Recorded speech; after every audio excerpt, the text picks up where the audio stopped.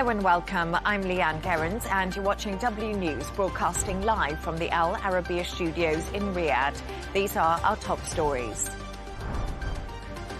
Trump and Xi Jinping declare their talks a success but don't announce any breakthroughs on trade. 5 Italian tourists died during a deep-sea diving expedition in the Maldives. The director of the CIA meets his Cuban counterpart in Havana as the energy crisis intensifies.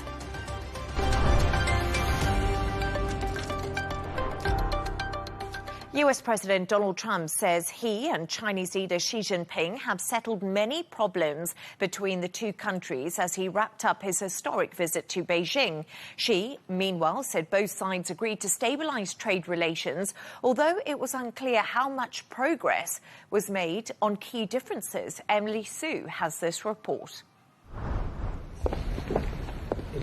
Following yesterday's warm exchanges, Friday's meeting of superpowers began with a rare tour of the Zhongnanhai complex. It's a former imperial garden that houses the walled-off offices of Chinese leaders.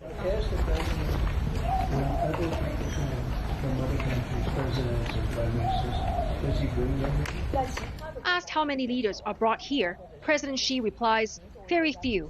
For example, Putin. In their talks today, the Chinese leader hailed what he called a new relationship between the U.S. and China. This can be said to be a milestone visit, and we have reached many understanding on cooperative outcomes. The two countries have agreed to keep trade ties stable and to continue communicating with one another. The U.S. also says China agrees on the need to keep the Strait of Hormuz open, but it was unclear just how concrete other results were. In a televised interview earlier, U.S. Trade Representative Jameson Greer said China would invest billions of dollars in soybeans and other agricultural goods. Trump also said Beijing would buy 200 Boeing planes, short of the 500-plane package some analysts expected. Details remain thin, and there was little mention of what Beijing wanted in return. Meanwhile, U.S. Secretary of State Marco Rubio says U.S. policy on Taiwan had not changed. For Beijing, it's a red line. It regards the self-governed island as its territory and warns Washington against supplying it with arms. A U.S. shipment of weapons is pending and could quickly undo any progress made in Beijing. So despite the positive optics and the promises of stability, major points of friction remain unresolved. President Trump has been tight-lipped on Taiwan, and it is just unclear how much support China is willing to offer on Iran. A lot of the deal-making has yet to materialize, and there doesn't appear to be any firm agreement on rare earths or advanced chip exports. Any improvement in ties could prove fragile. Emily Sue, Al Arabiya English. For more on this, I'm joined by correspondent Sarah Firth, who's in Washington for us. Sarah, great to have you on the show as always. But away from the pomp and the ceremony and the warm relations, does this two-day summit actually change anything practically between China and the US? Well, look, Leigh Ann, some of those major questions on the points of friction remain. We have got a little bit more insight, I suppose, into what happened during that two-day summit. President Trump was speaking to reporters on board Air Force One. He's, of course, on his way back to Washington. He had some more of those warm words, you know, echoing, she's an incredible guy, that it was a great stay. He called the meeting historic. But when it came to actual concrete detail on what was agreed, again, there wasn't that much there. He did touch on the issue hanging over this whole summit, and that is what is happening with Iran. You have, of course, China, the biggest buyer of Iranian oil.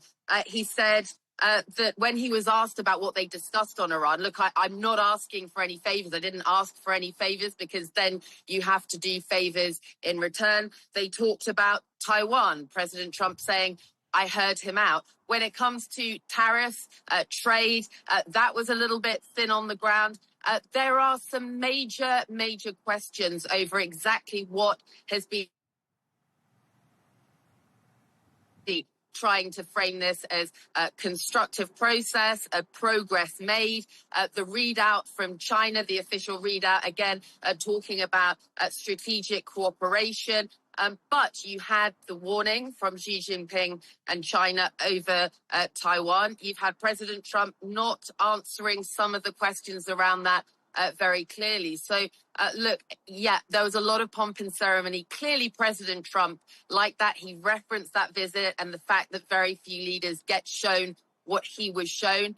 Clearly, that went down very well. But when it comes to actually concrete detail and substance about what progress was made, we're still thin on the ground on detail on that. And aboard Air Force One, Trump said that Xi Jinping agreed that the Strait of Hormuz must remain open to shipping. But China has actually stopped short of committing to pressure Tehran directly. There's clearly difference in tone and strategy when it comes to this issue. Yes, very clearly, Anne. And Beijing being much, much more cautious, as you'd expect, in its language around this. In fact, in the official readout, they don't mention the Strait of Hormuz, although they do talk about keeping the shipping lanes open. Now, President Trump, aboard Air Force One, he was saying that basically Xi Jinping, he said, agreed that Iran should not have a nuclear weapon. He also went on to say, when he was talking to reporters, that they also wanted the strait reopened. Now, that's from President Trump going a little bit further, I think, than China, but also nothing concrete there. And actually, our colleague Emily, I think you heard in her reporting, the critical question when it comes to any support, concrete support that Xi Jinping might have offered President Trump, the question would be, what would China want in return? So Beijing very cautious with their wording. We've heard about from the White House that both sides, Xi and Trump, agreed on the free flow of energy. President Trump saying that Xi agreed that the strait should be reopened, but China not mentioning directly the Strait of Hormuz in their official readout, but saying that they do want the shipping lanes reopened. Again, we're going over the conflict points, aren't we? We're not seeing any substance in terms of actual agreements or progress made towards what concrete help China could actually possibly give to the United States when it came to the Strait of Hormuz. President Trump clearly felt that the conversation around Iran went well. He spoke about it positively, sounding like she had agreed with him. But that is the critical question. If we get any more details and if there is some concrete help, support, progress that China could have given as an assurance to the United States, then the next question would be, what do they want in return? Exactly. Lots of unanswered questions when Donald Trump was flying back to the US. And Trump also said tariffs were not discussed at all during the meeting. Sarah, does this come as a real surprise, as it was so widely expected by analysts and many people that this would, of course, be on the agenda? So if this wasn't discussed, what were the main topics discussed? Yes, I think it was a surprise. You know, tariffs have been one of the key economic weapons, if you like, that President Trump has used when it's come to interacting with China. I think it's perhaps a case of the current state of affairs overtaking a little bit the agenda, because, you know, as I said, you had the conflict with Iran hanging over this whole summit. And in fact, it was one of the first questions President Trump answered aboard Air Force One, was the fact that he'd said, as he'd gone off to this meeting in China, he'd said that the Iran proposal that he'd gotten back was unacceptable. And then he went further and said, I didn't even read past the first line. He wants to make sure that there is an agreement that for 20 years at least, Iran does not pursue a nuclear weapon. In terms of the broader discussion on trade, we heard about the Boeing sales. He also said that there would be some agriculture deals announced. He said farmers in the United States would be very happy. And more broadly speaking, you had those major issues of Taiwan, Iran coming up. So energy, infrastructure, agriculture, they got discussed. But President Trump was explicitly, and he actually said when he was asked about the tariffs at one point, that it wasn't something that they've discussed. And so, yeah, the key sort of issues here from this visit so far, with what we've gotten from the president and the White House, have centered on some of those topics that have been looming over the whole summit, and that is Iran and the Strait of Hormuz and Taiwan. Those key critical issues being discussed, but again, very, very little by way of substance that we have right now. We are getting a news line right now coming from the Chinese customs website, and it says China renews more than 400 export licenses that expired for U.S. beef plants. So we are hearing from the Chinese custom website, which is a few lines that are coming out as President Donald Trump, of course, on the way back from Beijing to Washington. But really, the bottom line is these are the world's two superpowers, and they are highly suspicious of each other, and they're also wrapped in self-interest. We know President Donald Trump with the MAGA movement, Let's Make America Great Again. Trump has warned Taiwan against independence moves after the Xi summit. What do you make of this? That, Leigh Ann, is certainly raising eyebrows here in Washington, D.C. I think there is a huge question mark, given President Trump's comments aboard Air Force One, about exactly where the United States stands when it comes to the defense of its long-term key ally, Taiwan. Now, there is that multi-billion-dollar arms sale package that President Trump himself had put forward for Taiwan. When he was asked about this aboard Air Force One, he says on Taiwan, first of all, when it came to Xi, Trump said, I heard him out. And then he said, I didn't make a comment. But when he was asked about the arms sale package and that going ahead, he said, I'll have to make a determination over a fairly short period, and he'll have to speak to Taiwan first. That is a change in plan and tone from President Trump. And so the question back here is, where does the United States stand when it comes to U.S. defense of Taiwan?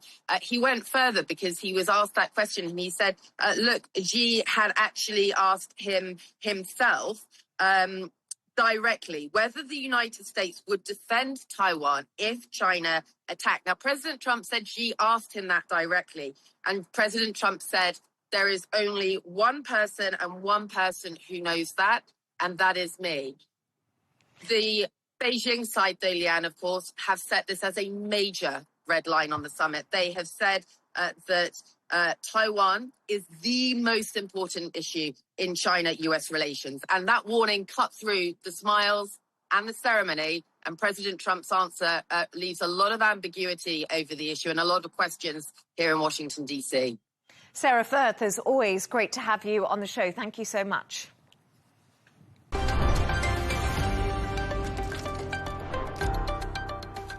The BRICS foreign ministers' meeting in New Delhi has ended without a joint statement. However, India has issued a chair's statement after differences amongst members over the Iran conflict and broader West Asia tensions. The meeting comes amid rising fuel prices and growing concerns over global energy security. For more on this, I'm joined by Al Arabiya English journalist Darshan Dalal. Darshan, as always, thank you so much for joining me.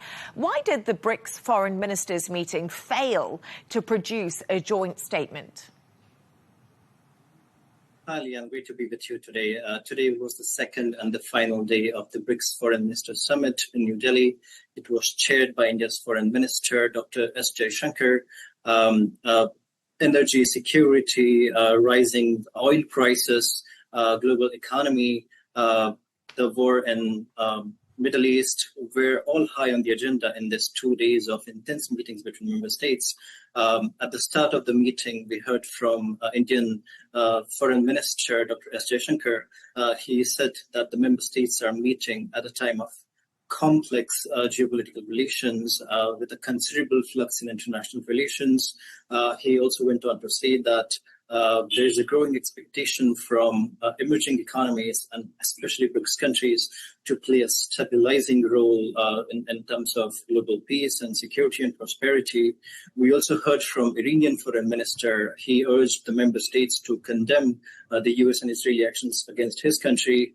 He did say that Iran remains ready to defend itself, but the door for diplomacy is always open.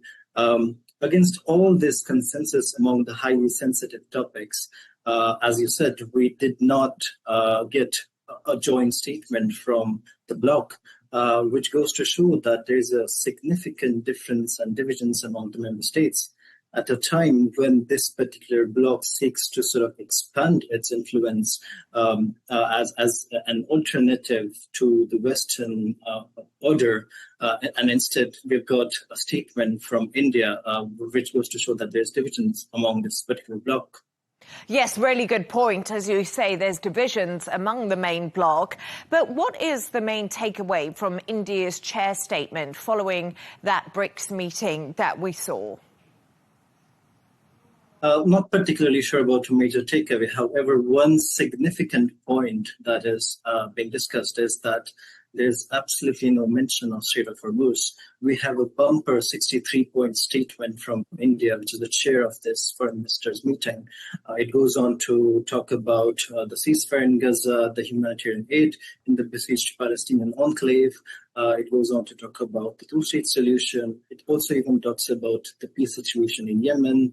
It talks about the navigation, safe navigation in the Red Sea and the Bab el-Mandeb. But despite Indian foreign minister calling for uninterrupted maritime navigation, whether it's in the Strait of Hormuz or the Bab el-Mandeb Strait, there is absolutely no mention of Strait of Hormuz in this statement by India, which goes to show that even though this bloc aims to expand its influence at this point, there are significant divisions and strategic interests, as we see. And let's talk a little bit more about India, because the country has raised fuel prices after the Prime Minister Narendra Modi called for these austerity measures. Of course, you and I spoke about those, Darshan. What does this indicate about the government's assessment of the economic impact of the Middle East conflict? Like you say, no point on the Strait of Hormuz. Yes, absolutely. As we discussed earlier this week, that there were several austerity measures floated by Indian Prime Minister Narendra Modi in his unofficial address in the southern city of Hyderabad. And then it was a signal that the new revisions for prices of fuel will be discussed. And within 5 days, we have seen that the prices of fuel, the petrol and diesel, have been raised here in India for the first time in 4 years. It is also for the first time since the beginning of the US-Israeli war against Iran that India has raised prices at the fuel pumps. The price has been raised by Indian 3 rupees per litre, or $0.03. While this is a modest price hike, analysts say that it leaves plenty of room to further revise these prices to compensate for the loss of revenue in between this couple of months. We have seen that Indian Prime Minister Narendra Modi, he is in the UAE today. He went to the UAE today as part of his 5 Nations tour. He also went on to talk about Strait of Hormuz. He said that free, open Strait of Hormuz is India's highest priority. And following his austerity measures, we have seen that Prime Minister is actually sort of walking the talk. He has reduced his convoy, and following his example, several ministers in several states have also started implementing several measures. Some have started encouraging people to use electric vehicles. There is a significant momentum to reintroduce the work from home settings, which he talked about. So which goes to show that this price hike and the conflict in the Middle East is having, again, a significant effect on South Asia, and India is finally making some changes. We have also heard from opposition that Rahul Gandhi, the leader of opposition, he said that this is, again, a mistake by the Modi's government, and population, the India's civilians are paying the price for it. So this is what the latest line is, that we have seen there is a major price hike, and it leaves room for further price revision for petrol and diesel prices. And Darshan, just let's get back to the BRICS summit quickly. We spoke about India there, the austerity measures, of course, Narendra Modi in this region. He's in the UAE. And you did mention this to me, but realistically, can BRICS become a rival or an alternative to the Western blocs that we see? Yes, I mean, its main idea is to provide an alternative to the Western order. And it's this current lack of joint statement raises several questions, whether there is unity amongst the bloc, or it also comes at a point of heightened tensions between countries where they have different geopolitical interests and they want to maintain strategic alliances without actually getting confrontational. However, one positive would be for this particular bloc is that it is still able to bring this competing interests together. It is able to bring India and China together. It is able to bring Russia. It is able to bring Iran at the same table. So it goes to show that it does have the potential, but it just raises several questions that if there is a major crisis and we are not able to get a major joint statement, that goes to show that the divisions may be significant if not going forward. If that is the case indeed for these countries to actually come together and provide an alternative, given that their agenda has been sort of de-dollarization. We've also seen that they want the countries to come together. A little bit of history for BRICS. It was first convened in 2006, and then in Russia, the first meeting was held in 2009, and then in 2011, the South Africa joined, then BRIC became BRICS.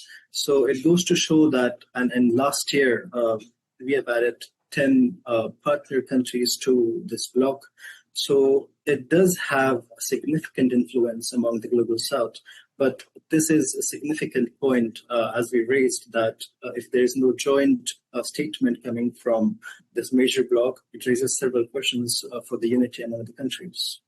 Darshan, as always, thank you so much for your analysis and for joining us.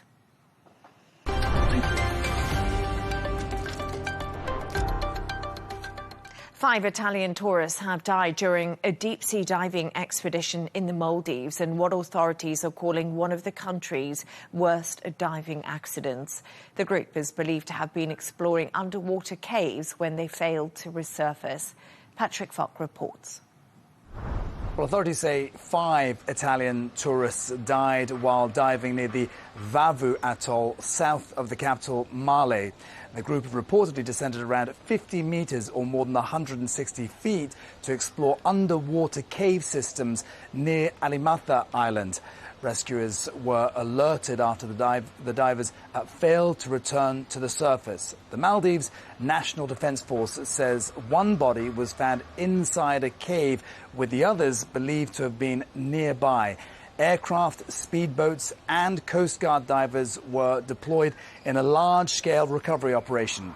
Italian media identified 2 of the victims as a university professor from the University of Genoa and her daughter.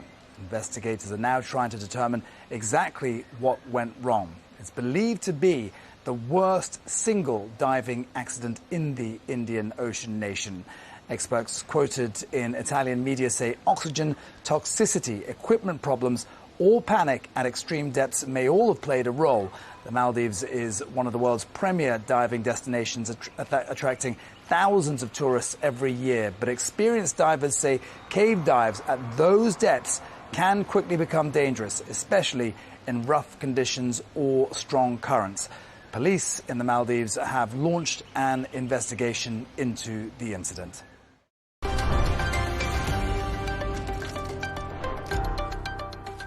The family of a British couple who are being held in an Iranian prison say they're seriously concerned now that all contact with them has been cut off.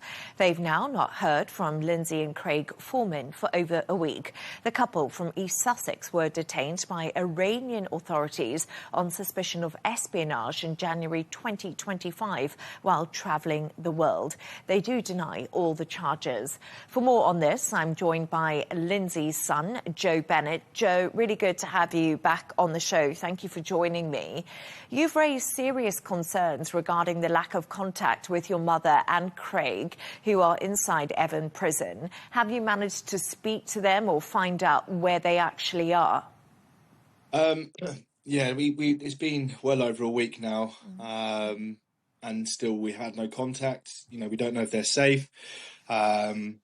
The last time that this happened, and when they were trying to get the phone calls with family, they did a hunger strike. We don't know if they've decided to do another one of those, or what condition they're in mentally, emotionally, physically. Like we are incommunicado, and the government is as well. So there's no contact because they're not on the ground and we can't get hold of them.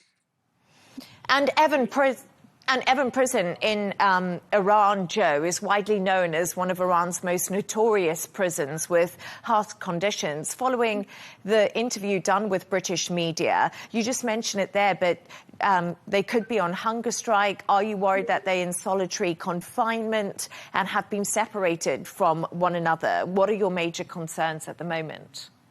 Yeah, I think the major concern is the contact with one another. We don't think that's happening either, and that's really a lifeline for the two of them. The concerns about solitary confinement speak for themselves. They endured, 60 days of that at the beginning of this ordeal, and I know that had a massive mental impact. You try not to think of worse. I don't think that's an eventuality that they're going to face, but again, you can't write it off. These things happen, but I try not to walk that path too often. But there are real concerns just for them, how they're coping without the contact, 'cause I know how much it means, but also what conditions are they in, have they been questioned again, what's going on. And it's really, really tough to take your mind there because you hope that they're okay, and I hope they are getting through this. But it's the possibilities that wreak havoc when you can't speak to them. No, absolutely, very difficult time. And right now, a fragile ceasefire deal between the US and Iran is holding, but these peace talks remain completely deadlocked. How is this uncertainty hindering your campaign and diplomatic efforts to try and secure the release of your mum and Craig at the moment? Because there's so much uncertainty out there. Yeah, there is, absolutely. And as you say, it's very fragile. I mean, we try and keep as keen an eye on as we can, but we're only ever going to know so much. It's better than war. As fragile as it is, a ceasefire is more welcome than war. So as long as it continues, and again, you assess it day by day, it's very, very welcomed. The thing that I have concern about, and obviously, my mission here is my parents, and there's a lot worse that's going on outside of that, but selfishly that's what I care about in this situation, and it's whether or not because I've not heard it mentioned. There's obviously the talks of the Strait of Hormuz and oil prices, and nowhere has I heard in any of these talks a mention of innocent detainees. People who've been incarcerated for no wrongdoing, and that concerns me because I think if they're at the table and they're speaking about a peaceful way forward, at the core of what they're talking about is human life and time that's passing. So that's a real concern for me. That's the one thing I think should be higher up the agenda, because I haven't heard it on any agenda. Maybe the US mentioned it once, but that's nowhere near enough. So that's another concern, is even if these people are sat around the table, what is it that they're discussing? I can, at the top, I can imagine there are a couple of things, but I do hope that somewhere along there are innocent people and my parents. The conversation needs to be had. But as I said, currently very, very welcome. The ceasefire just means that they're at less risk than the countries at war. So I'm hoping that as you say, fragility is there, but long may it endure.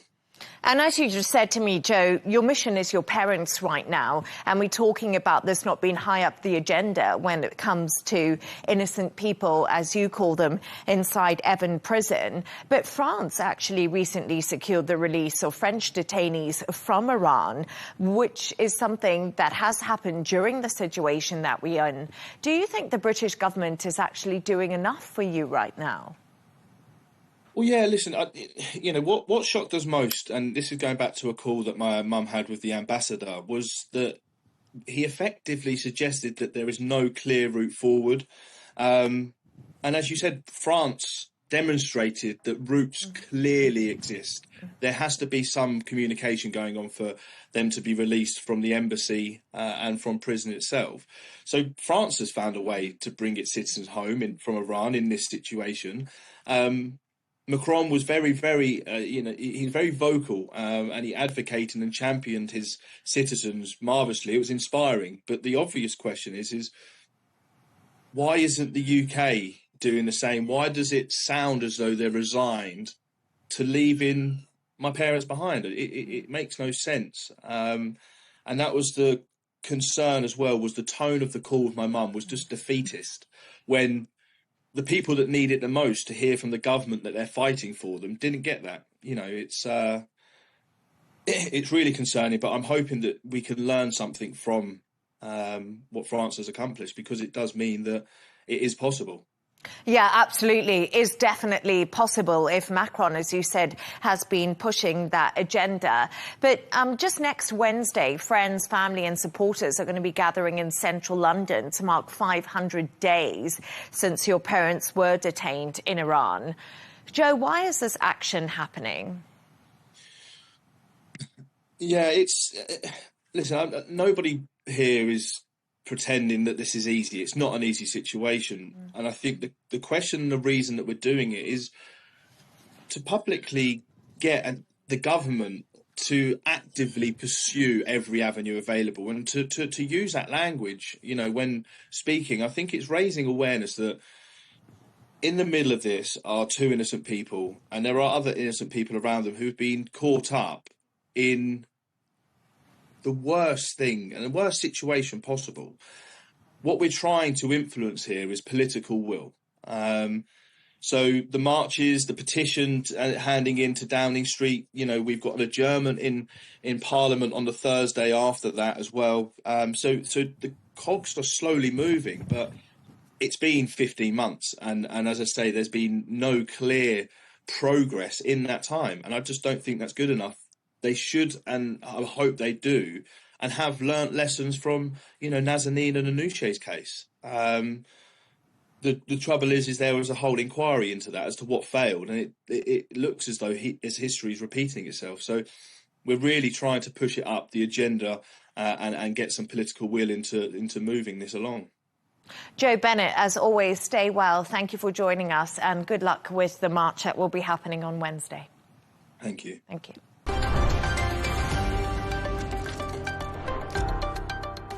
The director of the CIA has met his Cuban counterpart in Havana following a renewed offer from the U.S. of $100 million to help ease the effects of the oil blockade. In a statement, Cuba said the meeting was an attempt to improve dialogue.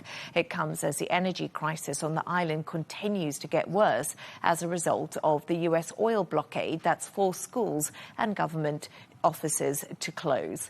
For more on this, I'm joined by Derek Grossman, Professor of International Relations at the University of Southern California. Derek, as always, great to have you on the show. As the energy and economic crisis in Cuba is clearly worsening, people are taking to the streets demanding electricity after 5 months of an American blockade. How serious right now is the situation in Cuba? Well, thanks for having me. I think it's a very serious situation. My understanding is that electricity is off or at least intermittent for 20 hours a day, which severely disrupts the life of your average citizen in Cuba. And on top of it, the limited energy resources that are available are being funneled to the regime, which is provoking additional outrage in the streets of Havana. And apparently fuel is now at zero supplies left. And so you're showing the lines for gas, right? So whatever's residual in the system, that's it. And this is going to be a major issue for the Cuban regime going forward. We just saw the CIA director go to Havana for meetings, and it's clear that the U.S. is demanding systemic change, tantamount to regime change, before the U.S. will undo the blockade. And what role do Cuban authorities say sanctions from the U.S. are actually playing in the current energy crisis? And is there any relief in sight after the director of the CIA arrived in the country, as you said, but you also said it's been funneled to the regime, whatever's left now? Yeah, I think obviously the Cubans are trying to negotiate their way out of this. And if they can somehow get the U.S. to undo the blockade, to undo sanctions, then that would help a lot. But in exchange for what? We have to ask ourselves, right? It's basically in exchange for a new government in Havana. And if I were the Cubans, I would be cautious here, because if you give in to the United States on this, then what's next, right? And what kind of message does that send for other countries around the world who are facing similar pressure? Should they just capitulate to what has now become an imperial presidency in the United States? I would hope not, and I would think not. It's really in contravention of the rules-based international order that is comprised of international law and norms of behavior, that countries will respect each other, settle their disputes peacefully, and not engage in hostilities. I think as the United States tries to draw down against or militarily against Iran, Trump and the administration are clearly setting their sights on Cuba as being next. In fact, the president has even said that Cuba could be next. So do you think Cuba is the next Venezuela in many ways? And the U.S. Secretary of State Marco Rubio has renewed an offer of $100 million in aid to Cuba, but only on the condition that it's distributed by the Catholic Church. Of course, that will be bypassing the central government. Well, I hope that cooler heads will prevail, because ultimately regime change, it may work in the short term, but it almost never works in the long term. And there's lots of historical cases of this.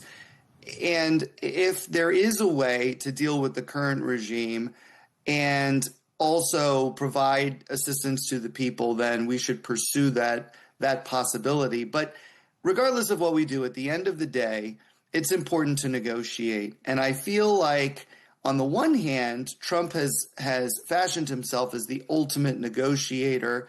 He constantly says he's solved at least, 10 wars at this point through negotiations, right? But we've also seen an inclination to use force, whether it's in Venezuela or Iran, or to threaten to use force. And I think that's the case in Cuba. So there's really a two sides to the coin here, as there always is. But with Trump, what is unique is that both sides are kind of at the extremes, and it's unclear what exactly he's planning to do and when and how. Derek, I've lost track about how many wars Donald Trump has solved. I'm going to be absolutely honest. But let's turn our focus to Trump's trip to Beijing, because the U.S. has discussed progress on Iran, but China's stance has not actually publicly shifted. Where do both the countries stand when it comes to the Iran war? I think from China's perspective, they are happy to sit back and relax and let the U.S. once again get bogged down in a Middle East conflict, because ultimately that strengthens China's hand back in East Asia. There's going to be less U.S. attention on the region, specifically on Taiwan, but also within the South China Sea. And for China, that's a gift. That's a strategic gift. For those who say, well, what about China's oil that comes through the Persian Gulf? Sure.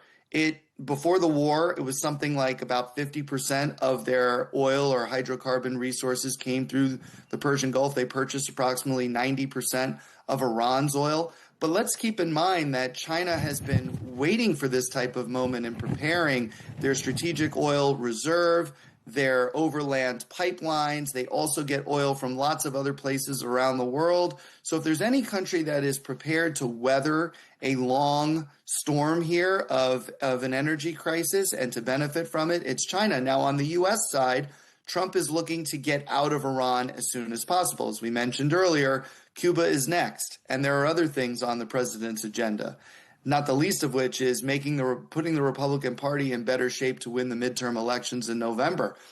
His calculations are far more immediate, and that's why I think his visit to China was a situation in which you had the weakest U.S. president going to China in really ever.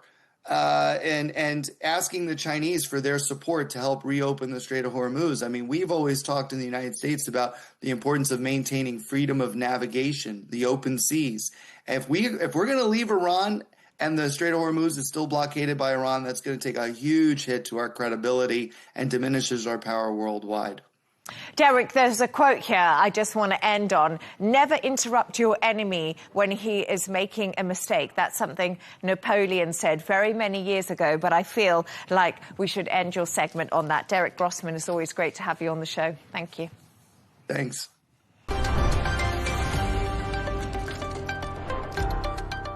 A reminder of our top stories. Trump and Xi Jinping declare their talks a success but don't announce any breakthroughs on trade.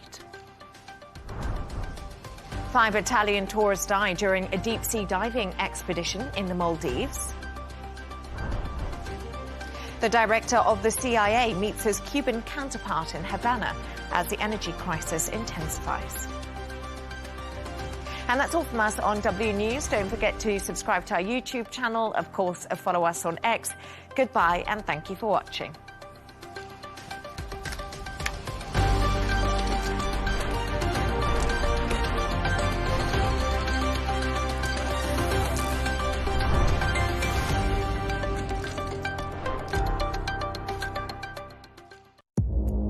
Our allies, in many cases, are worse than our enemies. Stay informed and connected with the latest international headlines. There obviously is a risk.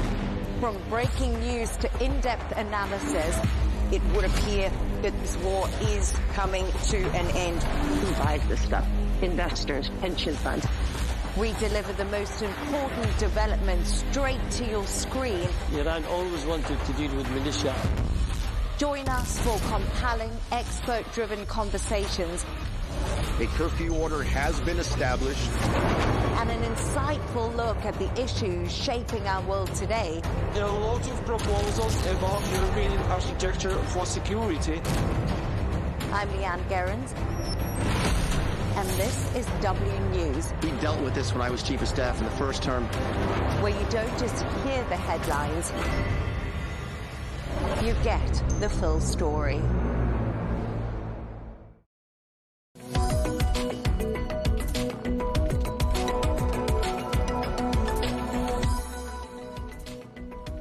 Hello and welcome to The Real Deal, coming to you from the Al Arabiya English headquarters in Riyadh. This is your weekly bulletin, bringing you all the latest business news, headlines and analysis from Saudi Arabia. Coming up today, the CEO of the world's largest oil company, Saudi Aramco, warns that if disruption in the Strait of Hormuz continues beyond mid-June, then the oil market won't normalize until the year 2027. Plus, we'll be finding out about Saudi Arabia's changing expectations of consulting companies. I'll be speaking to the firm Alvarez & Marsal, which prides itself on asking tough questions.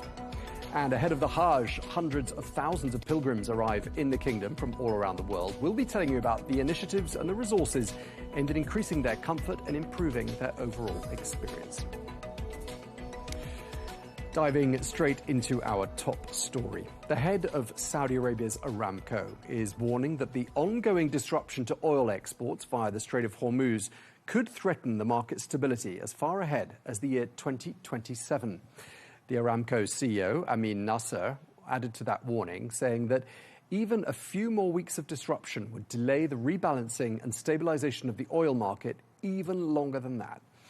Well, the energy giant has ramped up exports via the east-west pipeline to the Red Sea port of Yanbu, and that has helped the company to maintain 60 to 70% of crude export volumes. Even so, the closure of the strait, which has already been called the biggest ever disruption to the energy market, is resulting in the loss of around 100 million barrels of oil per week.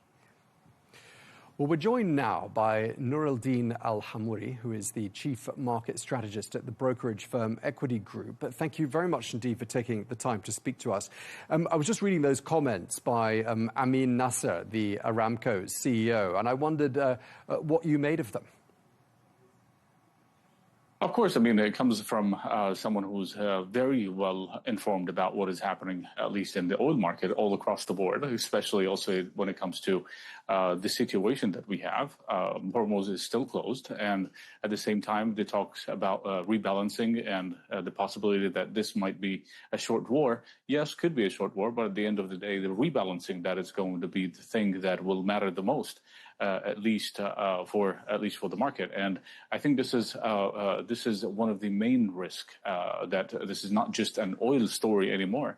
If energy prices stays elevated from one side, it feeds into transportation costs, aviation, shipping, food logistics, petrochemicals, and eventually, of course, inflation expectations. And that is where the problem becomes much bigger for also central banks. Right, so it's going to become a central bank story. We'll come on to that in just a second. I mean, I want to ask you, it's been 2.5 months, hasn't it, since this conflict began? And I just wondered what your sense is of how the markets are coping.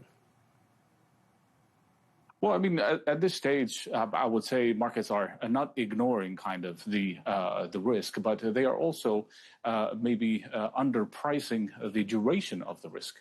Markets are usually good at pricing a 1 day or 1 week shock, but they're struggling with the prolonged period of uncertainty where no one knows where shipping flows or when the shipping flows will normalize, whether insurance cost also keeps rising or whether energy supply remains constrained for weeks or for months. The key point remains at this stage is that the first move in oil is the easy part to practice or to price. The second round effect are definitely the harder ones. That includes, again, higher transportation costs, higher financial conditions, pressure also on consumers, and renewed inflation expectations. Do you think investors have adequately priced risks to shipping, supply chains, and inflation expectations? I mean, not the fully one, I would say. But initially, we've seen at least all the bond yields are going higher for a reason, because everybody thinks now that the idea of any kind of rate cut by the Federal Reserve or by other central banks are not going to happen anytime soon.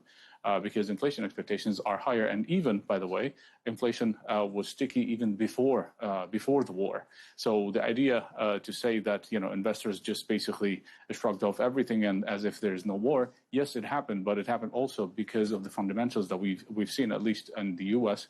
Look at the earnings season that we had. So far, even the latest data suggested also that even 60% of the GDP of the U.S. in the last quarter was also supported by AI. This is one reason why you can argue how the market is basically at record highs, despite the fact that we are still within a war or military operation. So this is one thing that is still at the same time, investors are divided, but at the same time they'll have to go with the flow until we see some major shift in the fundamentals. Sure, and investors like uncertainty, perhaps least of all, don't they? It's the biggest enemy of investing. Would you say it's the uncertainty that's now perhaps the biggest sort of element weighing on the minds of investors? I mean, I would say both. It's uncertainty, and at the same time, how long this is going to continue. At the beginning, it was supposed to be 2 weeks, 3 weeks, and then now it's been 2 months. The talks now about maybe until September. Hopefully not, but at the end of the day, uncertainty changes, and it changes behaviors. Companies also hold more inventories. Shipping firms demand higher compensation. Insurers also raise premiums. Consumers and businesses delay decisions. Investors demand a higher risk premium, and that is why also, even if oil stops rising aggressively, let's say, The market impact also can continue if volatility remains elevated and the supply outlook remains unclear. So I would also frame it in a way that oil is the price signal, but uncertainty is the macro shock. And what do you think are the indicators that investors should be keeping a close eye on to determine whether this is a short-term shock or a more persistent macro event? That is going to be a little bit complex, but I'll try to make it as easy as possible. I would divide it into four buckets. First, you'll have the energy market structure. Watch Brent spreads, West Texas spreads, at the same time backwardation, refined product cracks. You have diesel, jet fuel, and gasoline margins. If the backwardation remains strong, it tells us that the market is still worried about immediate physical tightness. Second one would be, of course, the shipping supply chain stress. Watch tanker rates, freight costs, insurance premiums, vessel traffic through the strait, which remains very low, and any rerouting that is happening. If the disruption becomes logistically larger than just geopolitics, it becomes definitely more and more persistent. Third, inflation. And the inflation expectations and rates. Currently, we're watching the 10-year yields and the 10-year break-evens. Real yields and market also pricing for Fed cuts. Currently, there's no pricing for any rate cut, and also if inflation expectations continue to rise while growth data weakens, that is the stagflation signal, and this is one thing that is we would not like to see at any point.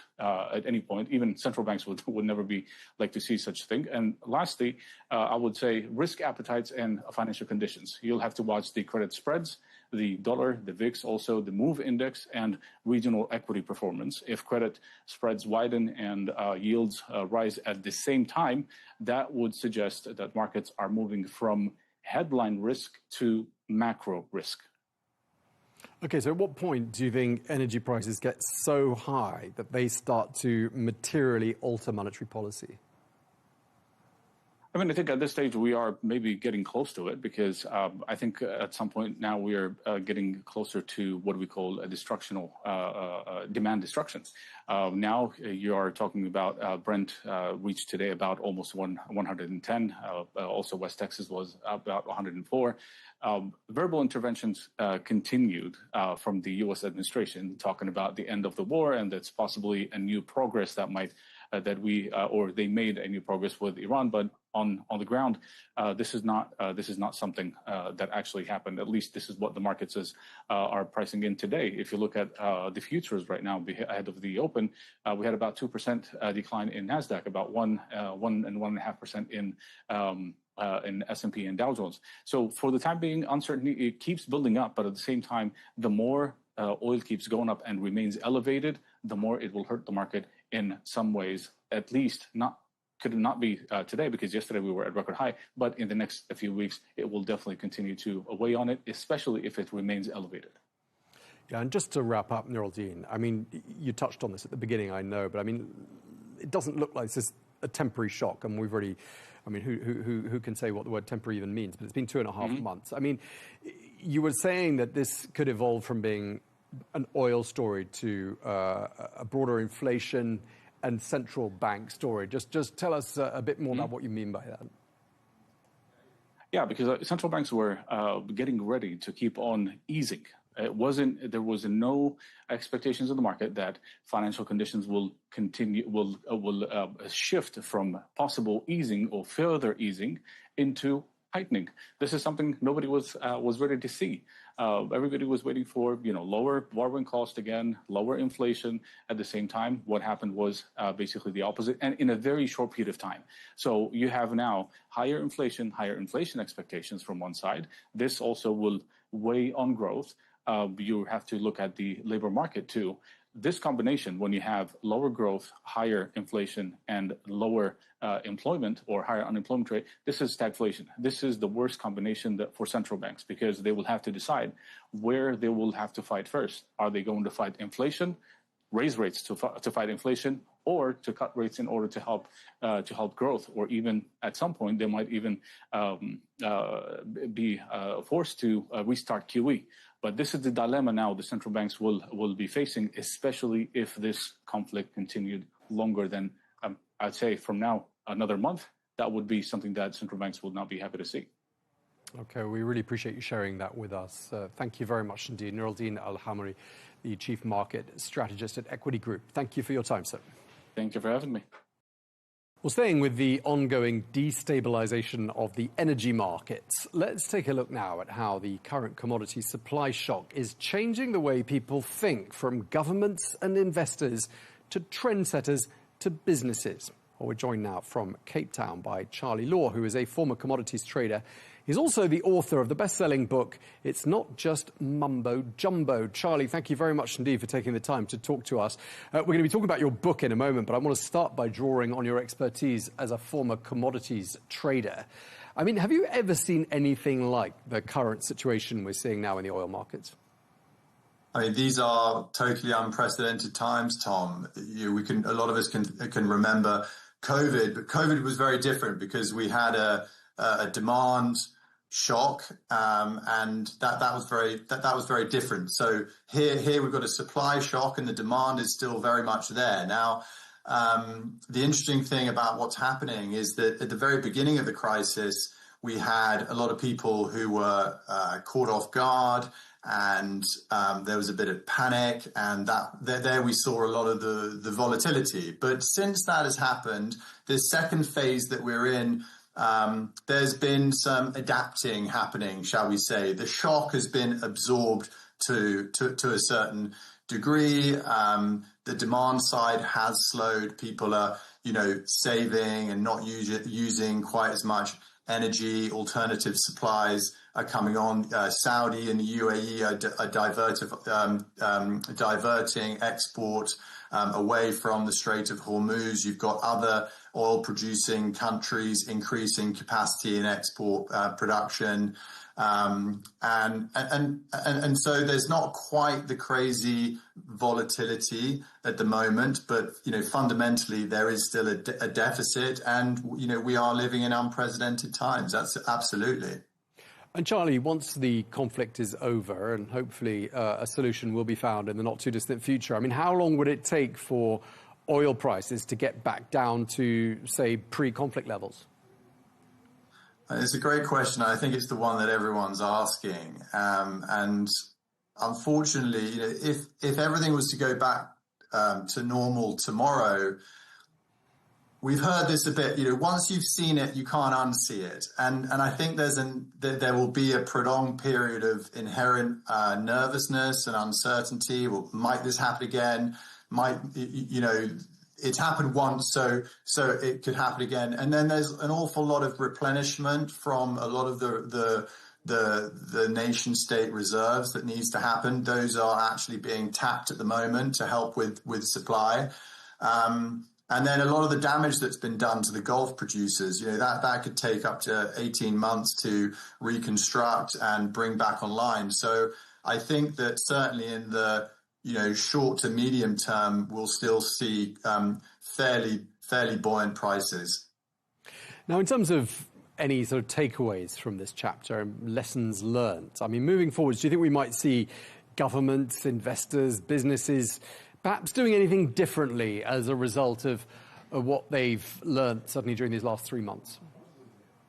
I mean, it's a huge one, and I think it's on many people's lips at the moment, with the realization towards the fragility and vulnerability of the supply chains. Obviously, some countries are more vulnerable than others. Europe has shown to be more exposed than others, with whether it's food security or energy security. And I think we're seeing, also developing countries. I mean, just recently, India paid a crazy amount of money, double the price for 2.5 million tons of urea imported into the country to make sure that India had was taken care of in terms of food security. China's stopped exporting a lot of fertilizers as well, and has capped prices in China as well. And so we're going to see how governments and key stakeholders are going to go to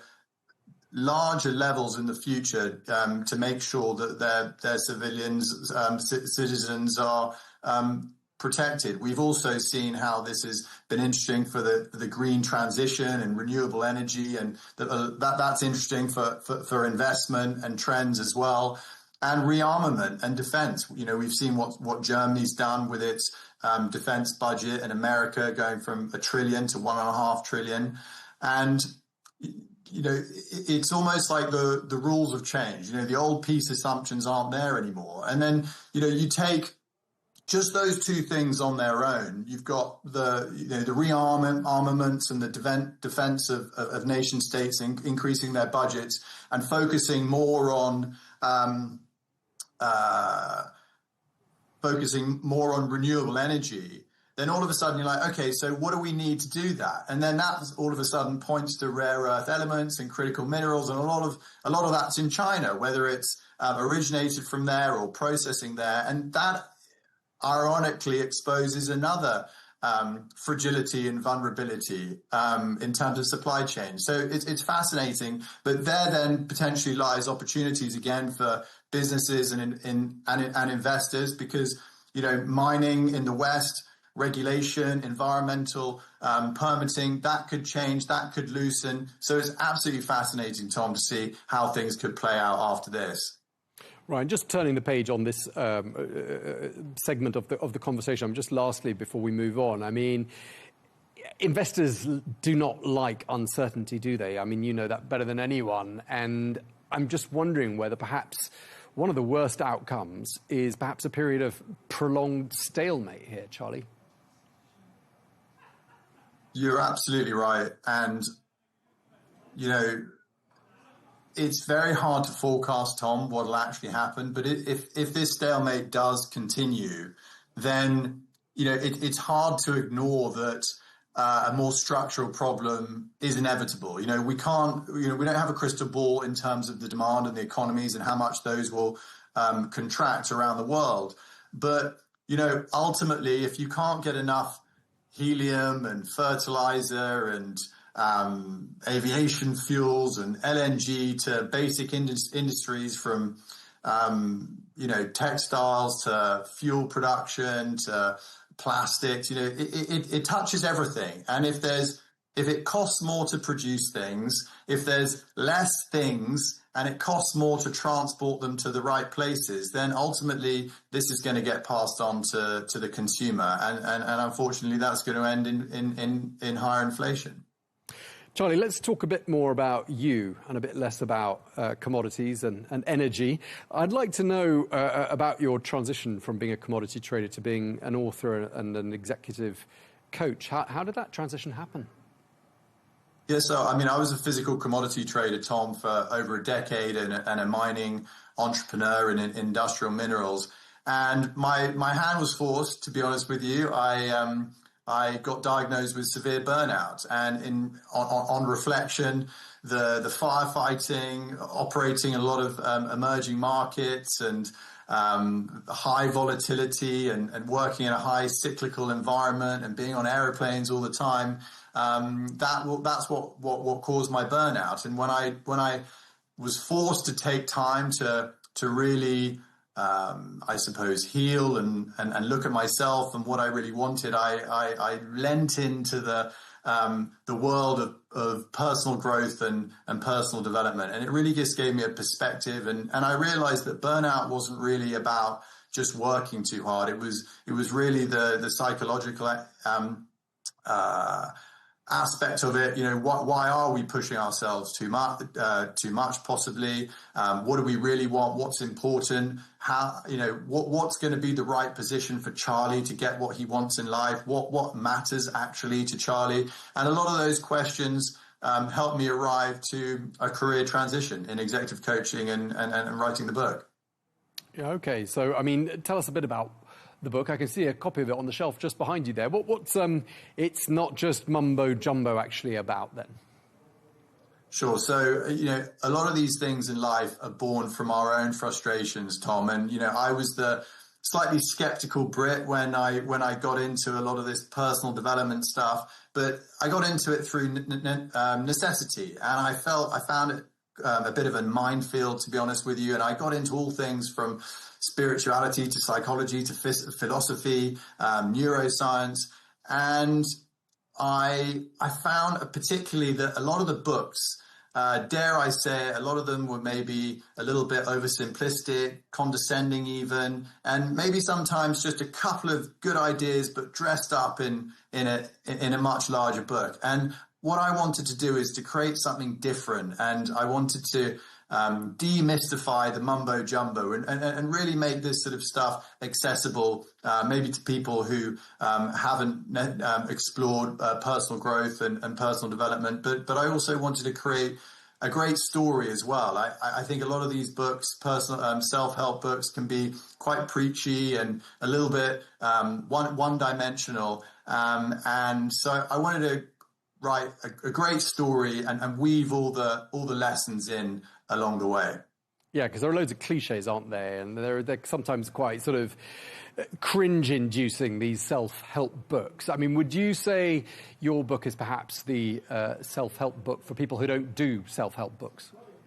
Absolutely. I couldn't have put it better myself. And, I wanted to create a book that was for everyone, but also, sophisticated and discerning for high achievers. Because really what I found out that, I got into this journey because I wanted to get from where I wasn't particularly where I wanted to be in life. I wasn't feeling how I wanted to feel, and I wanted to get back on track and go from not good to good. But actually, what I realized is that, these 7 steps in the book, they're the same core tenets that help someone get from good to great. They're the same core tenets that high performers in sports teams are talking about as well, whether it's clarity, self-awareness, emotional regulation, mindset, and it's a multi-dimensional, holistic approach, really. And that's what I really felt was missing. Okay, well, I'm being told we're going to have to wrap it up because we're out of time, but it's been a real pleasure talking to you about 2 very different topics, but we managed to make it work and weave them together. Charlie Law, former commodity trader turned author of It's Not Just Mumbo Jumbo. Thank you very much for joining us. Thank you, Tom.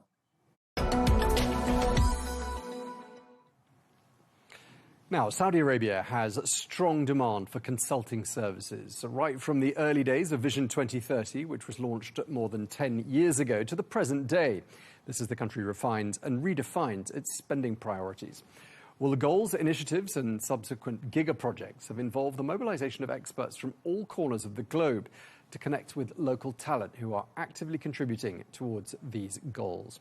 Well, for more on what consulting in a modern Saudi Arabia looks like and what a company needs to do to stand out from the crowd, I'm joined now by Coley Spink, who is the Managing Director and Middle East Regional Leader with the global professional services firm Alvarez & Marsal. Thank you very much indeed for joining us, Coley. Now, your company says it prides itself on being the consulting firm that, quote, asks the tough questions. What sorts of questions are we talking about here? We never ask tough questions to be tough, but we pride ourselves on objectivity and integrity above all else. And we're not afraid to ask the difficult questions if that's what's required to really unpick where are we going and how practically are we going to get there and quickly create as much value along the way as possible. Are there any tough questions that you think are unique to the Saudi market? Well, again, whether they're tough or not, I'm not sure. They're challenges and challenging topics to deal with. I would say the overarching topic, and this is widely discussed already, is the nation is in the midst of an unprecedented, what I would call investment-driven transformation program, the likes of which I don't think we've ever seen before. Progress is phenomenal. The rate of change is impressive. And now I think the question is, what do we need to do differently to convert vision and strategy to results and execution? And that's a real pivot from concept to mobilization to now the rubber hits the road, so to speak, and how do we make sure that change at this scale on so many different fronts at the same time can actually get landed and delivered and create the value that was intended from the vision and the strategy that's been well articulated.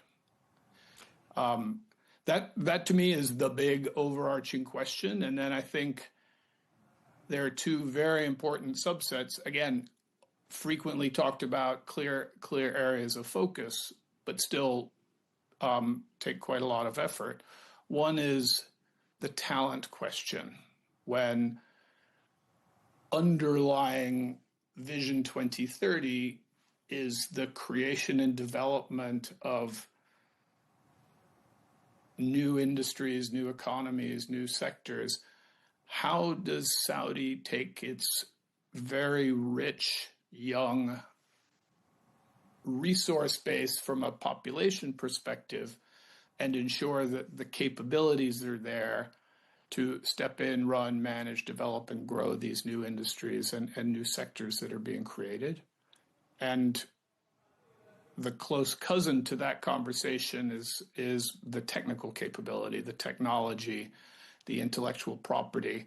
How do you accelerate indigenous technical capability, homegrown R&D, and ensure that these initiatives become truly lasting and sustainable, and in many cases emerge as major export engines as well as just domestic consumption serving capabilities.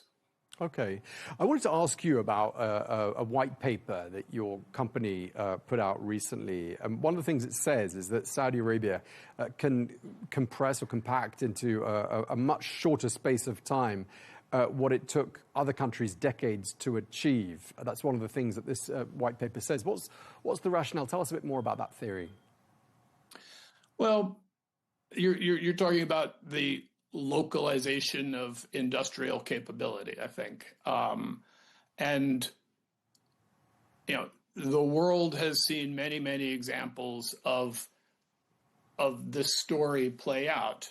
And with experience and with planning, there's good evidence to show that these very long, and these are measured in decades, not minutes. But these very long sort of transformation agendas can be significantly accelerated when the right ingredients are in place, from policies and objectives to, down at the bottom, the resource base and the infrastructure and the right regulatory environment and the right domestic market to support it. And the premise that we take in that paper is there are clearly opportunities, and I think we focus in particular on automotive and the aerospace industry with regards to Saudi. The ingredients are there to line up the constituents, the stakeholders, the resources to achieve much more accelerated timescales than what we have experienced in other rapidly growing or transitioning markets around the world. And it's a function of getting the right people in the room with the right resources and the right plan and having a true commitment to execute. Okay. I want to ask you about something else, and something that's been in the news quite a bit lately, which is the fact that Saudi Arabia has revisited parts of Vision 2030. You know, priorities have changed to some extent. Expenditure on consulting is perhaps not what it was a decade ago. Do you think the expectations of consulting firms here in the kingdom has changed? I hope so. I think that the need for consulting is unlikely to diminish. Just the sheer scale of change, the breadth of initiatives that are being worked on at the same time. And as I said before, the fact that so many of these things are new, there is likely to be significant continued reliance on international experts in some form or another. But again, as I alluded to before, I think the structure of demand, the nature of demand has changed and will continue to change. Very simplistically, from strategy to execution, from thinking through what could be to rolling up your sleeves, getting stuck in, and actually getting things delivered. Will that change the aggregate quantum of consulting? I don't know. I don't think the Saudi consulting market will continue to grow 20% a year for the next X years. But I think within that already large market, the structure of demand is changing quite materially in the direction of results and execution. Okay, thanks for that. And just lastly, Coley, I wanted to ask you, just tell us what your observations are about what impact the current geopolitical situation in the region is having on the kingdom.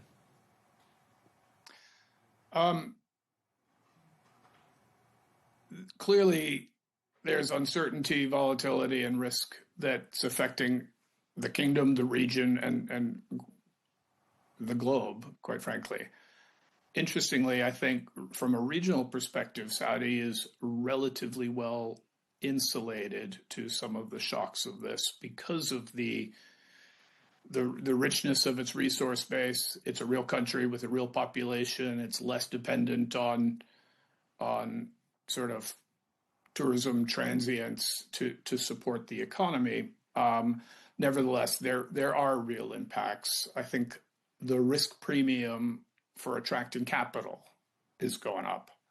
You know, cost of capital has gone up at a time when foreign direct investment, both strategic and financial, is important to fully deliver Vision 2030. That becomes a more nuanced conversation today than it was 3 months ago. I think, the East-West oil pipeline was a stroke of genius that is keeping the cash flow flowing. For sure, there will be many discussions around what other investments in redundancy and resilience to continue to insulate the domestic economy from international shocks will go on the agenda. Maybe some of that will supersede other things that need to get deprioritized because resources are not infinite. The need to continue to attract strategic partners, foreign partners, the sales pitch on why is this a great time to commit significant resources to the region. I think it's a compelling sales pitch, but again, it's a more nuanced one, while the cloud of sort of geopolitical uncertainty hangs over all of us.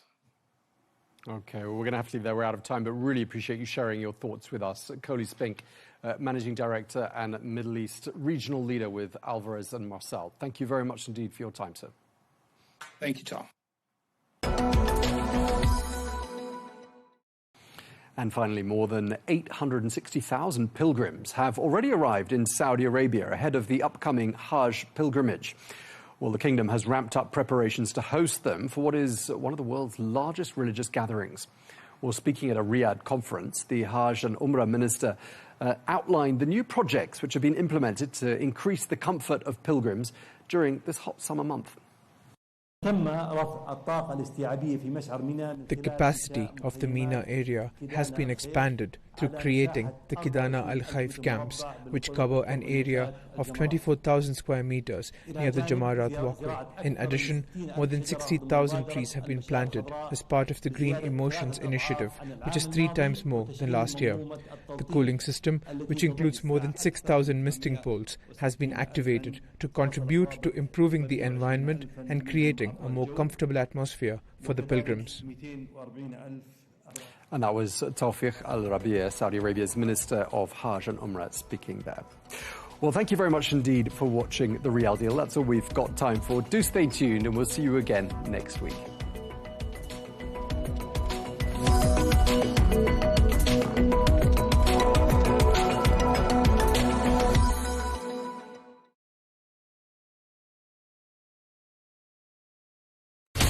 From the White House to Gaza, Kiev to Beijing, elections, economics and the environment compete with conflicts and other complex issues for our attention. In an age of fake news, deepfake and artificial intelligence, they've got to have a vote and a say. It's important to look beyond the loudest voice to understand the truth. From newsmakers to groundbreakers, my campaign is going very well. Presidents, prime ministers, princes and peacemakers, and cultural tastemakers. As Arabs, as Middle Eastern, we're too emotional. Join me on The Riz Khan Show for empowering conversation.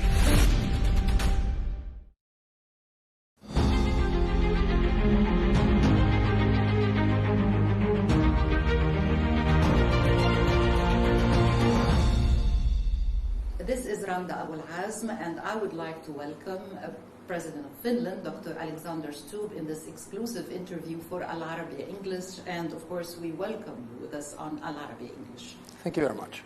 Your Excellency, you're here visiting Egypt, coming from Jordan, in a time where is the time of war in this area, the Iranian attacks on the Gulf countries, on Jordan, the closing of the Hormuz, the Strait of Hormuz. So the timing and the significance of this visit, of your visit now, can you just shed light on that?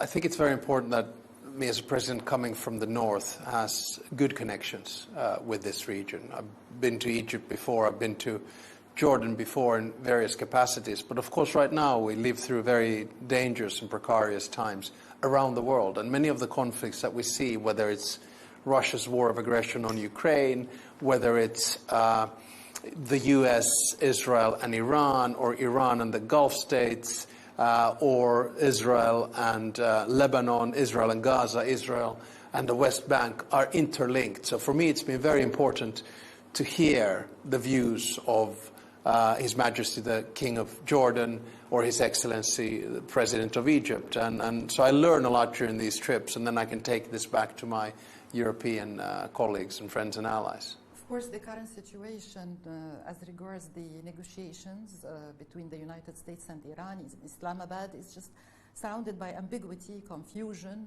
We're not sure if the negotiations will resume, or they would be able to make a deal. Will the military will be used again? Yeah. So do you fear a worse scenario ahead? Well, obviously, we work with many different scenarios. But if you look at the parameters or the landing zone of the negotiations, I would assume there are at least 4 issues. One of them is the enrichment of uranium, so nuclear weapons, and they're probably a deadline. 10 years, 15 years, or 20 years is what the Americans and Iranians are negotiating about. Second, proxies. How do you make sure that Hezbollah, Hamas, the Houthis are not used by the Iranians anymore in the future? Third, missiles. How do you limit? Because those are the missiles that have been flown into the region. And then, of course, finally, the Strait of Hormuz. And unfortunately, we're now in a situation whereby the Strait of Hormuz was open, and now the Iranians have discovered that they can kind of use it as a nuclear weapon, because it's 20% of global oil exports going through that strait. So hopefully they'll find a solution, but it looks very difficult right now. You think it's very difficult? Yeah, I think we are on a knife's edge. We don't know how these negotiations are going to end. I myself have actually spoken to the American negotiators over the weekend. They were carefully hopeful, but of course now we've seen that J.D. Vance didn't travel to Islamabad, so there's a little bit of back and forth. I guess the good news is that the ceasefire holds, but the bad news is that the Strait of Hormuz is not open, and we don't have a solution yet. Okay, hypothetically speaking, if the war ends now, how long will the world economy recover? It's difficult to say, and it depends on where you're from. A country like Finland doesn't get directly affected by exports of oil or fertilizers or food from this region. But indirectly we do because, of course, of higher petrol prices, because of potential inflation, even the idea of increasing interest rates. But then if you are from this region or if you are from Asia, you get hit much harder. So I do think that this will have ramifications. But the truth is, the sooner we're able to end this conflict, the smaller the ramifications. Example, COVID. COVID was long-term and it hit us hard for a long time. We hope that this will be shorter term. Okay, among European leaders, you are known for your close relationship with President Trump. I'm sure you've heard that before. Well, you have been described as Trump's best pal in Europe, Trump's whisperer. You played golf in Mar-a-Lago for 7 hours. Actually, you were described as the golf diplomacy and Europe's envoy to Mar-a-Lago. Well, given this friendship,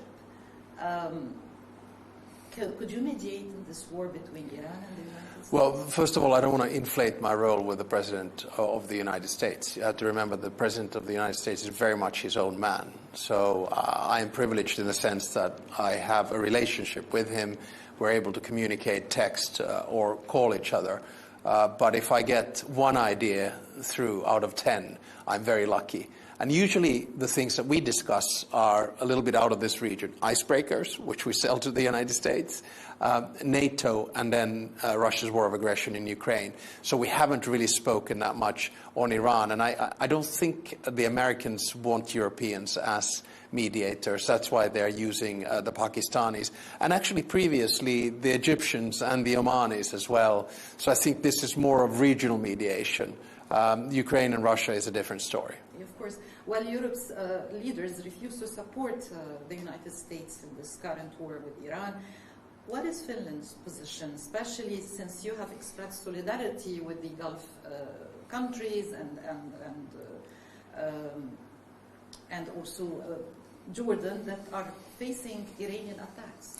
Yeah, definitely. I mean, the first thing I did was to express solidarity to the Gulf states after Iran attacked. And I have told my European friends, can you imagine if Russia were to send missiles and drones into, say, 12 European countries? We would probably call it a world war. So I called many of my friends and colleagues in the region.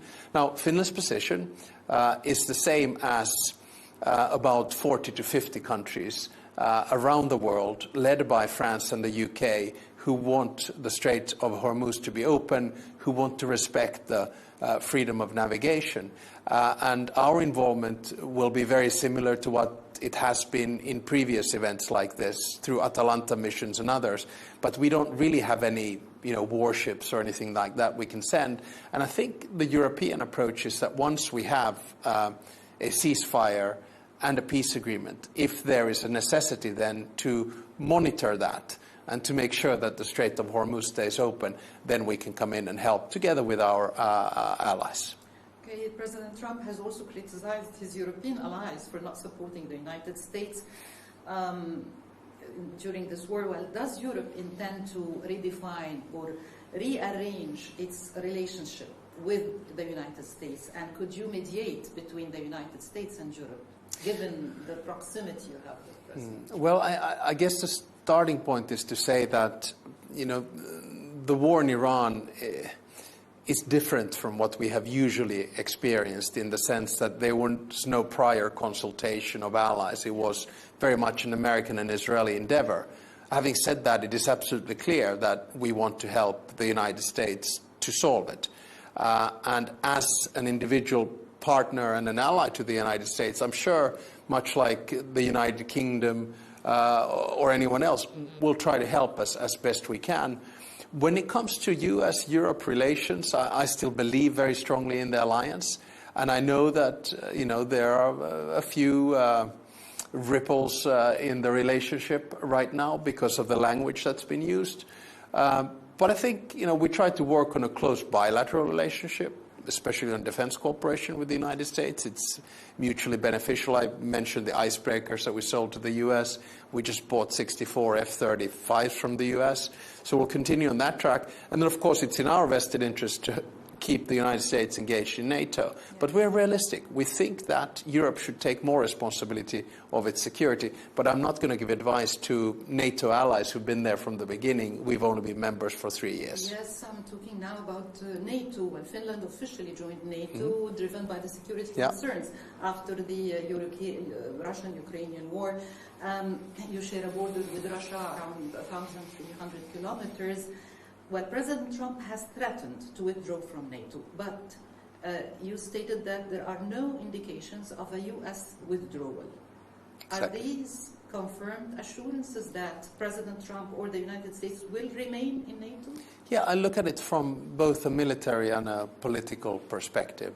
I think it's in the interests of the alliance, and more specifically of the United States, to have close allies. And the way in which I explain it is that Finland has 1,340 kilometers of border with Russia.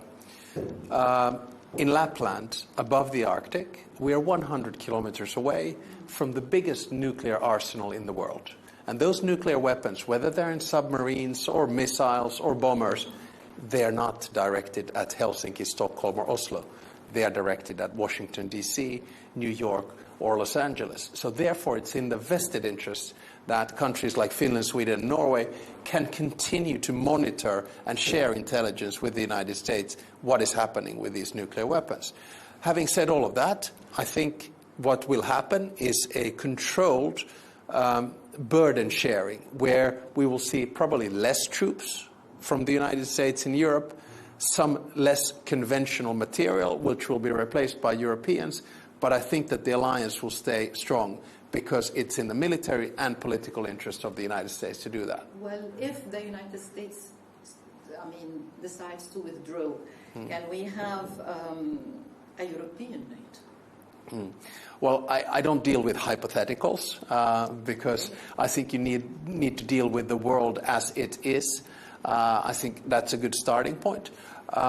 And of course, Finland has been a member of NATO only for 3 years, and we have one of the largest militaries in Europe. I think what we're striving towards is a more European NATO rather than a purely European NATO. So we need American presence, and we will continue to help the United States. The United States will continue to help Europe, but I just don't see the U.S. withdrawing, despite the sometimes rather harsh rhetoric. Okay, there is an upcoming NATO summit or meeting in Ankara in July. Do you think that the NATO, they will rectify the relationship with the United States? I mean, let's go back just 2 summit meetings of NATO where I have been myself. The first one was with Joe Biden celebrating the 75th anniversary of the alliance in Washington, D.C. It was great. For me, it was the first time. The second one was in The Hague, only last summer. We increased our defense expenditure to 5%. That is historic. That's levels which are kind of higher than they were during the Cold War. And now this NATO summit in Ankara, obviously led by President Erdogan of Turkey, will be focused on burden shifting. In other words, the United States will ask, how much are you willing to take over? Right now it's about 60-40 US-Europe. We're probably moving towards 50-50 or 40-60. And then they will look, well, are you committed to the 5%? And all of us will say, who have been doing it, yes, we are. And then on top of that, there will be probably an embryo of a more European NATO. And finally, I would like there to be something on the Arctic as well, because I think Arctic security is super important. Yes, of course. Well, there's a discussion about forming a multinational force to help secure navigation in the Strait of Hormuz. Will Finland participate in this force? And such a force, will it be able to protect the ships or the navigation from any Iranian attacks? Well, we have historically participated in different types of peacekeeping missions, including in the Red Sea and with the Atalanta, usually with a few officers, because we are professional in things that have to do with ice, so Arctic. Whereas, Strait of Hormuz and, say, Suez, they're a little bit different. But I'm sure we will participate in one way or another, but as a government in Finland, we haven't taken that decision yet. But of course, in due time, we will do that. And will that mission be able to protect the navigation from from Iranian attacks in the That future? would be the aim. One of the problems we, of course, have is that the Iranians have discovered that they now have a de facto nuclear weapon by closing the Strait of Hormuz, and they don't need to enrich any uranium for that.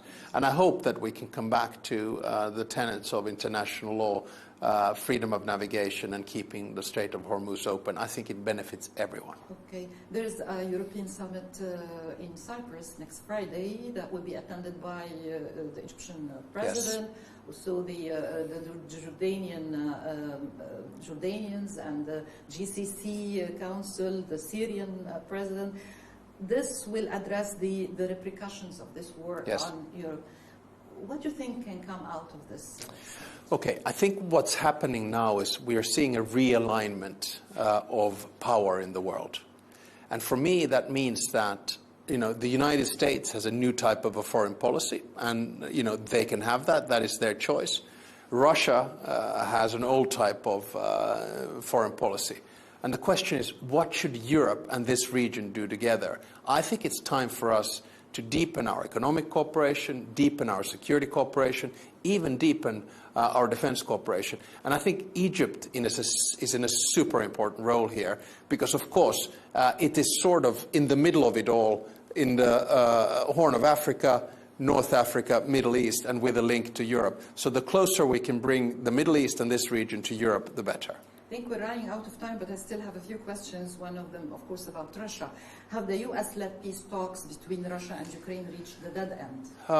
They are right now in an impasse, probably for two reasons. One is the war in Iran. The Americans are preoccupied on that because the two main negotiators are dealing with that.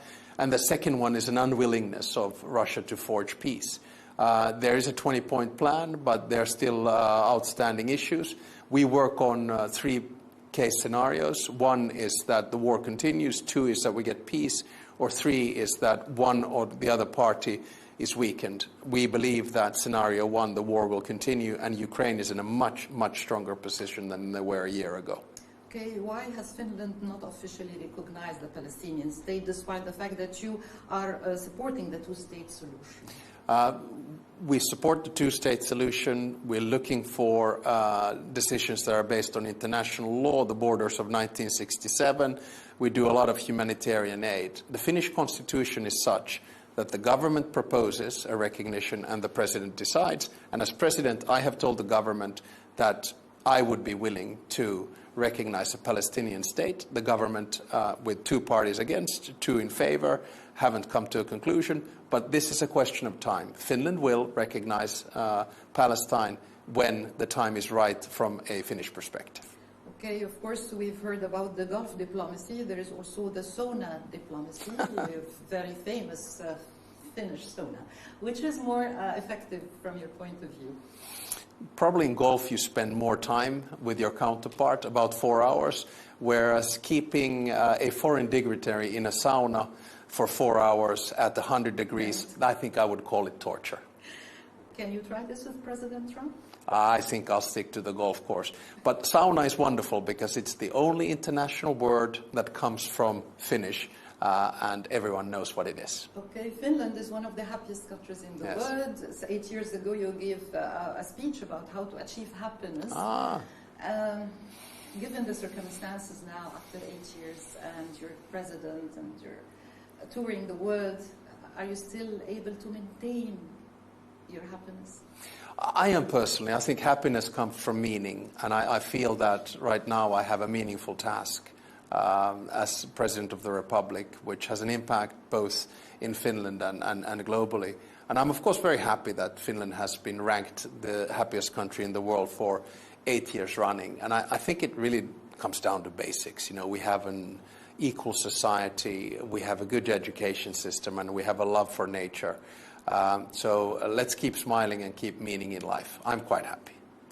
President Alexander Stubb, thank you very much for giving us this interview, and thank you for watching this interview on Arabiya English.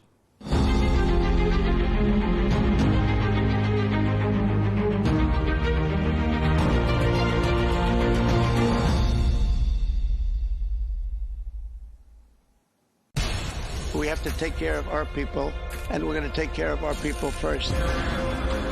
For in-depth analysis and all the latest developments across the globe, make sure you join us every weekday. President Trump is trying to negotiate a ceasefire. With so much happening, so much information, and so much noise, international law will have no part in his administration. It can be hard to keep track. Tariffs will just fuel inflation. We're going to fight these tariffs. But you can count on us to tell you what you need to know. We stand by your side. Join me, Tom Burges Watson, for Global News Today, right here on Al Arabiya News.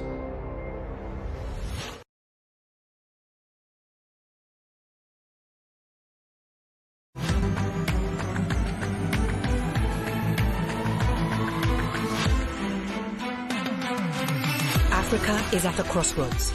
Amidst vicious global competition, Africa must forge its own path and secure a place at the table. In May 2026, Africa's business and political leaders will unite at the Africa CEO Forum Annual Summit to set the course for the continent. Join us and shape the future of Africa. Al Arabiya English, your media partner.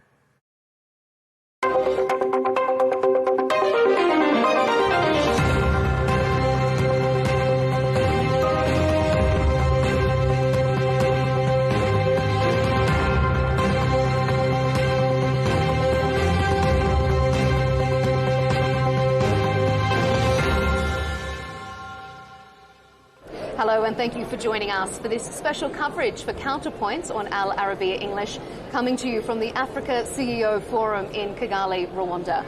Well, this forum has been around for more than a decade and has gone from strength to strength. This year alone, the highest number of participants ever. And from what we've seen, the engagement and interaction is like nothing I've seen at any kind of conference or any kind of summit anywhere in the world. So we are very lucky to be joined by the forum CEO and President, Ahmed Ben Yahmed. Thank you for joining us here on Counterpoints. Thank you. Very glad to be here.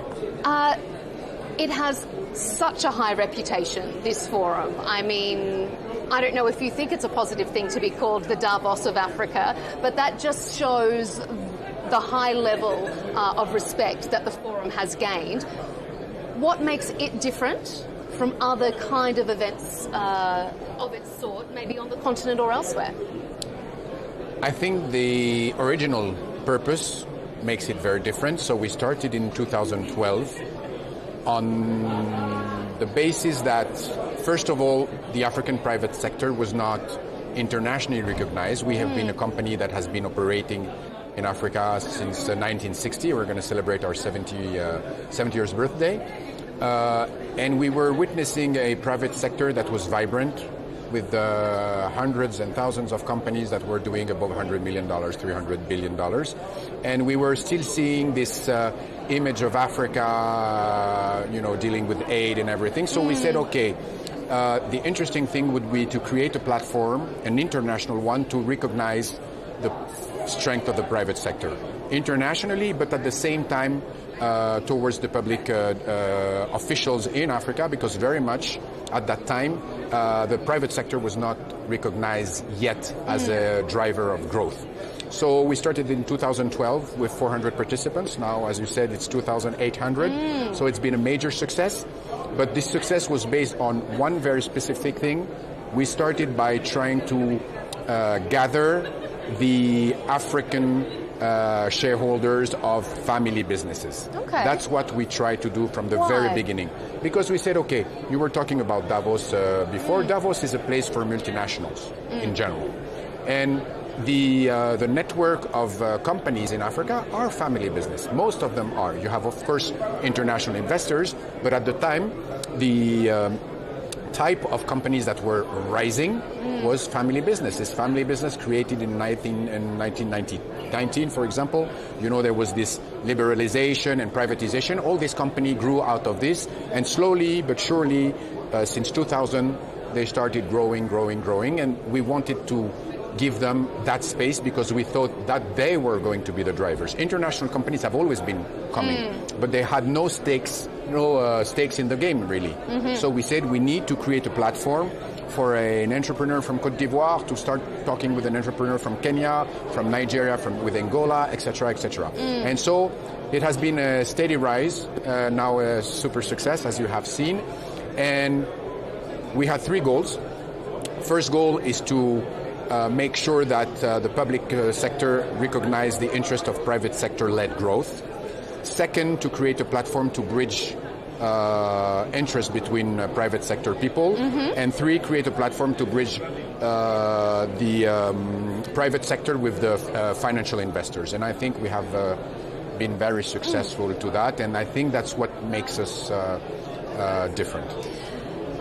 This year in particular, what's your goal? What would you like this year's forum to have sparked in the people who are attending? It's a very interesting question because I think we're at the end of a cycle. So we started in 2012 with the mandate that I told you. Now we know this conference is always full with a super high-end level of partners, participants, and private sector-led growth is recognized. Financial investors are always looking for private sector company to invest in.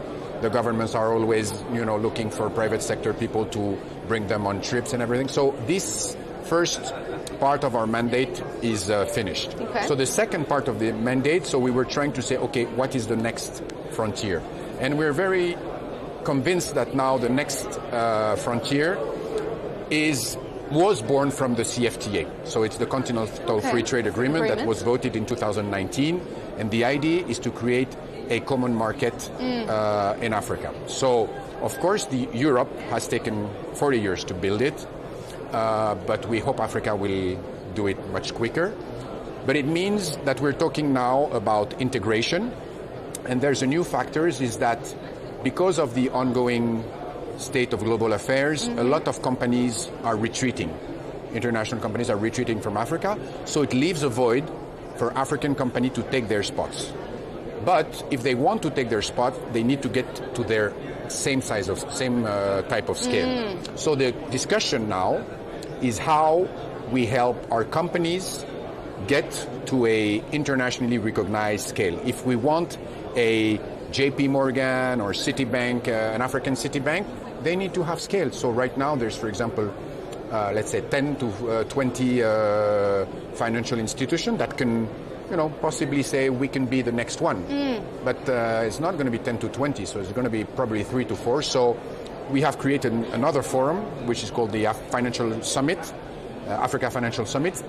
Whose purpose is that we gather all the financial institutions of Africa, bankers, insurers, institutional investors, pension funds, sovereign funds, to try to come up with a platform that is going to create an Africa financial services, because we want our African companies to grow at scale. And that's the next frontier, and that's the debate that we want to spark, is that the traditional way of building your company that led the growth of the last 20 years helped create national champions. But now it's the time for regional champions, and more importantly, continental champions. So how are we going to build that for the next 10 years? That's the next step. So we're going to spark that debate here this year, yes, hopefully, and see where it leads us. Yeah. Well, I mean, not hopefully. It has been such a resonant message, even from the beginning of your opening address here on day one, through all the interviews that we've been doing. Everyone has picked up on that really strong sentiment of shared ownership.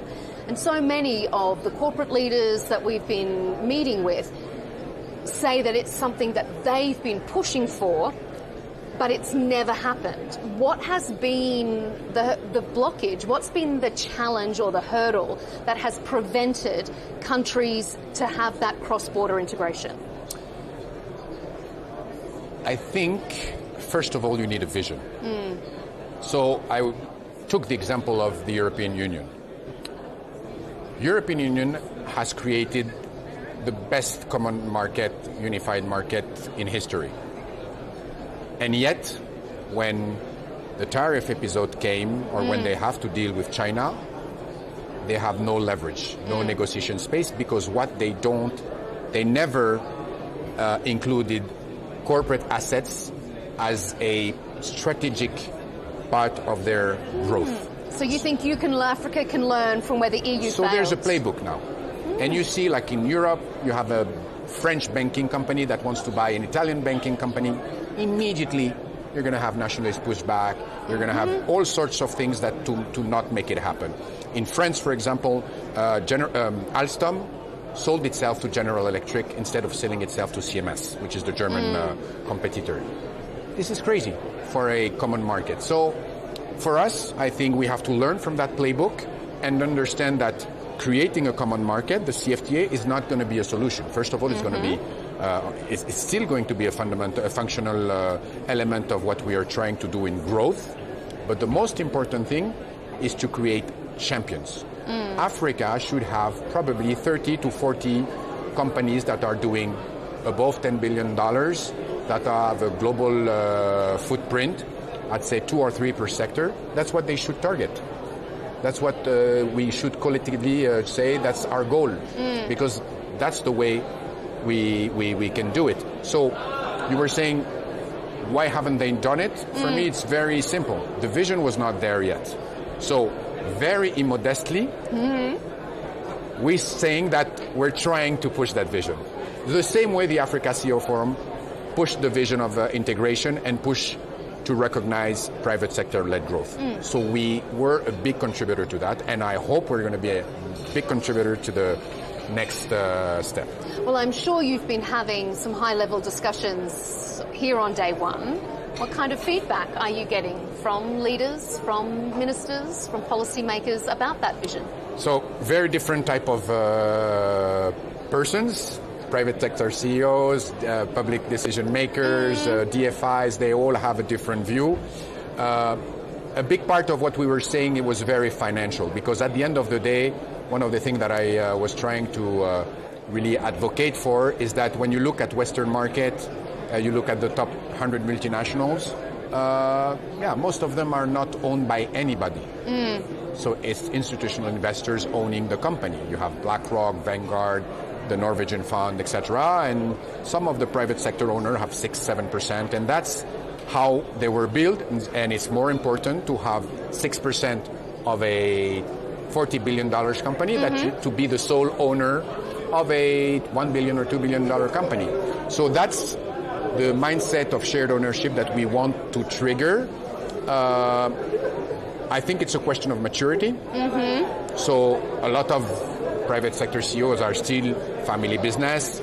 I see the new generation totally open to what I'm saying when I discuss with them.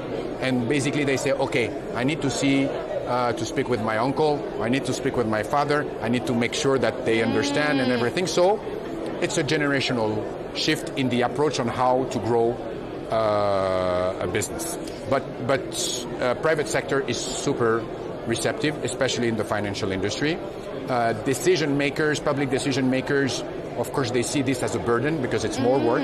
Yes, and also it takes away from maybe focusing on their national interests to having more of a collective interest. I'm sure in the long run it's more beneficial, but that could be hard to but not politically. Your constituents. Yes, exactly, because not politically. Getting scale means taking care of regional projects, for example. But you're not doing a road between City 1 and City 2. Yes. So for them, of course, that's an issue. So there's a political problem at the core, for sure.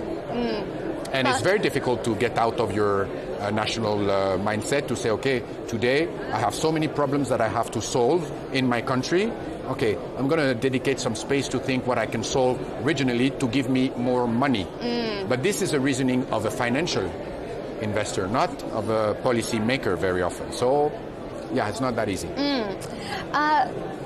In the last year's forum report, it pointed out that the continent accounts for only 3% of global trade and 4% of global foreign direct investment.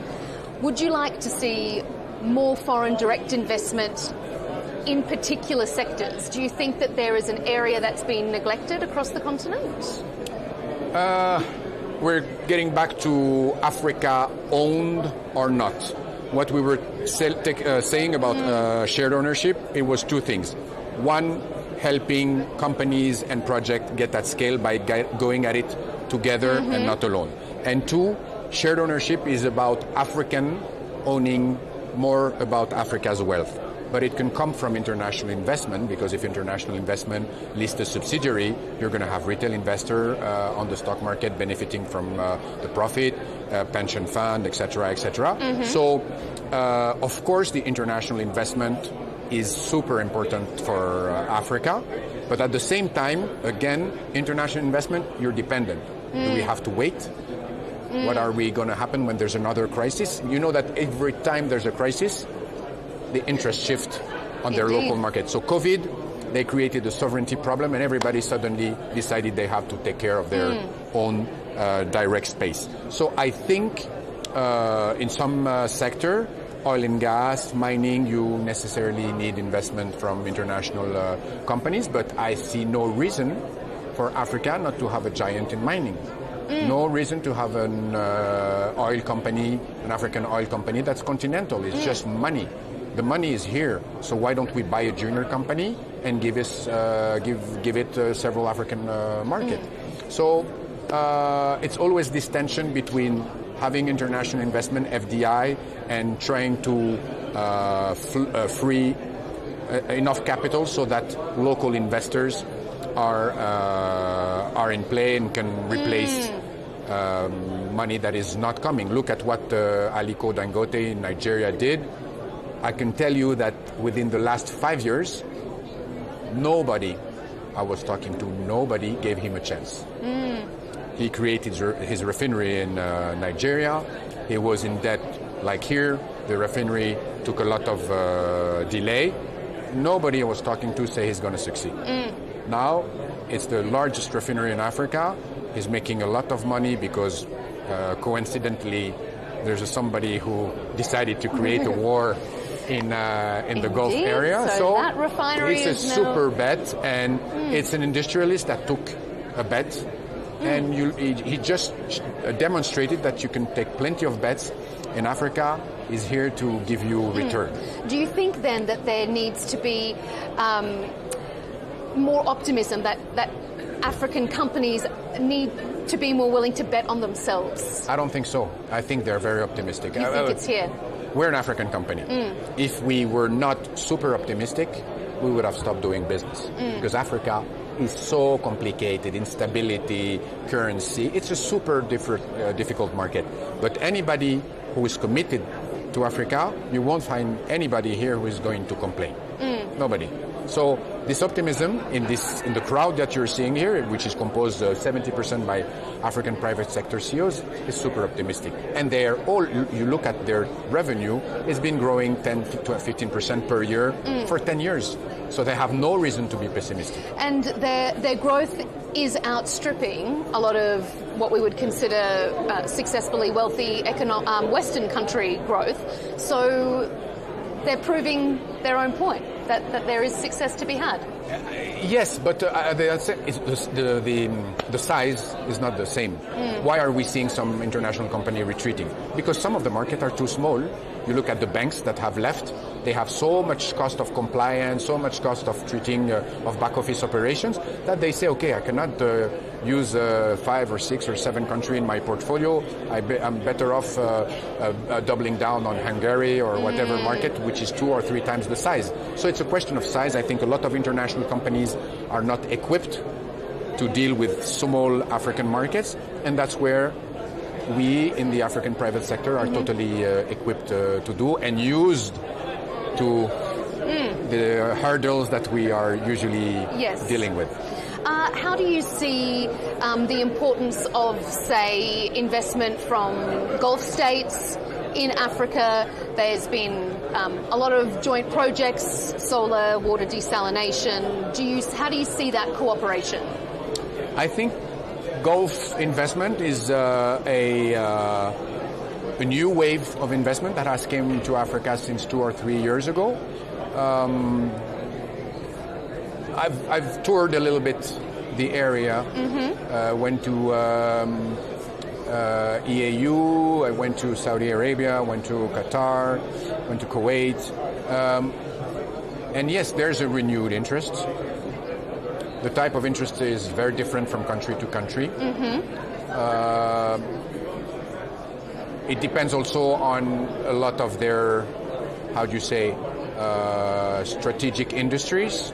For example, the UAE, sorry, because I always confuse UAE, EAU in English. Since it's a logistical area, they have their port companies, all of the logistics is very involved. But I was very pleasantly surprised by Saudi Arabia. In what regard? First of all, the type of companies that have showed an interest in Africa is the reflection of what the country is.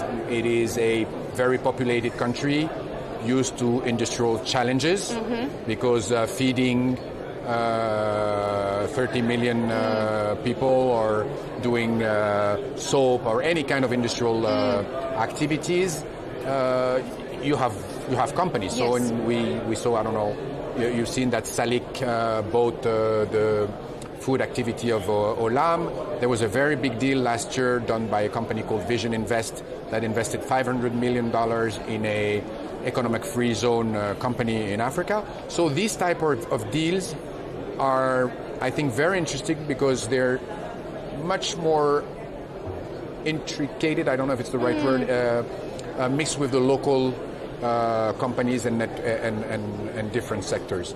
So so I think there's a very good perspective of collaboration between in general the Gulf and particularly Saudi Arabia.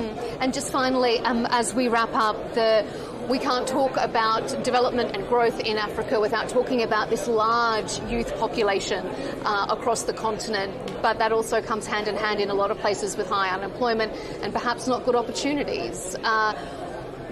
What is the message to young people in Africa? We're used to give the message to old people, but they're getting younger and younger. Our CEOs, you probably see it's around 40, 30, absolutely. 30 something. No, as we said in Africa, demographics are both an advantage and also sometimes a curse because a real challenge. Yes, a challenge. I think it's a real advantage if we take a step back. First of all, it's a market, so we need the market to grow. Employment and unemployment, these are very complicated issues to discuss because even you see now what's happening in the Western world. Everybody is talking about the future of AI. Will people still be working in 20 years? Exactly. So I think it's a conversation which is very complicated to have. The only thing in Africa, I think if you look at the figures, especially in the FMCG industry, the figures speak for themselves. It's a steady growth based on the growth of the population, and I think it shows that there's a lot of room for growth in general. Indeed, there is. It's been a pleasure to have some time with you. Thank you so much for having us here at the Africa CEO Forum. It's great for Al Arabiya English to be a part of it. Thank you. Thank you very much. Thank you.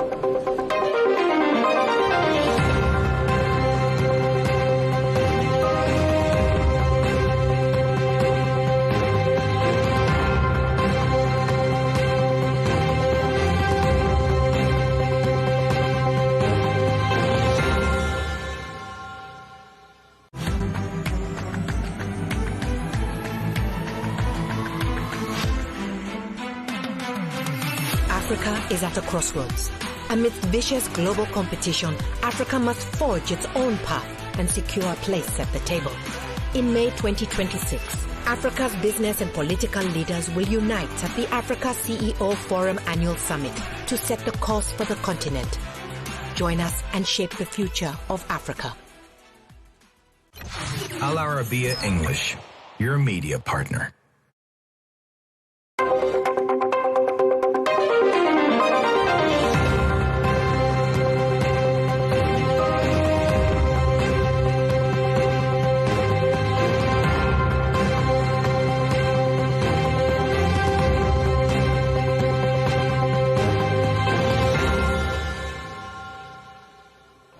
welcome to Counterpoints on Al Arabiya English, coming to you from the Africa CEO Forum in Kigali, Rwanda. Well, one of the major challenges that this continent faces is access to electricity. Surprisingly, about 600 million people across the continent, that's more than half Africa's population, don't have access to reliable power sources. So to discuss how to turn that challenge into an opportunity, I'm pleased to welcome Walid Sheta, the Zone President for Schneider Electrics for Middle East and Africa. Sir, thanks for being here. Thank you for having me. Why does electricity access remain such a challenge for the African continent? Well, for a long time it was a matter of regulation and also a matter of technical feasibility. But I have to say that in the last 2 or 3 years, both of these issues has been resolved. So I would say now it's just the speed of executing of that plan. But honestly speaking, all the elements are now gathered to go through that transformation and to provide access to energy to these 600 million people. Well, there is the goal across Africa, Mission 300, Absolutely. to connect 300 million people to reliable energy sources by 2030. While many other countries around the world are looking at mega projects, they want these big nationalized or continental-wide mega power projects. You've spoken about the growth of mini-grids or microgrids across Africa. How effective is that unique approach? Yeah. So, absolutely. Thank you for the question. In fact, what happens is that Europe, for example, as a surface is much smaller, much smaller than Africa. So imagining a global grid that will go throughout Africa is a bit of a long shot. One thing that is more of a quick win is to establish either mini-grid, you said it, or microgrids. And I would like to take an example of a hotel that is remote in some place of the Mara, for example, that would need electricity. They most probably are already using what we call a microgrid, which is a combination of batteries, solar energy, storage, most probably a small genset, and all of that needs to be managed intelligently. So we just need to scale up that in the small villages, small cities, instead of working with a traditional, generation to consumer one-way grid. You can also create this prosumer space. And as I said offline, we can do that. Technically, it's already feasible. So what's the challenge? What's the hurdle to making it more widespread and to getting that scale up? So the first one, generally speaking, is financing. But when we speak about Africa, we easily speak about the difficulty of financing. In this case, the financing, by definition, by construction, is much smaller than a big giga grid. So I'm optimistic on the fact that if the banking institutions realize that this window of small investment, hence small risk, if this window exists, then we can unlock this huge potential. And I want to insist on the fact that many of the competencies and technologies required do exist already in Africa. You talk about the scale up. I mean, I guess that takes me directly to the theme, scale or fail. Do you agree with that argument that African companies and governments need to scale to survive, that there can be no longer this individualized small market? So in the world in which we are today, more than ever, Africa needs to show resiliency, non-dependency on other sources and resources.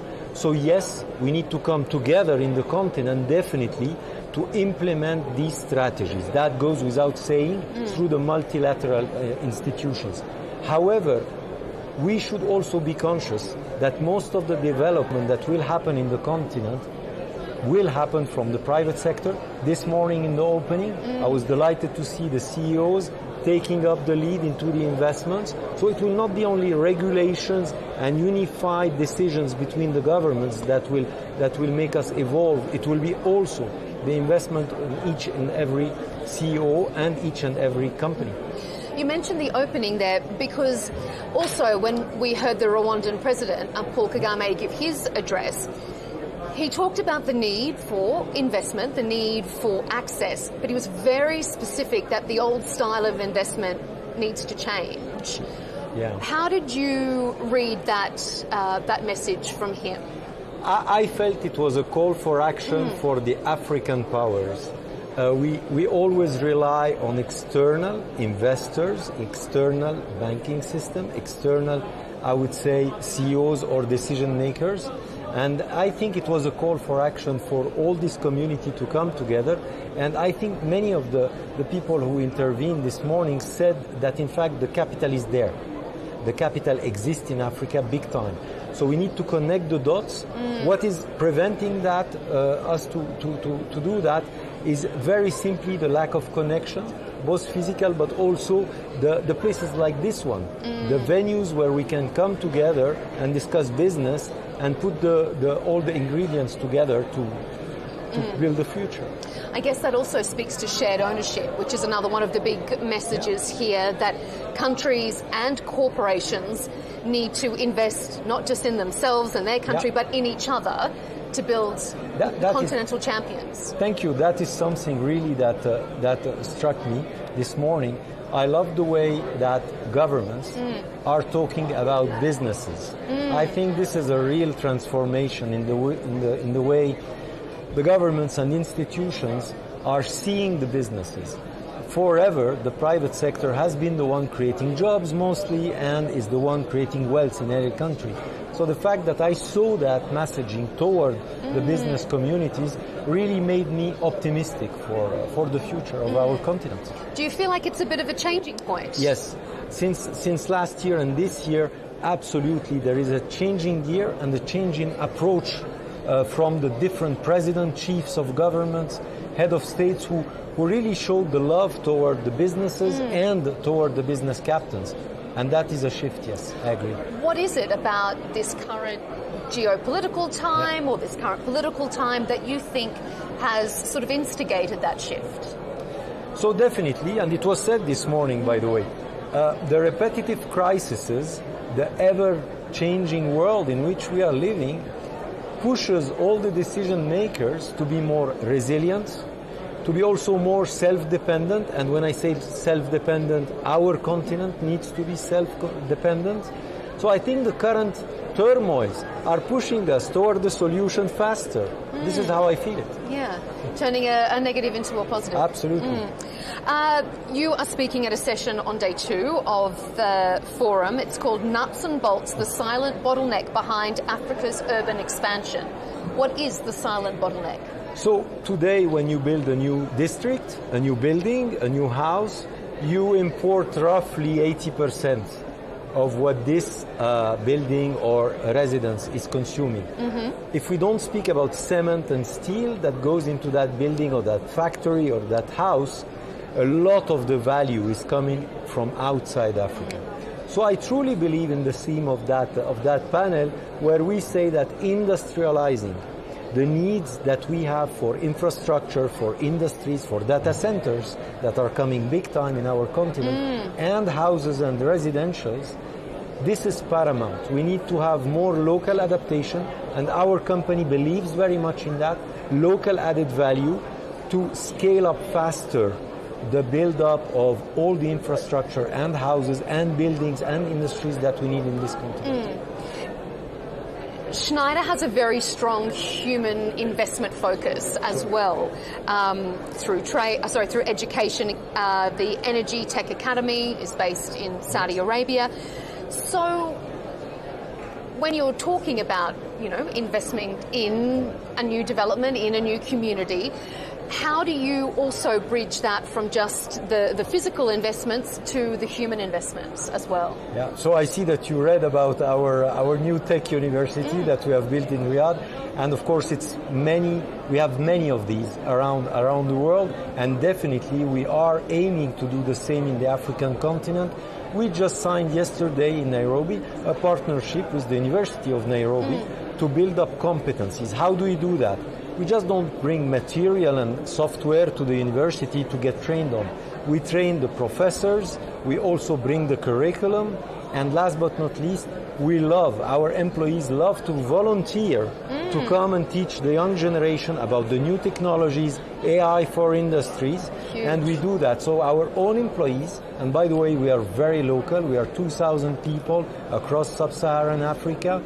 All our people, or most of them, are coming from that continent. We're very proudly African, and we deliver these new technologies through our own employees who love to spend time with the universities, with the schools, with the electricians also, to educate them on the new technology. So we do it in our DNA. We have, of course, invest a little bit, but I think the most important thing is the fact that our own employees love to do that for the communities in which they live. It's also a win-win, isn't it? I mean, you're building your employees of the future almost, and in such a young population like Africa, that must be so important. So yesterday we inaugurated our headquarters in Nairobi, and we were very proud to say that it was only the internships. Were the one who built up the whole system of management of our offices. So our showroom and our office was built, tested, commissioned by the interns that we recruited last year. And we just like to walk the talk, you know? Yes. And when we showed that to our customers, we said to them, look at them, it's not the experts that we imported from abroad, it's simply the interns that made that happen. So we try to duplicate that everywhere. Just finally, another part of Schneider's corporate ethos is very rooted in sustainable and inclusive future for the continent. Lots of African economies, though, still rely on traditional energy resources. How do you see that changing? It is changing very fast because the cost of clean energy and solar energy is now competing with gas. So what used to be a dream in the past now is very economical, I would say, equation. And what is good for the planet is now good for your wallet. So it's good to have a microgrid on your rooftop. It's very effective economically, and I think that's the key to everything. Indeed it is. Walid Chetta, thank you so much for your time. It's been so interesting to talk to you here at the Africa CEO Forum. Thank you. Thank you.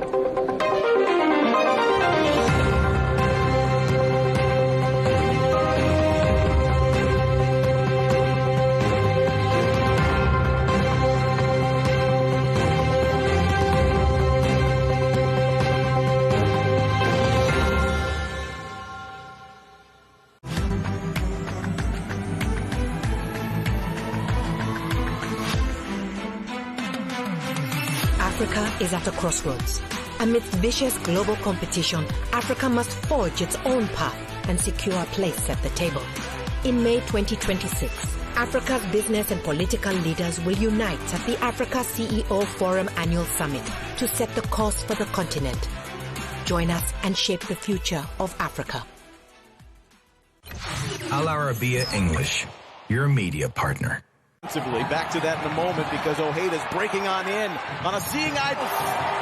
Follow. Very high on the fullback out of NYC. Follow. Running on the end of that. Parks. Fernandez Mercado.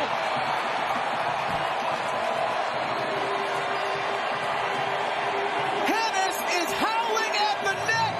3 shots, 3 goals, 3-0. Everything he touched today, Wolf basically went in the net. Even the offside before in the first half, he's been more than efficient in this game. He's been fantastic. We have to take care of our people, and we're going to take care of our people first. For in-depth analysis and all the latest developments across the globe, make sure you join us every weekday. President Trump is trying to negotiate a ceasefire. With so much happening, so much information, and so much noise, international law will have no part in his administration. It can be hard to keep track. Tariffs will just fuel inflation. We're going to fight these tariffs. But you can count on us to tell you what you need to know. We stand by your side. Join me, Tom Burges Watson, for Global News Today, right here on Al Arabiya News.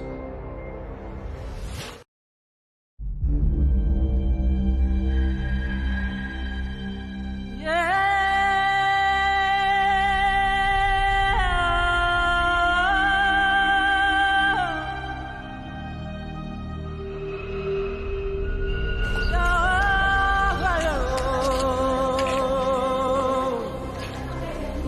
Gori is a small island in the Atlantic Ocean, just a few miles from the Senegalese capital Dakar. For 4 centuries, it was one of the most prominent stations in the slave trade. Although islands and ports in other African regions were dedicated to the same purpose, Gori remains the most famous for what its small area preserved of the horrors and degradation of human dignity.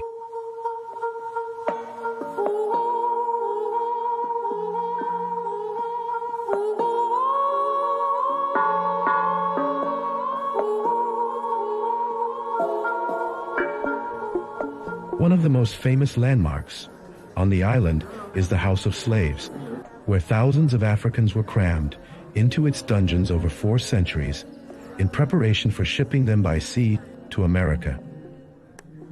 Before export, the prominent selection was made based on weight and physical strength. Those weighing less than 60 kilograms were directed to African markets and kept as servants on the island.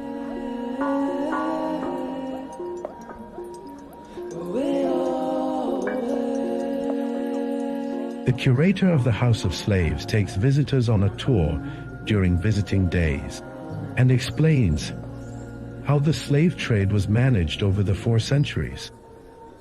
Les Portugais avaient été les premiers Européens à prendre possession. The Portuguese were the first Europeans to take possession of Gori Island. That was in 1444. For a very long time, this island was at the center of rivalries between European nations that fought for its occupation. The House of Slaves, where we are today, crystallizes all the memories of the slave trade. And further along, at the corner but to the left, you will see the children's cell. It had the highest mortality rate, a small cell, but with a corridor leading to the back. They were laid directly on the ground, bare-chested, packed like sardines in a can. But once inside, what is peculiar are the windows, all shaped like loopholes, wide on the inside, but narrowing as you move towards the exit. While in the very last corridor on the right and left were the guards. But guards that could have easily been dispensed with. Well, the enslaved individuals were inevitably chained together by the ankles, 2 by 2. Even in the middle of the chain, a 10.3 kilogram iron ball had been attached, to tell you that each time one of them tried to escape by jumping into the sea, he coached the second. Because of the ball, they sank and drowned. In the absence of any doctor, and especially due to the fear of epidemics, the sick were thrown into the sea. The truth is that on this small island of Gori, an island measuring 900 meters by 300 at the height of the slave trade, there were more than 20 houses like this one.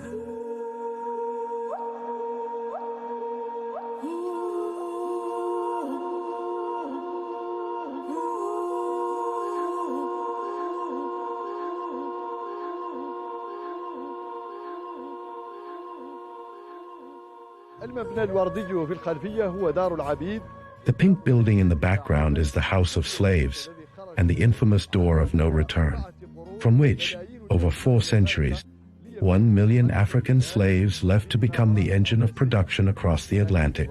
However, in reality, the House of Slaves is not one. Every house on the small island was a house for slave owners and also witnessed the horrors committed against humanity during the slave trade period on this island.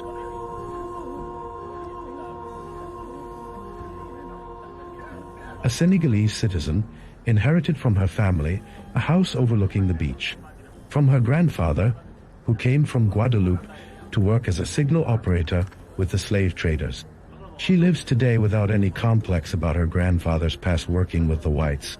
We accompanied her to the house that has become a reminder of the family whose members are now scattered. In European immigration, like my great-grandfather, who was a station chief, so he worked with the whites because he spoke French, so he was the one who conveyed the message. So he was the post chief, he was the one who carried the messages. That's why we lived here during the time of slavery. So it was my grandmother who told us about him. So he explained to us what he did there. So he told us to hold our heads high because we are not slaves. Lived here, but we are not slaves, you see. These were nations that had agreed, obviously, to undertake this slave trade. Therefore, well, the acceptance by all. I mean not the protagonists, but those who organized this trade. Was the understanding they had that was put forward. It was to consider the slaves not as human beings, but rather as objects, furniture. So there was no respect. But what should also be remembered is that most of the houses, at least concerning Gori, most of the houses were built for women. The women called Signor, Signor from Signora. Madam, these women who originally here could very well have been black. It must be admitted that they became mixed over time due to their relations with Europeans. Obviously, these women, well, they witnessed or allowed the existence of two types of slaves. There were domestic slaves who, because they were the property of the woman, were not destined to be sold and sent to the Americas. These domestic slaves, well, were the property of the woman, and because they were her property, she was able, at that time, to rent them out for public or private work, but for her own benefit.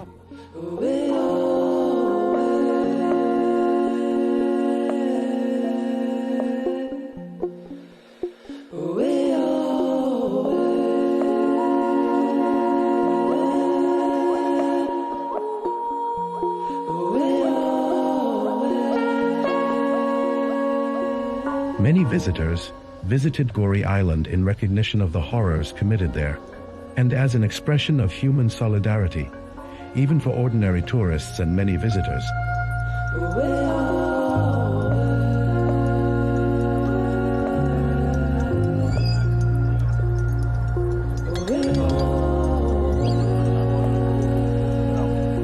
A visit to Senegal is not complete without passing through Gori, where the tourist boats from Dakar Beach do not stop all day. The descendants of the victims, as well as those interested in this history, which should only be considered as an integral part of the world's history. Obviously, people come from everywhere to remember what happened. There are others who come simply because, having heard about this history, they wanted to experience a bit of what the slaves went through. But also, there are undoubtedly historians who, in the course of their research, need this to know more. But it is only when this history is better known and considered by everyone as an integral part of the world's history that we can move together towards forgiveness and reconciliation.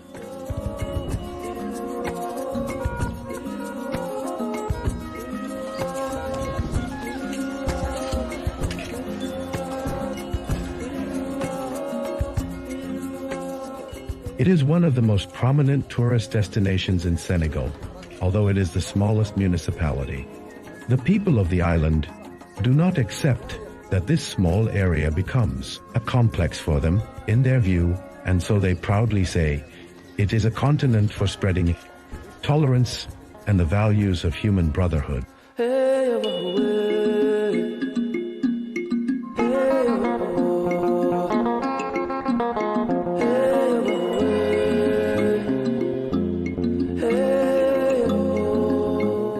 Muslim imam and a Catholic priest stroll through the island's corridors. A familiar scene that does not attract the attention of the island's residents, where people of different religions and ethnicities live together in rare harmony and coexistence. Here in Gori, harmonious relations prevail between Christians and Muslims. We hope to spread this peaceful coexistence throughout the world. God alone is the judge. And as humans we have the responsibility to spread peace. Our role is to convey the message of the Holy Quran and the Hadiths of the Prophet, peace be upon him, and to condemn any acts of violence committed in the name of religion. No rational person can attack places of worship, which are places of prayer, tranquility, and contemplation. The limits of tolerance among the residents of the island do not stop here. The former Imam of Gori, Sheikh Tidiane, was buried in the Catholic cemetery in the suburbs of Dakar, according to his will to be buried among his Christian friends.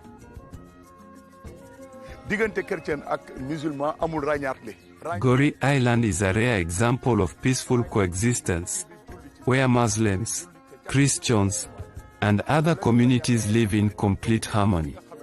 Therefore, it is not surprising to see a deceased Muslim buried in a Christian cemetery. This highlights the importance of Gori Island's history, not only in relation to the slave trade but also to colonization. From my perspective, there was no Muslim or Christian slave trade. The trade in black people, the slave trade, was organized by individuals, as most revealed religions. In any case, the known revealed religions had prohibited the practice of slavery, which lasted more than a century, during which the island was under French administration, to return to Senegalese sovereignty after more than 5 centuries.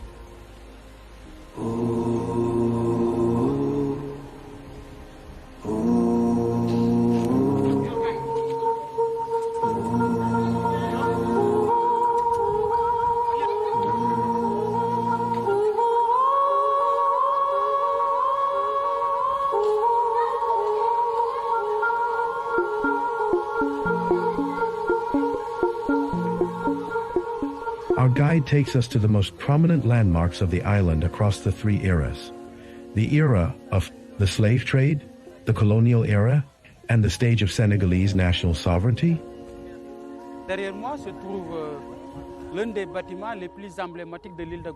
One of the most iconic buildings on Gori Island is the former governor's palace from 1880. This building is currently unoccupied. However, due to its historical significance, with its courtyard and panoramic view of Dakar, it has been the venue for various community cultural events, like the Gori Diaspora Festival. So, this building is part of the colonial heritage. After the abolition of slavery, colonization took place. After gaining independence, we inherited these buildings and infrastructures. We are at the place of freedom and human dignity. Right next to it is the Historical Museum. Before it became a historical museum, it was the old Fort D'Estrée. Even before that, after the colonial administration, it was a detention center, which means a prison. The famous activist Blondin Diop was imprisoned there, and he died in those prisons. This shows that Gori's history didn't start only with the naming of European places, where we are now, which has always intrigued its visitors. And this reflects the entire island of Gori, as it's often said that in Gori, every alley, every small window, every house has its own story. Gori is a shared heritage for all. All the countries in the world have the right to have their name here in Gori, due to this classification. It is quite normal for Gori to play a role in this world. And that role should be one of reconciliation and forgiveness. Indeed, reconciliation and forgiveness should lead the way. Which is why this place now symbolizes those words, to say freedom and to say let's respect human dignity. And on the occasion of the 150th anniversary of the abolition of slavery, our Guadeloupean brothers gifted us this statue you see behind me, which symbolizes freedom. So those who are used to visiting Gori knew that this statue was previously placed before the House of Slaves. Now, for the sake of coherence, this statue, after establishing this place, the place of freedom and human dignity, it was decided to install this statue that symbolizes human freedom.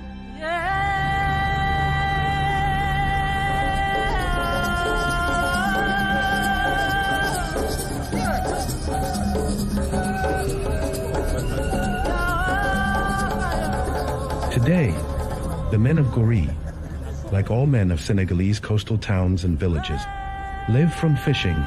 They ride the sea freely, with no authority over them except the law, while the women of the island work in trade, taking advantage of the tourist features to sell handicrafts and African clothing.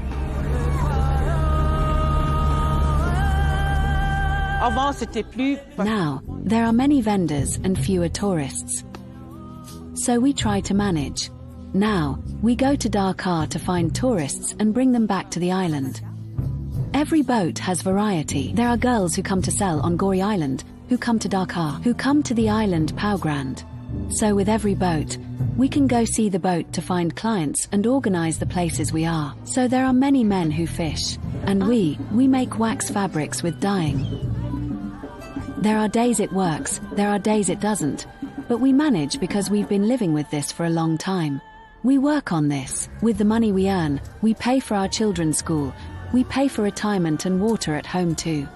We help others, our family too.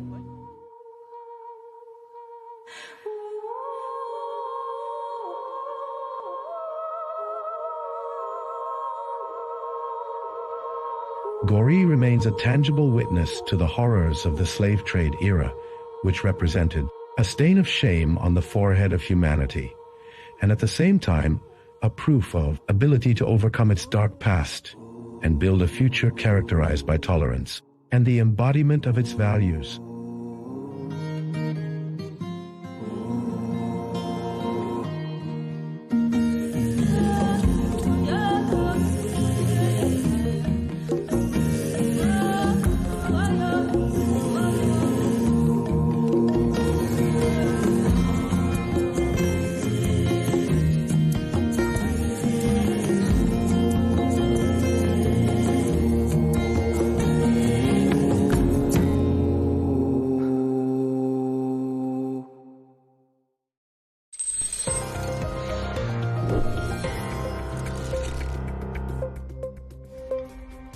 Jeffrey Epstein's brother says new autopsy details coming in February will prove Epstein was murdered, not a suicide.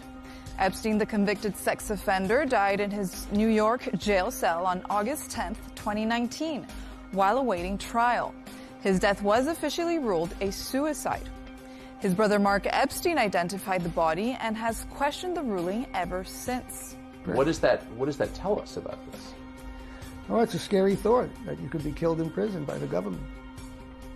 Mark claims there's evidence of murder. He even hired former NYC chief medical examiner Dr. Michael Baden, who said the injuries point to homicide rather than suicide.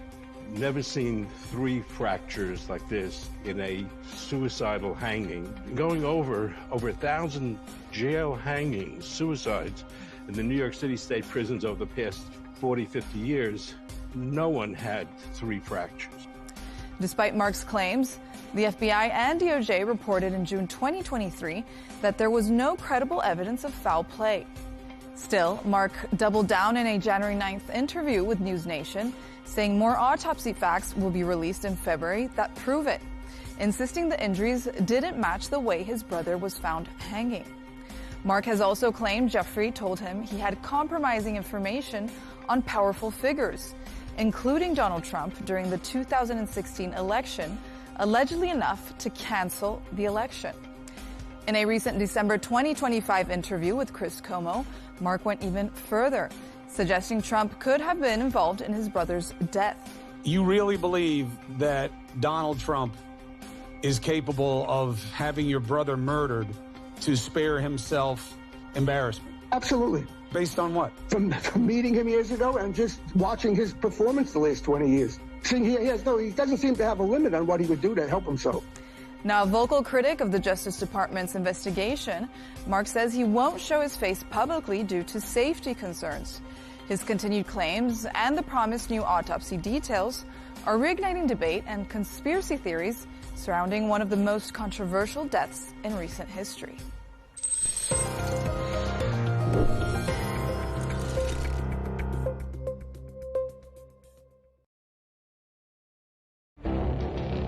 It feels like decades are passing by in a matter of weeks. Seismic shifts in the world order. Never, ever will be part of America. With so much happening and so much noise. Whether it's political upheaval, Canada has been ripping us off for years. Economic shifts or social movements. And no one wins from tariffs. I think America can be more friendly to the rest of the world. For in-depth analysis and all the latest developments across the globe, to have an inclusive policy together. The meetings with Hamas gave me some hope. We're in another nuclear arms race. The most important development straight to your screen. Welcome to the dressing room. I'm on my own. I need backup. And an insightful look at the issues shaping our world today. It was not going to happen, that war, and it happened. Join us on Arabiya News, where the world talks.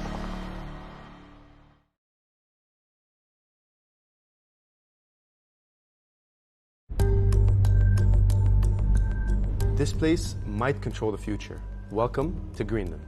So what's hidden here that everyone wants? At first it looks empty, just ice, snow, nothing happening, but even the name is misleading. Greenland's around 80% covered in ice. Sources say it was named over 1,000 years ago by a Viking called Eric the Red, who wanted to attract settlers, so he called it Greenland to make it sound more appealing.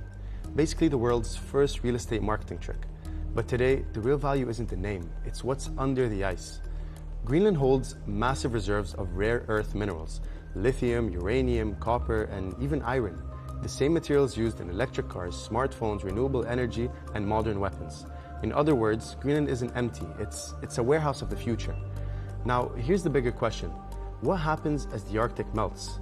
New shipping routes are opening across the top of the world, linking Asia, Europe, and North America. Russia is already developing and using northern Arctic routes to move exports between Europe and Asia. And China is investing in Arctic trade with Russia to find shorter alternatives to traditional routes. That puts Greenland right in the middle of future global trade. Then there's politics. Greenland belongs to Denmark, but it governs itself and could one day become independent. The United States already have a major military base there used for missile detection and space surveillance. So what if the US controlled Greenland? It would control critical minerals.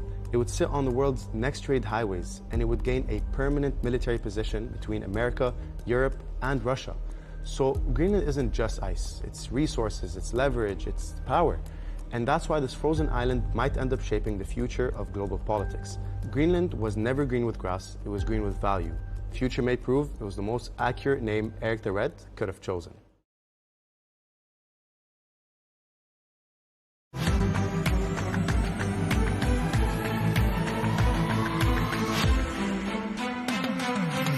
Africa is at a crossroads. Amidst vicious global competition, Africa must forge its own path and secure a place at the table. In May 2026, Africa's business and political leaders will unite at the Africa CEO Forum Annual Summit to set the course for the continent. Join us and shape the future of Africa. Al Arabiya English, your media partner.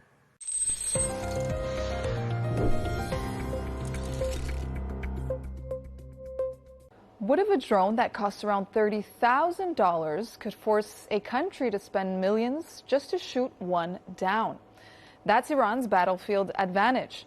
It's called the Shahed 136, a one-way attack drone, sometimes called a kamikaze drone, designed to fly into its target and explode on impact.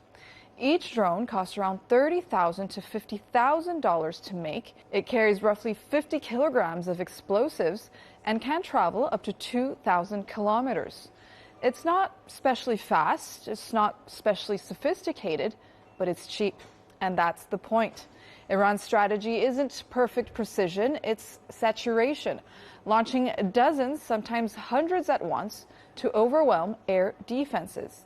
Even if most are intercepted, each one forces defenders to use missiles that can cost hundreds of thousands or even millions of dollars per shot. Over time, that cost imbalance becomes a weapon in itself.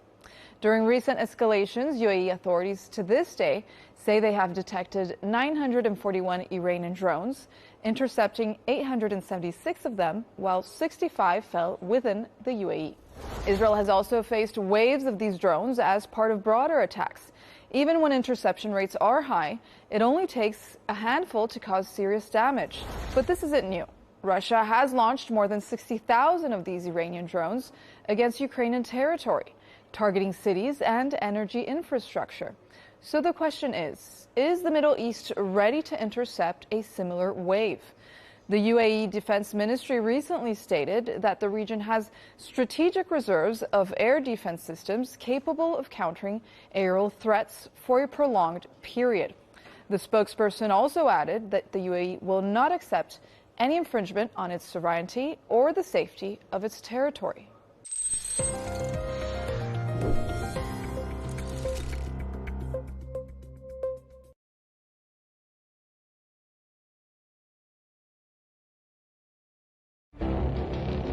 It feels like decades are passing by in a matter of weeks. Seismic shifts in the world order. Never, ever will be part of America. With so much happening and then so much noise. Whether it's political upheaval, Canada has been ripping us off for years. economic shifts or social movements, And no one wins from tariffs. I think America can be more friendly to the rest of the world. For in-depth analysis and all the latest developments across the globe. To have an inclusive policy together.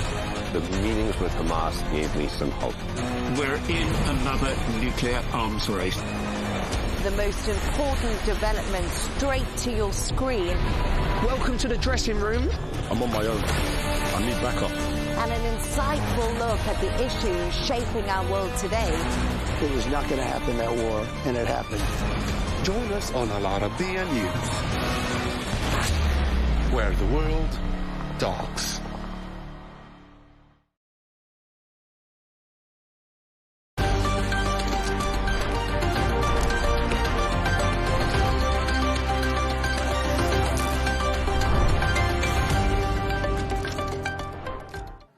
US President Donald Trump and China's President Xi Jinping have praised the ties between the two countries during a state banquet.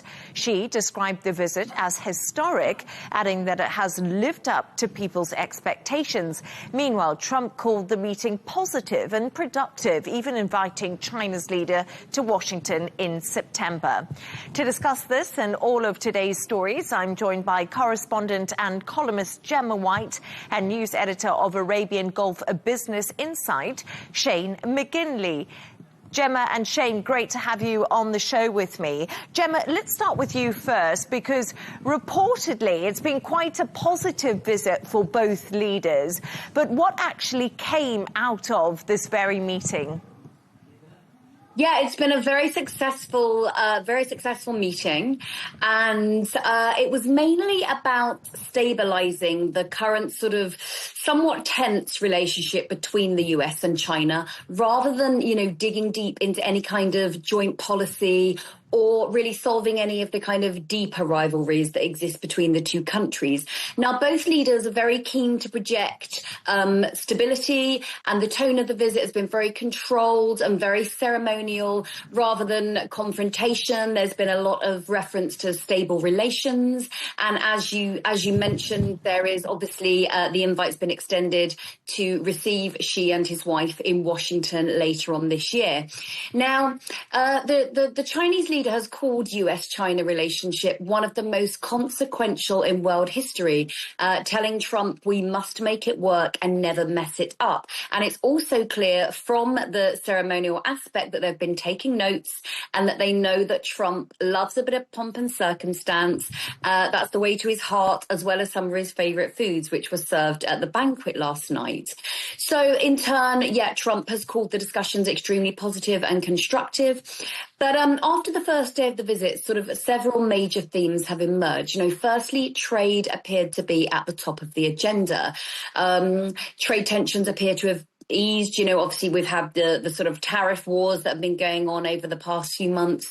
So both sides signalled progress on reducing tariff pressure, with respect to keeping Chinese rare earth exports flowing, which obviously the US needs so much. And then there's also talk of China buying Boeing aircraft and buying more US goods. So the summit did not produce any kind of sweeping new trade agreements, but it did appear to lower the risk of further tariff escalation. We also saw Apple's Tim Cook, Nvidia CEO Jensen Huang, and Elon Musk accompany Trump to China to further business relationships there. Now, obviously, top of the list as well was the Iran conflict and the Strait of Hormuz. Now, Trump was reportedly pushing China to help stabilize Gulf shipping routes, reopen to get the ships moving through as well, and potentially buying more US oil instead of, relying on Iranian supply. Now, also, Marco Rubio did come out and say that when it comes to Iran, Trump did not ask China for anything. He said, we're not asking China's help. We don't need their help. It's been fascinating. Like you said, we just saw both men on the screen there. Lots of pomp and ceremony. But Shane, like Jem said, not so much concrete deals when it comes to this. It's more been about a PR effort. But Taiwan, once again, under the spotlight, and Russia also on the agenda. What can you tell us about that at the moment? Because we really have to look at those countries too. Yeah, it is interesting what Gemma said that that the US wasn't asking for anything, but I think if you look sort of deeper, I think that's possibly not true, because it just came out sort of in the last couple of minutes that Trump said that the Chinese president had told him that China will not provide military equipment to Iran. So that kind of feels like a win for the American side of it, because we were talking about this on the show last week and how when Trump was going to China, he was kind of on the back foot, and he's not probably used to being in that position. He's used to being sort of the alpha leader in when we've seen these sort of Oval Office meeting. But I think it comes down to Taiwan, because if you look at the notes that came out from the meeting, on the Chinese side, they mentioned Taiwan. On the American side, there was no mention of it at all. And even the US President of State, Marco Rubio, who's on this trip with Trump in China, told NBC News that the Chinese always, and this is a direct quote, always raise it on their side. We always make clear our position and we move on to other topics. So it's kind of a tricky subject for the US, because they don't really want to get into the Taiwan-China debacle.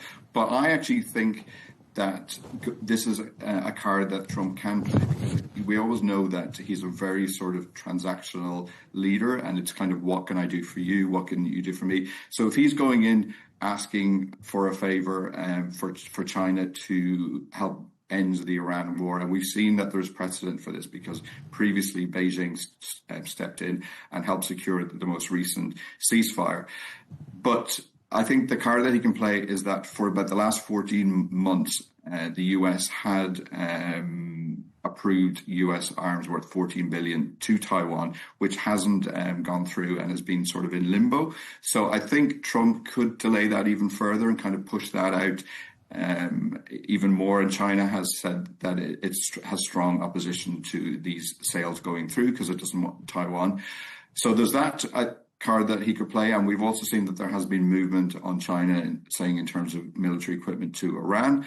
So the other element, I think, is another T word, which is tech. And again, at the start of the year, there was a lot of talk about the US didn't want China to get hold of its sort of super chips, the NVIDIA chips.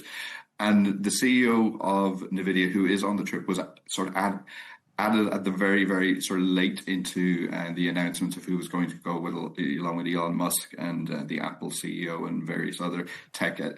But the problem is that Reuters has announced in part of their investigation that none of these chips that the Chinese companies were approved to receive have actually gotten these.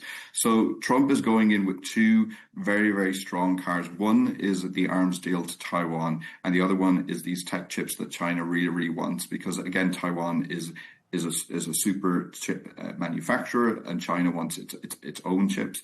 So I think, unfortunately, if there is a done deal, and this is purely my speculation, that if Trump has gotten China on side to help end the Iran war, unfortunately Taiwan might be the pawn that will lose out as part of this big art of the deal in Asia.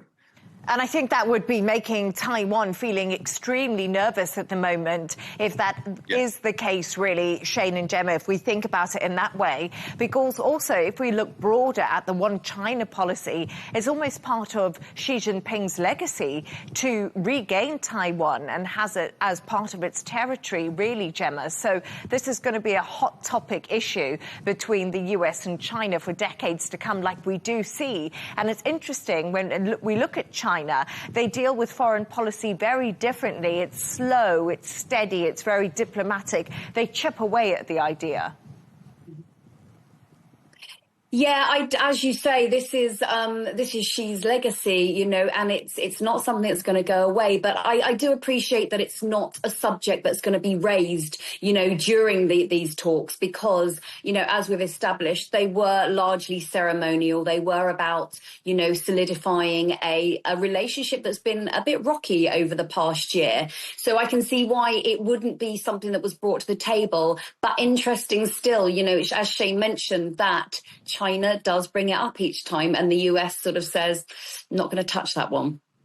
And just a final thought from both of you, because we said Elon Musk has, of course, gone to China. He's actually a bit of a celebrity in China. They absolutely love Elon Musk, as do they love Donald Trump. One of our Chinese analysts was saying to me he's a big hit on the social media websites in China. But Elon Musk has taken his son with him, and the pictures seem to be captivating everyone's heart.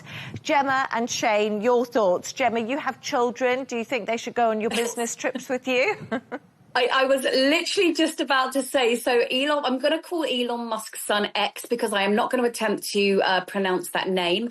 But I have 3 children, one of whom is 7. And the idea that he would be able to sit through any form of, you know, question time or summit like this is completely unbelievable. But Musk, he dressed up his son in a little Chinese style vest and he carried a bag with a little dragon on it. So are we calling this, you know, toddler diplomacy? Could be. Shane, your thoughts? Could be toddler diplomacy, yeah. You know, I think like the British royal family kind of, you know, drag out their little kids from the you know, before they could even walk. So I think, you know, it's just moving into the business world. You know, and also it softens the CEO if you've got like a cute little toddler, because, you know, you're not going to go up and, you know, make it the situation awkward. And, you know, if they're sitting there and China starts talking about Taiwan, they can go, oh, look at the little kitty.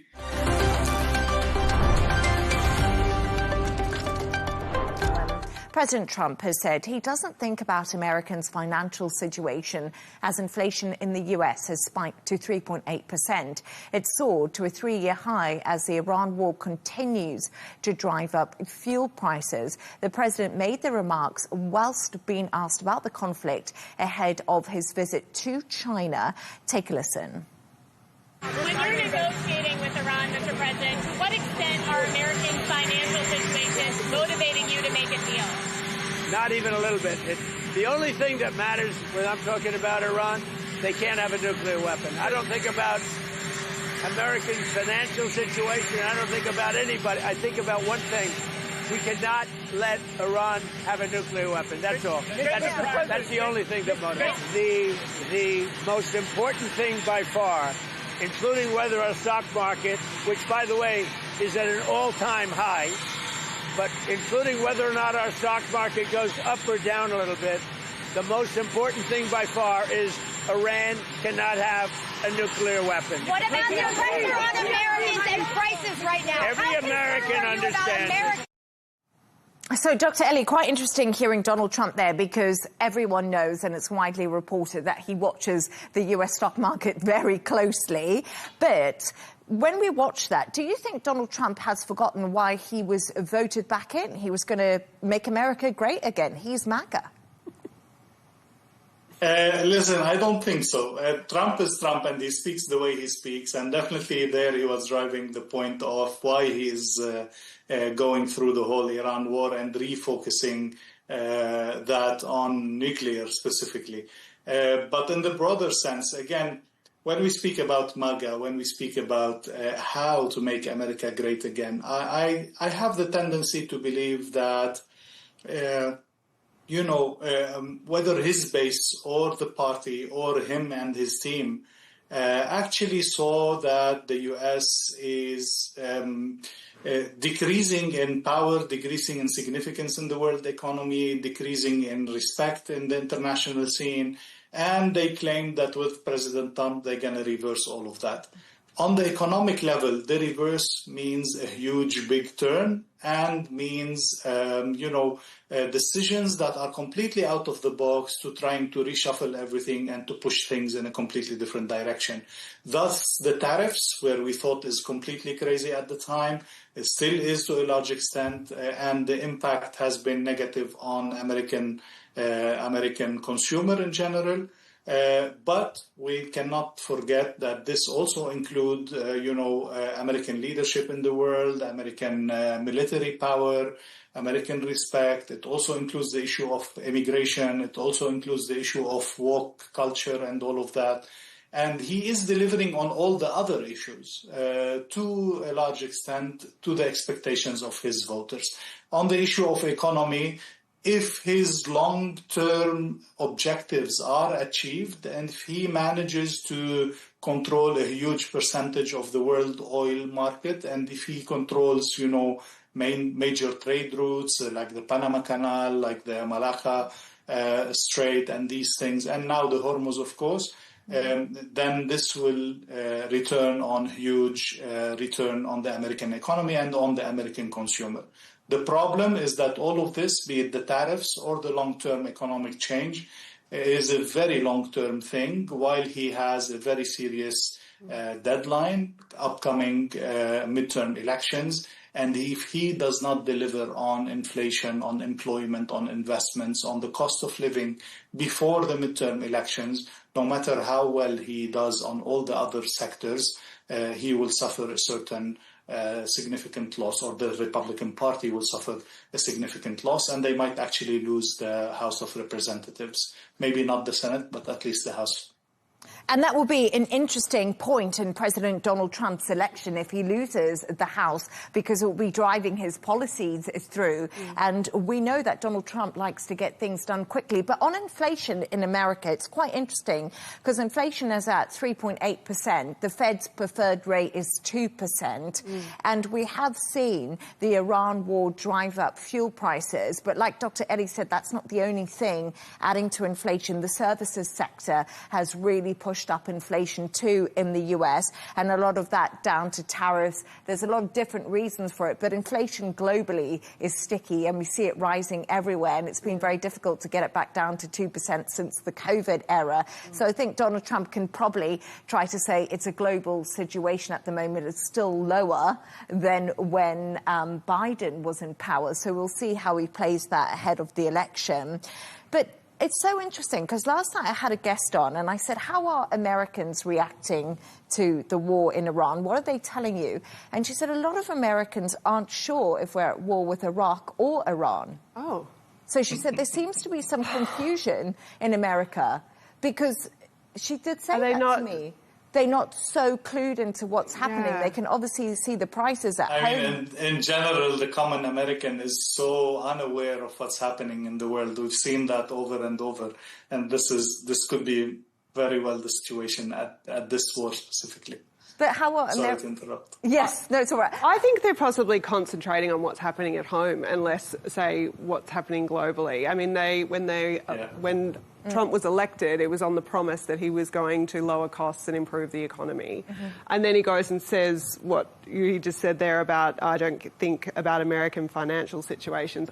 I don't think that's going to sit too well with the working class American who is, whether they voted for Trump or not, they're hurting at the supermarket bill. They're hurting when they're going to pump the gas, and so they're the ones that this won't sit well with. However, in saying that, there is voters of Trump's that will say, you know what, I'm happy to bear the burden of these extra costs because, as Trump said before, Iran doesn't have a nuclear weapon. That's my focus. And they will see that as chalking that up to a win.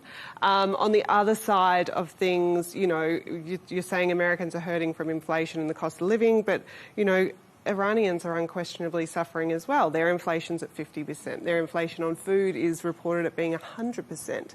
So they are really carrying the burden of this war as well.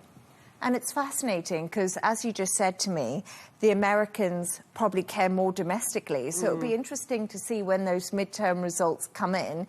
Even though Trump's not on the ballot, the Republicans will be.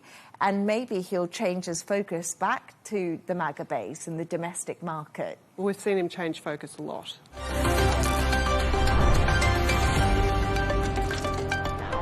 And this year's Eurovision Song Contest is battling its biggest boycott in recent history as the broadcasters of 5 countries say they're boycotting the event over Israel's inclusion. Spain, the Netherlands, Ireland, Iceland and Slovenia have all refused to take part in the competition.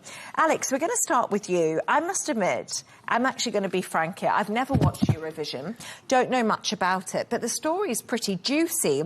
Israel came close to winning last year, and many of these countries believe they shouldn't be allowed to participate. So we're seeing this boycott happen. Tell me more. So, you know, Eurovision, the misnomer about Eurovision is it's a competition, music competition just for Europe. I didn't know that. Yeah, it's not just for Europe. You know, Australia's there. Israel was actually the first non-European country to be part of Eurovision. This was back in 1973. They've won the competition a number of times. It's very, very popular in Tel Aviv, where you have bars, you know, being turned basically into Eurovision centres, people coming out and watching it all night. Now, there's also the politics of arts, and, you know, arts, you know, the argument goes that arts should be separate. Arts and entertainment rarely are. There's always a political theme running through. When Russia conducted its special operation, as it calls it, the invasion of Ukraine, Russia was kicked out of Eurovision because Russia was a competitor. And the argument goes that Israel should also be kicked out of the competition because of what happened in Gaza. There's other discussions going on, other accusations which are being made in terms of what happened last year and also the year before in terms of Israel pushing for additional voting being made by the public. So there's 2 types of voting for Eurovision. One by the judges, by the countries basically, and then 2 by the publics of each country. And essentially, you know, the accusation goes that Israel was trying to rig the voting on the public side by telling people to vote up to 20 times, which is the limit in terms of how many times they can vote. And as well, the singer for last year, she was a survivor of the October the 7th massacre from the music festival. And even her song, the title, again, there were political elements to this. So you could read more than what was being suggested, essentially. So, yeah, again, there's a lot of drama, which really suits Eurovision around this, around Israel being part of it. A lot of countries are not happy in terms of Israel being there, and this is why we're having this boycott now. There's also countries which support Israel being there, for example, Germany and Austria. Yeah, it's going to be a very interesting year, and let's see if Israel comes close to the top. You know, if Israel wins, that would be, you know, the biggest political drama for Eurovision so far. I find it just, like you say, it's really art meets politics, and it's something that we don't see every day, but it's absolutely fascinating how it all comes together. And Michael, the Eurovision Song Contest has always been more about politics than performance. We were just speaking about that here with Alex, when art meets entertainment. Let me get my words out. What are your thoughts on Eurovision? Do you think Israel should be there? Do you think Russia should have stayed? It becomes quite complicated. So I'll try not to get too political, but I would say this. From a body's point of view, I think it would be essential, excuse me, for the consistency, right? So if you were to ban, as they did, you know, Russia when they invaded Ukraine, then, you know, when you have what's going on between Israel and, you know, Gaza, Palestinians, Hamas, however you want to frame it, that should, I think, exclude Israel as well. And I think that's one of the frustrating aspects of this for so many people, is it's what they would see as hypocrisy. They would see the double standards, and they think that that's not the way that it should be. it should be the same for both. And Eurovision, unfortunately, opens itself up to criticism when there is the double standard. But I would also want everybody to remember that from its inception in '56, right, that was just a decade after the end of the Second World War, Eurovision has been designed to be a political force. You're trying to bring all of Europe together after the horror of World War II, when you had so many nations going through their own inner turmoil. And so you had the thinking that an event that was supposed to be focused on art and music, if everybody could come together to get behind that, then they would put aside some of the differences that separate them. The problem is that when you have differences that separate each other, that becomes the lightning rods that inspire people to be a little bit more nationalistic. And I think that's what consistently happens during the Eurovision contest each year, is that different countries will come in and they will want to not only support their own representative, but they'll also want to take shots at another representative from a different country. And no doubt there would be some history between those two countries that would make what is supposed to be, a music event, it becomes a more obviously political event.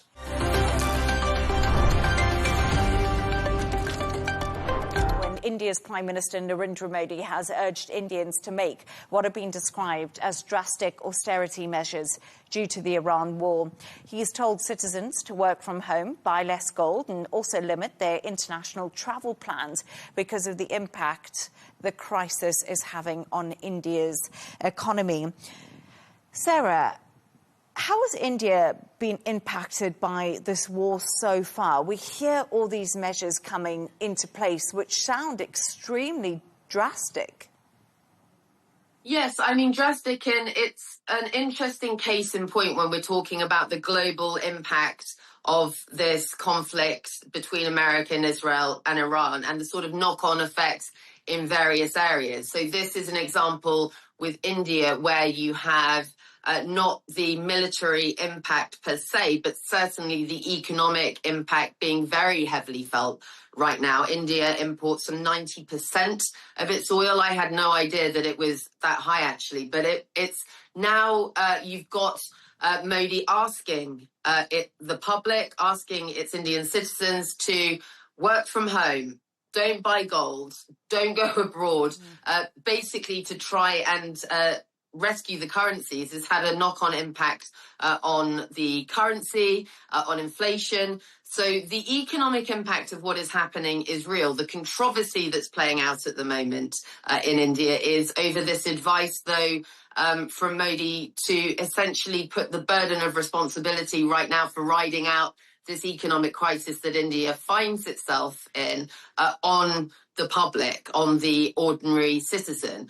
Nonetheless, that is part of the reality of the situation much of the world now finds itself in. As we've been discussing, all these various facets of the impact of this conflict, when we discuss military operations and the ceasefires and the deadlines and the responses, and actually around the world, there are issues like the fertilizer, the human cost of this, the investigations into the bombing of Minab school and possible war crimes, and the economic impact that is being felt and will be felt, as Jono rightly pointed out at the start of the show, for many, many months to come. So for countries like India, this isn't looking like it's going to get better anytime soon, certainly as long as the Strait of Hormuz remains blockaded and this sort of standoff impasse situation continues.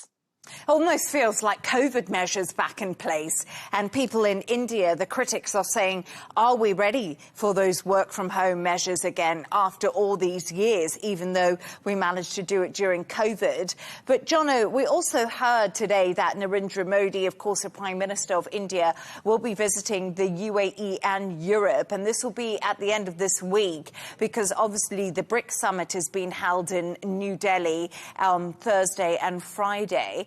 What is he hoping to achieve, Narendra Modi, on this 5-day nationwide tour he's going to embark on? Well, I think the whole idea behind it, Leigh Ann, is well, for the European leg of it anyway, it's all about economics, isn't it, more than anything else? It's a bit about diplomacy, but it's positioning India. It's doing something that Narendra Modi has done very well, and this is why he's so popular. India is obviously a major global power, but during a very unstable time internationally, and as this crisis, continues, energy prices rise and everything, Modi is going to go in there to try and look and to strengthen those ties, to make sure that, like trade, investment, that relationship that he's had with Europe, that Sarah gave you the stats on, that is protected from global shocks like what we're going through right now.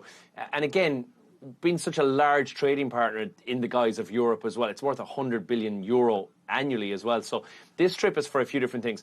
First and foremost, he's going to want to reassure investors. India is stable. It is open for business. There is, of course, geopolitical turmoil, but, India is here and we're okay. We can manage to get through this. And I think there's a bit of a strategic angle as well, because if you're looking at import-export in terms of India and Europe, there is ways around it. Of course, you can send goods would trade via South Africa and you can make the way up, but you can add 6 to 8 weeks onto your onto the travel time. So India is trying to maintain relationships and say, listen, we want to make sure these multiple sides that we've been that have been key players like the US, like Russia, the Gulf states, Europe. Modi wants to make sure that India's image as this their independent global player, rather than being tied too closely to any one bloc, I guess, is the safe bet for them as well. He is, in political terms, hedging his bet. And these international visits, they're pretty important domestically too, because he wants to be seen that he's not just reacting to the crisis at home, but he's actively travelling, he's actively out there negotiating, he's trying to protect the long-term economic interests that are on the world stage as well. So, and it's funny because you likened it as well to COVID-like austerity measures that are in place, because obviously the higher fuel costs, that's had a very, very quick impact on transport, on food prices as well, on inflation. There's 1.4 billion people who are there kind of wondering what's next for them because of this. And with it being such a fast-growing major economy, what Modi has done here is framed India in a very, very sensible way. It's a patriotic response saying, listen, it's COVID-era type messaging. Citizens need to make temporary sacrifices. That will force national stability as well, and you're doing it for the good of India. And I think he's doing what he's done very, very well. He's not tying himself too closely to any one major player, but he's getting over there, and especially with this trip to the UAE as well, just to try and lend support, but more than anything else, say we're here and we can trade with you guys. I think it's just hedging all bets, and I think that in itself is a real sensible thing, because of course India has a direct trade link with the UAE that it can get straight into the ports near Fujairah without ever having to go through the Strait of Hormuz, which of course would be a safe bet. So it would be an automatic link almost into the GCC without having to go through the Strait of Hormuz. So I think that's probably a sensible move from an Indian point of view as well.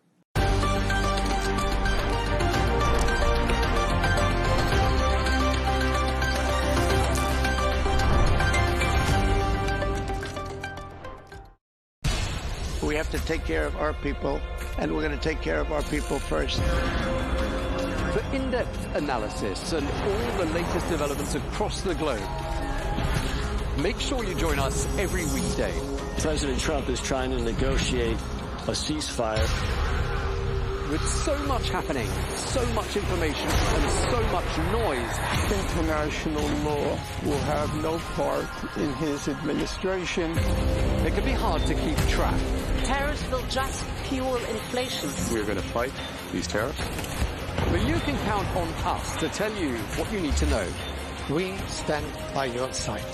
Join me, Tom Burges Watson, for Global News Today, right here on Al Arabiya News.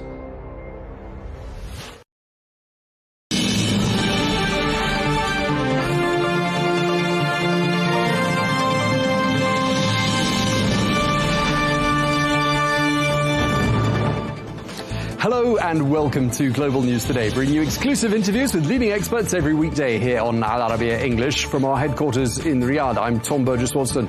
Coming up today, President Trump kicks off the first visit to China by a US president in nearly a decade. We'll be asking, what does he hope to return with?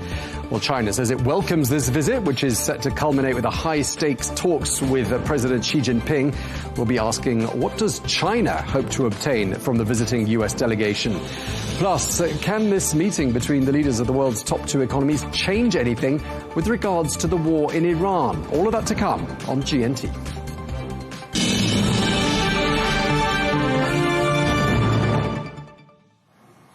Hello and welcome to the programme.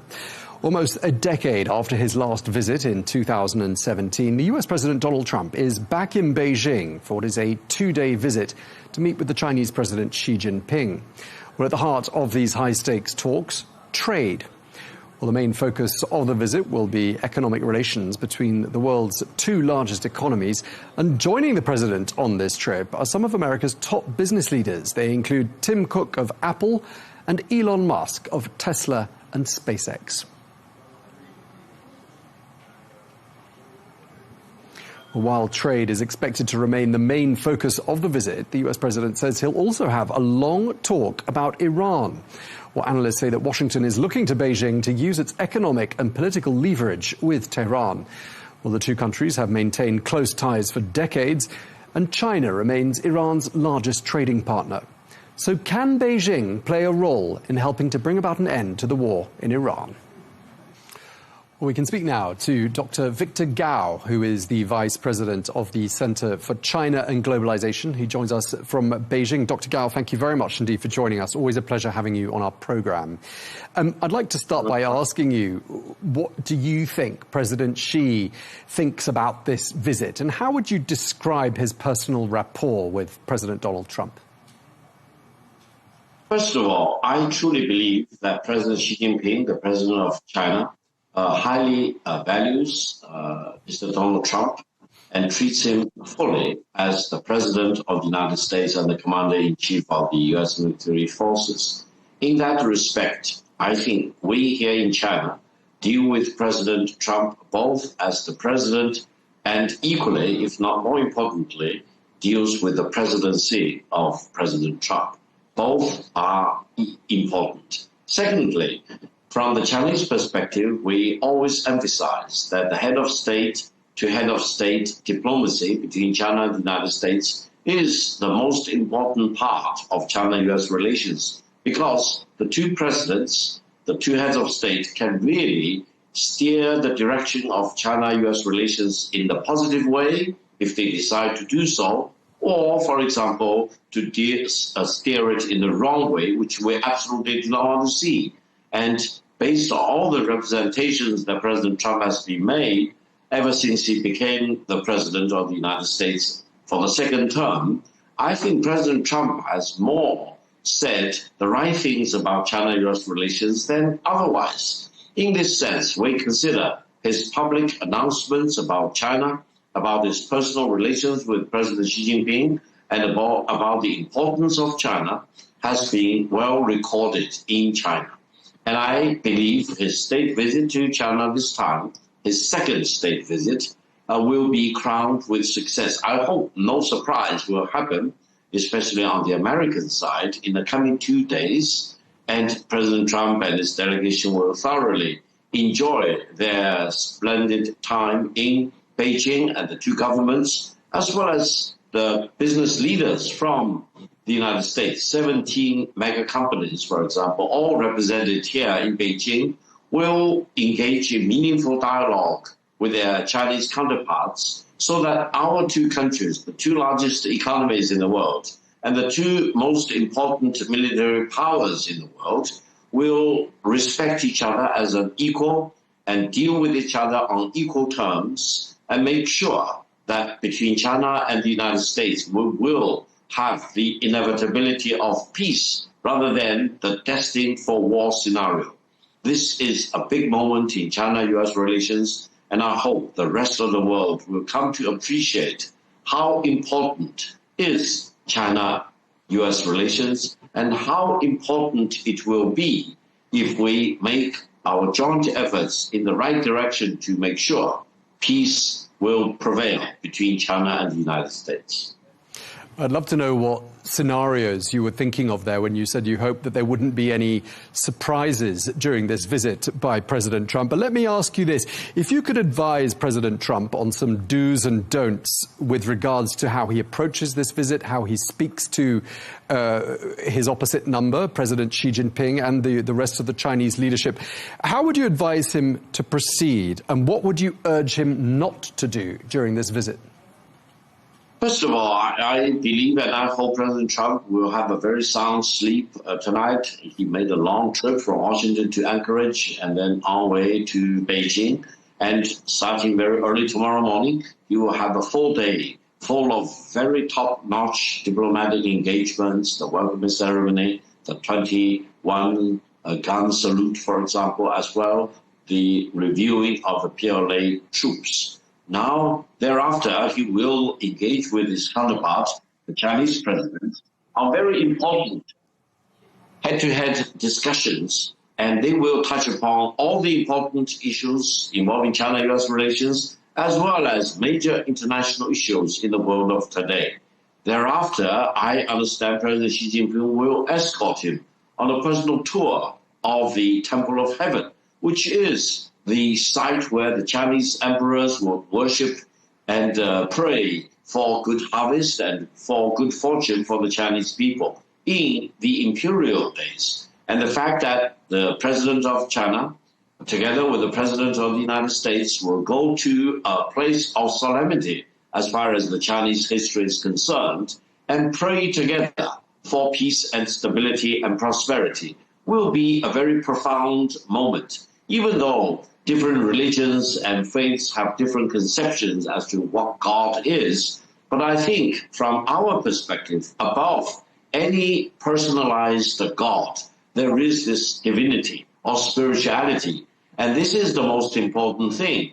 I hope there will be spirituality and divinity which will help China and the United States to become friends rather than enemies, and to promote cooperation between China and the United States rather than otherwise. So I read a lot of symbolism as well as substance in this joint visit by the two heads of state of China and the United States to one of the most holy and solemn places in China, that is the Temple of Heaven. And the fact that they will go there together, they will join some ceremony together, and hopefully they will pray in their each other's way, respective way, for divine intervention, for peace in the world and peace between China and the United States. That will mark a very high point in China-US relations, and hopefully the significance will be felt for many years, if not for many decades to come. But if there's one thing you would tell President Trump if you were advising him, don't do this or don't use that kind of language, what would that golden nugget of advice be? Yes, I will tell President Trump, with all due respect, treat China as an equal. Don't mishandle China-US relations, and always nurture China-US relations, and try to understand the Chinese culture better. And while he's well known for his art of deal, while in China and thereafter, I hope he will really read The Art of War, which is a masterpiece in human history. And The Art of War will teach President Trump that war should always be used as the last resort. Never use war as the first choice, and always exhaust everything else before anyone really ventures with war. And whenever you launch a war, always be on the right side of history. And the war should not be fought unless you think about in terms of decades to come, or centuries to come, or minimum 1,000 years to come. So the reading of Art of War for President Trump, the President of the United States, the Commander-in-Chief of the U.S. military forces, will be absolutely a step up for President Trump.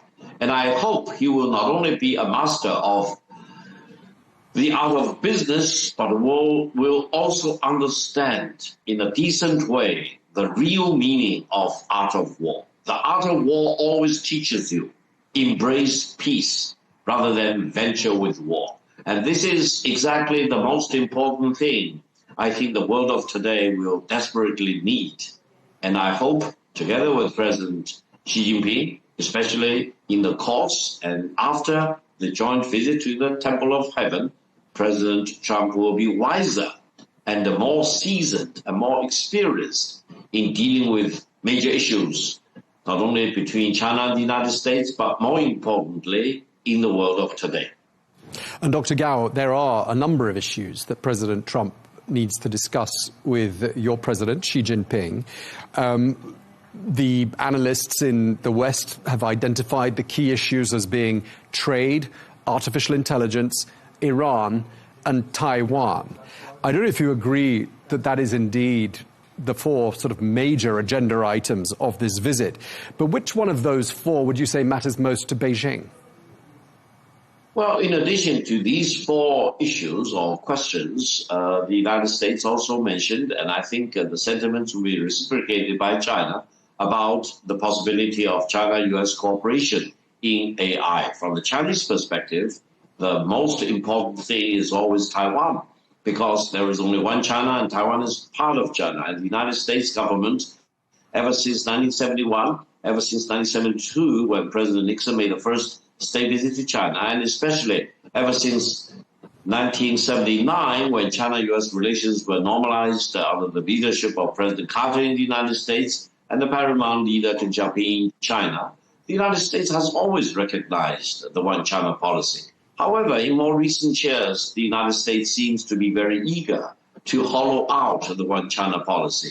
China wants to put a stop. China does not want to see more and larger scale sales of arms from the United States to Taiwan, or even the over-eagerness to play fire with the separatism of Taiwan. Now, I think President Trump himself, on quite a few occasions, said the right thing.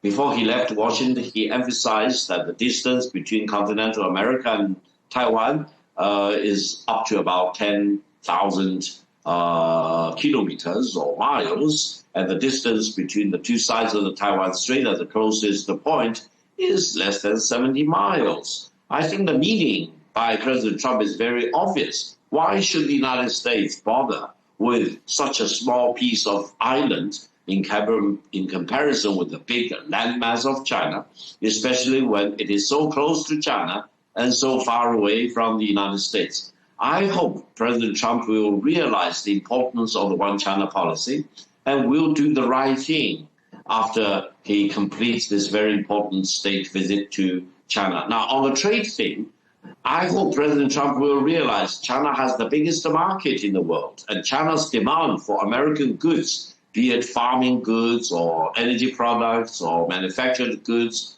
technology goods, etc., will be the largest in the world. However, to be the most important salesperson in chief on behalf of the United States, President Trump would need to defend free trade rather than destroy free trade. And the two-way trade between China and the United States, involving China's export to the United States, as well as U.S. export to China, should be both important. And from the Chinese perspective, we have no interest in seeking imbalance in bilateral trade between China and the United States in goods. We want to see eventually whether we can achieve a balanced trade. And before we do that, we even want to increase bilateral trade between China and the United States to, let's say, 1 trillion.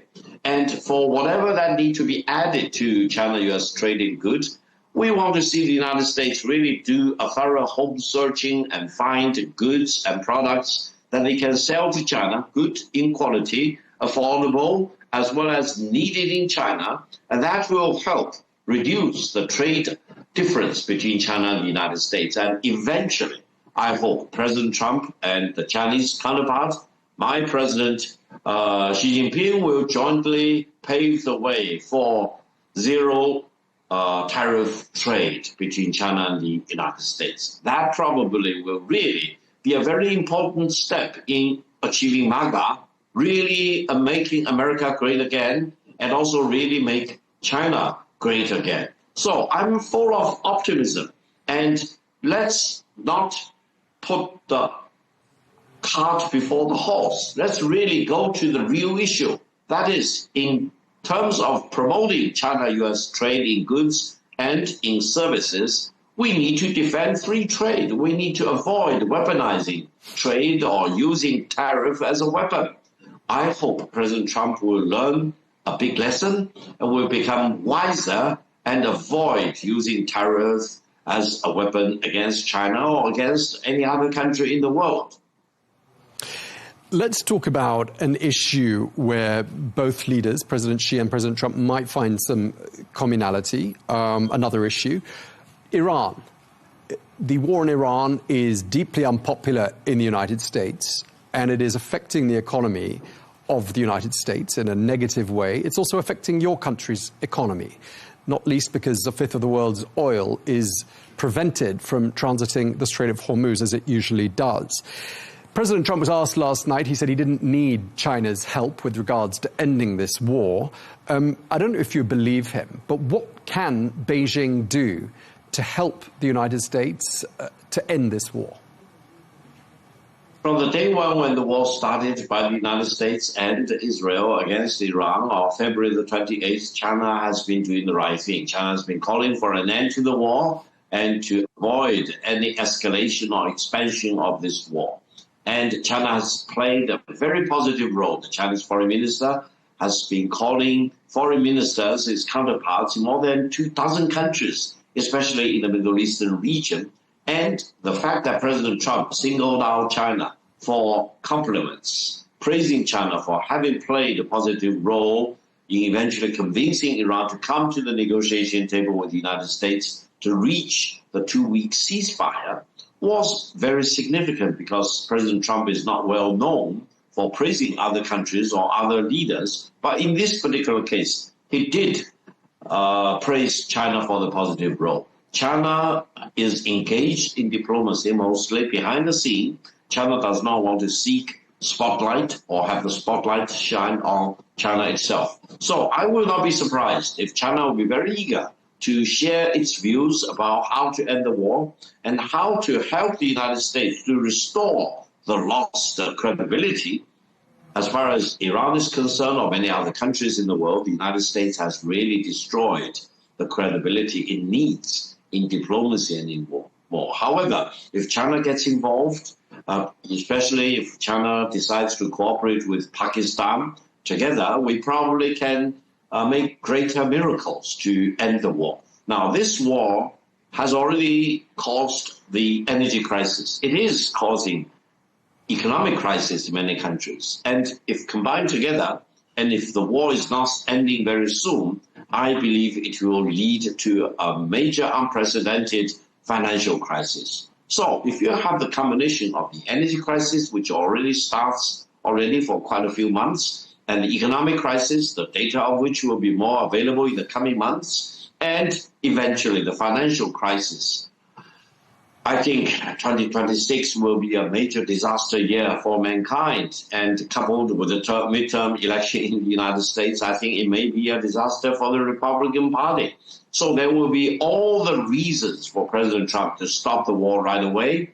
And if he can get any advice or any guidance from the Chinese side, we will spare no efforts in sharing our wisdom and experience with President Trump and his government in building up more trust between Washington and Tehran, and in really putting an end to this unnecessary war. I believe the American people are not enemies of the Iranian people, and Iran should not be considered as enemy of the United States. Both Iran and the United States should have enough sanity to avoid viewing each other as an enemy and try to use peaceful means to solve whatever problems there are between Washington and Tehran. China will be absolutely willing to help in achieving a better result between these two countries.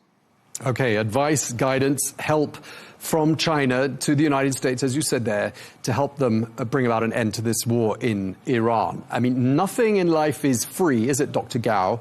What would China aim to get in return for such an outcome? Well, I think the biggest thing China wants to get is always stand on the right side of history. China is unique in this world. We not only look at any issue for the purpose of today, we normally will look at it in terms of years to come or decades to come, and in some cases for centuries to come. And on most important issues, we are truly extraordinary. We actually have a tendency to look at it in terms of the coming 1,000 years. By having such a long-term perspective, rather than kind of a knee-jerk or shoot-from-the-hip attitude, I think we help ourselves to make the right decision, which will enable us to be on the right side of history. And from the Chinese philosophy, nothing is more important than to be on the right side of history.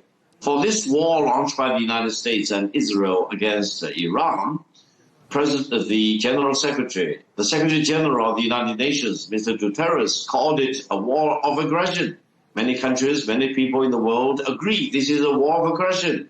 To have a war of aggression by the United States against Iran, to have it dragged on or accelerated or escalated, it does not serve the fundamental interest of the United States.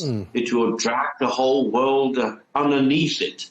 And it is absolutely necessary for China to do the right thing. And doing the right thing, enable the United States to end the war right now, is the best thing that China can expect to have.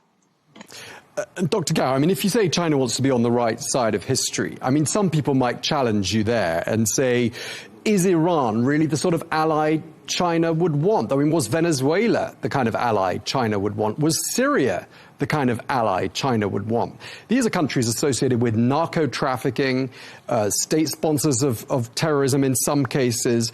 I mean, does that really put China on the right side of history, having allies like Iran? I do not agree with the premise of your question. Why? Let me tell you. China has diplomatic relations with more than 186 countries in the world. And the Belt and Road Initiative now has participation of more than 160 countries in the world. We would say China's friends are more than many other countries tend to believe. This is number one. And when we look at the Muslim world or the Arab world, for example, we have more friends than probably any other country want to believe. And the fact that China brokered the peace between Iran and the Kingdom of Saudi Arabia a few years ago really was a big testimony to China's capability of making peace. Now, someone said, well, with this war launched by the United States against Iran, China lost all the credibility in the Middle East. No, I don't think so. Because I truly believe the Arab countries, the Muslim countries in the world have their own wisdom. They will see that when the dust settles, they will come to the conclusion that China is making for peace. And China will never spare any efforts in promoting peace between Iran and Saudi Arabia and between the Western world and the Muslim world and the global South, for example. And we enjoy making peace, not only between China and many other countries, but between among any other country in the world. This is what China is doing to be on the right side of history. China does not provoke war. China does not provide weapons to warring parties. And China always calls for an end to war whenever a war unfortunately breaks out. And it applies in the same way to this U.S.-launched war against Iran. Okay, you've been very generous with your time. One last very quick question. Does Beijing believe that it holds the stronger hand of cards going into these negotiations, these 2 days of discussions with the United States? After all, President Trump faces rising inflation back home. The courts back home have been blocking his tariffs, and this war in Iran is deeply unpopular. Does China view itself as having the upper hand here? No, I don't think so. I think from the Chinese perspective, we always respect the United States and want to deal with the United States as an equal partner going forward. we do not size up the United States as in a stronger or weaker position, advantage the position or disadvantage the position on a daily basis. We look for the longer term. We believe for the foreseeable future, China and the United States will coexist in this world. We need to live and let live. Your God for you, my God for me. Mutual respect between China and the United States will be the better way. And the inevitability of peace between China and the United States will be the better way and the highway. And let's work together to rebuke the fallacy of destined for war between China and the United States. In this spirit, I don't think people need to compare the pros and cons, the strength or weaknesses of China on a daily basis. We need to recognize that both China and the United States are two great countries, very strong in their own way. And if they do the right thing, they can help save mankind. And if they do not get onto the same page, if they do not size up with each other and see more and more in common about the major issues in the world will be a more dangerous place. So let's see whatever we can do to promote cooperation and friendship between China and the United States as two equal countries, rather than sizing up their relative strengths and weaknesses on a daily basis. That may be the wrong thing to look at China and the United States. Okay, thank you very much indeed for your time.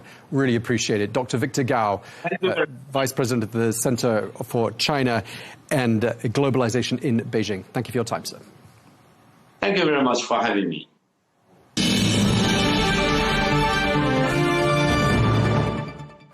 Well, we're joined now by Dennis Wilder, who's the former National Security Council Director for China and Special Assistant to President George W. Bush. He joins us now from Virginia. Thank you so much for taking the time to speak to us. And I'm going to be asking about your two, I believe, visits to China during the Bush presidency.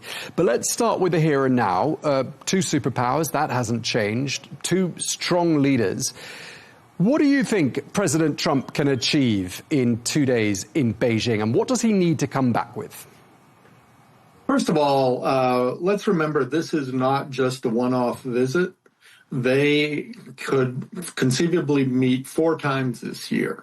Xi Jinping will come back to the United States sometime in the fall. Then we have the G20 summit in China and the G7 summit in Florida.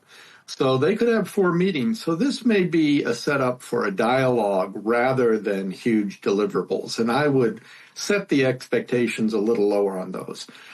Trump has said this is about trade. He has brought some of the giants of American industry along with him. There is conceivably a Boeing deal in the offing, a big one. Soybean purchases by the Chinese, beef purchases by the Chinese. And other areas where the United States feels China has kept American companies out of the Chinese market. For example, medical supplies, other things where our high tech has an edge in China. And he wants to open that market further. Remember, we have a $200 billion trade deficit with the Chinese. But does all of that add up to enough headlines, good headlines, strong headlines, the ones that President Trump really needs? Because his opinion polls, if the ratings are to be believed, they're languishing. And he's got the midterms in 6 months. Sure. But that's why he's trying to hit on topics that the American people understand. If he talked about geopolitics and big issues of world importance, frankly, those don't play well locally in the United States. But if he can convince the American people that he's getting more jobs for them, that he's growing the economy, that their lives will be better because of the trade situation, then that helps in the midterm. So I think you've got to think about what the average American wants out of this trip, not necessarily what we professionals, we internationalists want. But there is an international dimension to a very serious domestic problem in America, which is the fact that the prices at the pumps are exorbitant. That's really hurting household budgets in America. President Trump needs this war over and soon. Can China help him achieve that? Well, one of the things China can do, and I would expect them to do, is very much agree publicly with the president that the Iranian claim that they should control the Strait of Hormuz, that they should charge tolls, is unacceptable. And the Chinese at the United Nations have basically said that. Whether the Chinese will help pressure the Iranians, I think, is an open question. I'm not sure their influence is as great as some people imagine. Basically, China's interest has been about oil, cheap oil. Frankly, China has much more interest in Riyadh and the other GCC nations. It now trades $300 billion a year with those nations, whereas its trade with Iran isn't even a tenth of that trade. So China is not the ally of Iran that people make it out to be. But China is hurting, perhaps Absolutely. Not to the same degree as America and other countries, but it is still hurting from the cutoff of 1/5 of the world's oil supply through the Strait of Hormuz. So that'll be a point of common ground for them. Another issue where they might find some common ground, and I want to ask you about this. I mean, President Trump has asserted over and over again, including last night, Iran must never have a nuclear weapon. Do you think China sort of would tend to agree with him on that?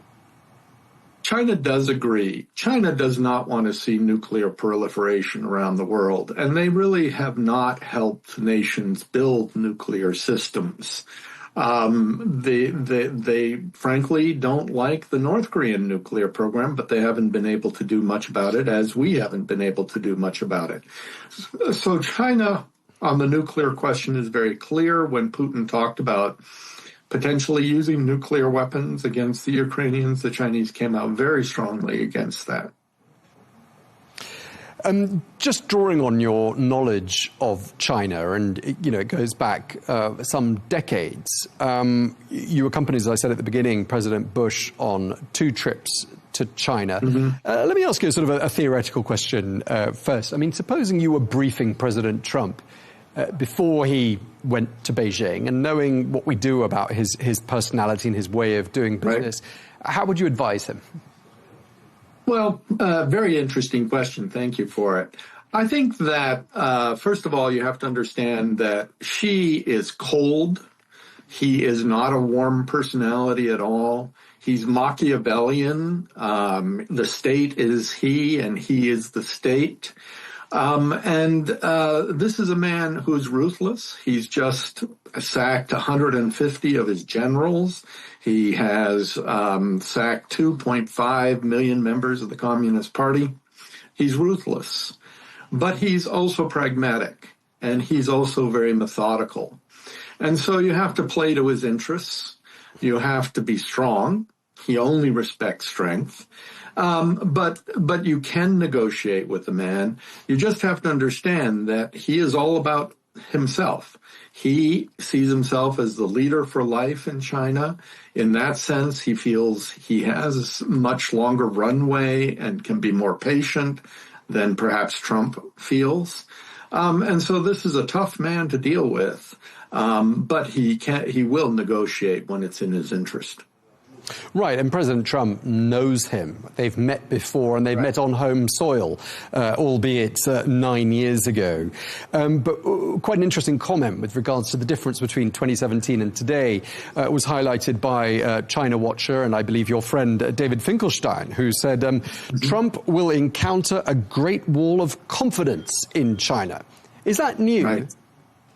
It is new. I call it the new Chinese exceptionalism. The United States, we've always seen ourselves as exceptional, the city on the hill. The Chinese are now seeing themselves as exceptional. They talk about 5,000 years of good governance, harmony in their society. They compare us to them and say, you are in chaos because of your individualism. You have gun problems. You have drug problems. We have none of those. China is now the largest trading partner of most of the nations in the world. So yes, this is a China that is rising, and there's no question it's rising. And Xi very much exhibits that in his manner, in the way he deals with the rest of the world. So just to answer my own next question, it sounds as though you think that confidence is, not without strong foundations, and it's not just a facade.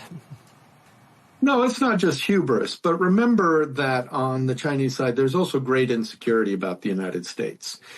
Believe me, the Chinese have noticed what we did with Maduro, what we're doing with Iran. Chinese forces are not anywhere near as capable as American forces are today. And when Trump says we are the gold standard, the Chinese actually agree with that. So China is still a rising power. It isn't a power that has come into its own in superpower status. After all, we have 11 aircraft carriers that sail the 7 seas. The Chinese only sail very close to their own waters. So this is a nation that is growing up. It's moving ahead. But remember, only $14,000 GDP per capita. In the United States, it's $90,000 per capita GDP. So there's a long way for China to go.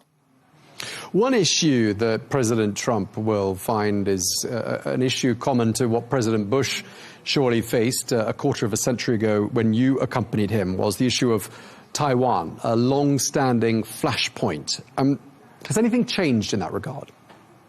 Well, first of all, it is the most difficult in U.S.-China relations. It has been ever since Nixon went to Beijing in 1972. It remains at the core of our disputes with the Chinese. What has changed, frankly, is Trump's attitude. Trump is much less interested in democracy than former American presidents. He's much more wary of President Lai and the pro-DPP government he leads. Trump has put restraints on the American relationship with Taiwan in the last year. And so the Chinese see him softening on the issue of support for this president in Taiwan, not necessarily for Taiwan.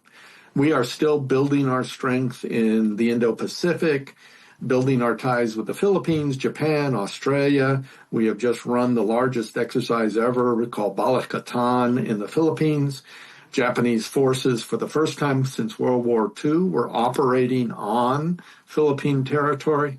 So it's not as if we are abandoning Taiwan, but I think the president understands that we want stability, and that the DPP may not be the best way to maintain stability, that perhaps in the next election, the KMT ought to win, the Kuomintang party. And in fact, Xi Jinping has just had the head of the KMT party in Beijing. So he will say to Trump, look, we're reasonable, but we can't deal with these pro-independence advocates. And I think Trump may have some sympathy for that. Okay, so perhaps some progress, perhaps, or some more communality between the perspectives of the US and China on that particular issue. Now, President Trump is by no means alone. I don't know whether this happened in the days of President Bush or in the days of presidents past, but President Trump has gone with a whole army of CEOs, more than a dozen of them. There's people like Elon Musk, Jensen Huang, Tim Cook with him. Did that happen in President Bush's day? No. I understand they've taken 800 hotel rooms in Beijing, an extraordinary size of delegation, the whole Four Seasons Hotel. No, this is unusual. Also, he's brought cabinet members. For the first time, the Secretary of War or Secretary of Defense, whichever term you prefer, is along on the trip. And that is unprecedented. And the president has never brought the defense secretary with him. So this is a very big show on the American side, and that's on purpose by Trump. He wants to show how important he is, how important the relationship with China is. This is very orchestrated by Trump as making it as important a meeting as possible. Some might say that it's a sign that America lets corporate interests shape national security. What would you say to that? I think in the Trump administration, that definitely has been part of it. You in Riyadh saw a huge business delegation when he came there. Trump is pro-business. He is the first Wall Streeter, if you will, that we've ever had as president. So he is geoeconomic in his approach. He is much less on the geostrategic side, which has been the tradition of American presidents. So this is a change. Is this wrong? Well, Wall Street doesn't think it's wrong. Wall Street, the stock markets are going through the roof right now. So from Wall Street's point of view, this is very good news. One issue that certainly wasn't under discussion when you accompanied President Bush a quarter of a century ago was the issue of AI. And some are saying that is perhaps the most important feature of this visit. I wonder what your reading is of this and how worried you think Washington is that China could perhaps overtake the United States in terms of artificial intelligence capability. Well, let me reframe that a little bit. First of all, for me, this is the most important issue of the visit, and not enough attention has been paid to it so far. The real question is not whether they overtake us, it's how we deal with these new frontier models. As you know, Anthropic has just announced that it has a new model called Mythos that is very, very powerful, can be used for defense, but also can be used by bad actors for offense. I think there's going to be an announcement of a sincere AI dialogue, but it's supposed to be about parallel efforts, not joint efforts. So, for example, one of the ideas floating around is that the United States and China would limit the use of these systems, that they wouldn't become open systems, that Mythos will be kept to a very few companies. Similarly, on the Chinese side, I think the administration will be asking them, as their companies inevitably will develop these same kinds of very powerful AI capabilities in cyber, to limit them. Much as we limited nuclear technology, nuclear know-how, there is a need to do this. In the hands of bad actors, these new models could be disastrous. We really don't know how bad it could be. So I'm glad you asked the question, because most reporters are not looking at this question, and I think it's very, very important, not only to the United States and China, but to the world. Yeah, I think the two leaders are acutely aware of the importance of AI to their discussion, to this visit. And there is even talk of a sort of a crisis hotline being set up between Beijing and Washington, right, along the lines of the hotline that was established during the sort of the height of the Cold War to prevent a nuclear disaster. I mean, do you think that's a likely, that could be an announcement from this visit, couldn't it? Yes, absolutely. There are many things, joint safeguards, sharing of data. There are a lot of areas where we could move forward together, and we should move forward together. This is an area of common interest. Think about a guy in a cave somewhere with a Starlink system who could set off biological developments through AI. It's a scary prospect, and it's very real. This is not hypothetical. What do you think the Chinese make of President Trump? Oh, the ultimate showman, a charismatic, but one that is very unpredictable. Remember, you have the most predictable leader in the world up against the most unpredictable leader in the world. And the Chinese, of course, are a very staid society. Their leaders are very staid. So they're intrigued by Trump because he's so unusual. But they also think that he's a bit irresponsible. They also see him, frankly, as a warmonger. That is an attitude the Chinese definitely have about Trump. Yeah, I mean, I was reading something on the Reuters news agency where they interviewed residents on the streets of Beijing who said they viewed President Trump's visit with a mixture of hope and suspicion. Do you think that roughly captures it? Oh, absolutely. You know, they think that Trump, if he could, would bring down China. There is a suspicion. I'm hearing from Chinese that they see that everything we're doing, for example, in the Western Hemisphere, whether it's Venezuela, Cuba, Panama, this is all designed against China. This is all a grand American strategy. And while I think that's a very unlikely conspiracy theory, it's very real to the Chinese. The Chinese, as I said, do have insecurities about the United States. We have blocked them for years. We sanctioned them, embargoed them. We've done a lot of things that make the Chinese people think that if we could, we would get rid of Chinese communism. Just to wrap up our conversation, Mr. Wilder, I mean, there are those who think that President Trump is domestically looking quite vulnerable right now for the reasons we discussed earlier, obviously the midterms, the polls, the approval ratings, and therefore they view him as being an easy sparring partner for negotiations. How much truth do you think there is to that? Well, I have heard from Chinese this line, but with an interesting twist to it. And that is, they say this is the year of opportunity. That if Trump loses, as is likely, the House and maybe the Senate in the by-elections, that he will be more of a lame duck president and then will not have the maneuvering room he has now. So seize the day, I would say, is the Chinese philosophy. Trump still has the maneuvering room to do some things that China wants, like on Taiwan. Therefore, this is an opportunity not to be missed. Okay. Well, we really appreciate you sharing your thoughts, your wisdom and expertise with us. Dennis Wilder, former National Security Council Director for China. Thank you very much indeed for speaking to us today. A pleasure. Thank you.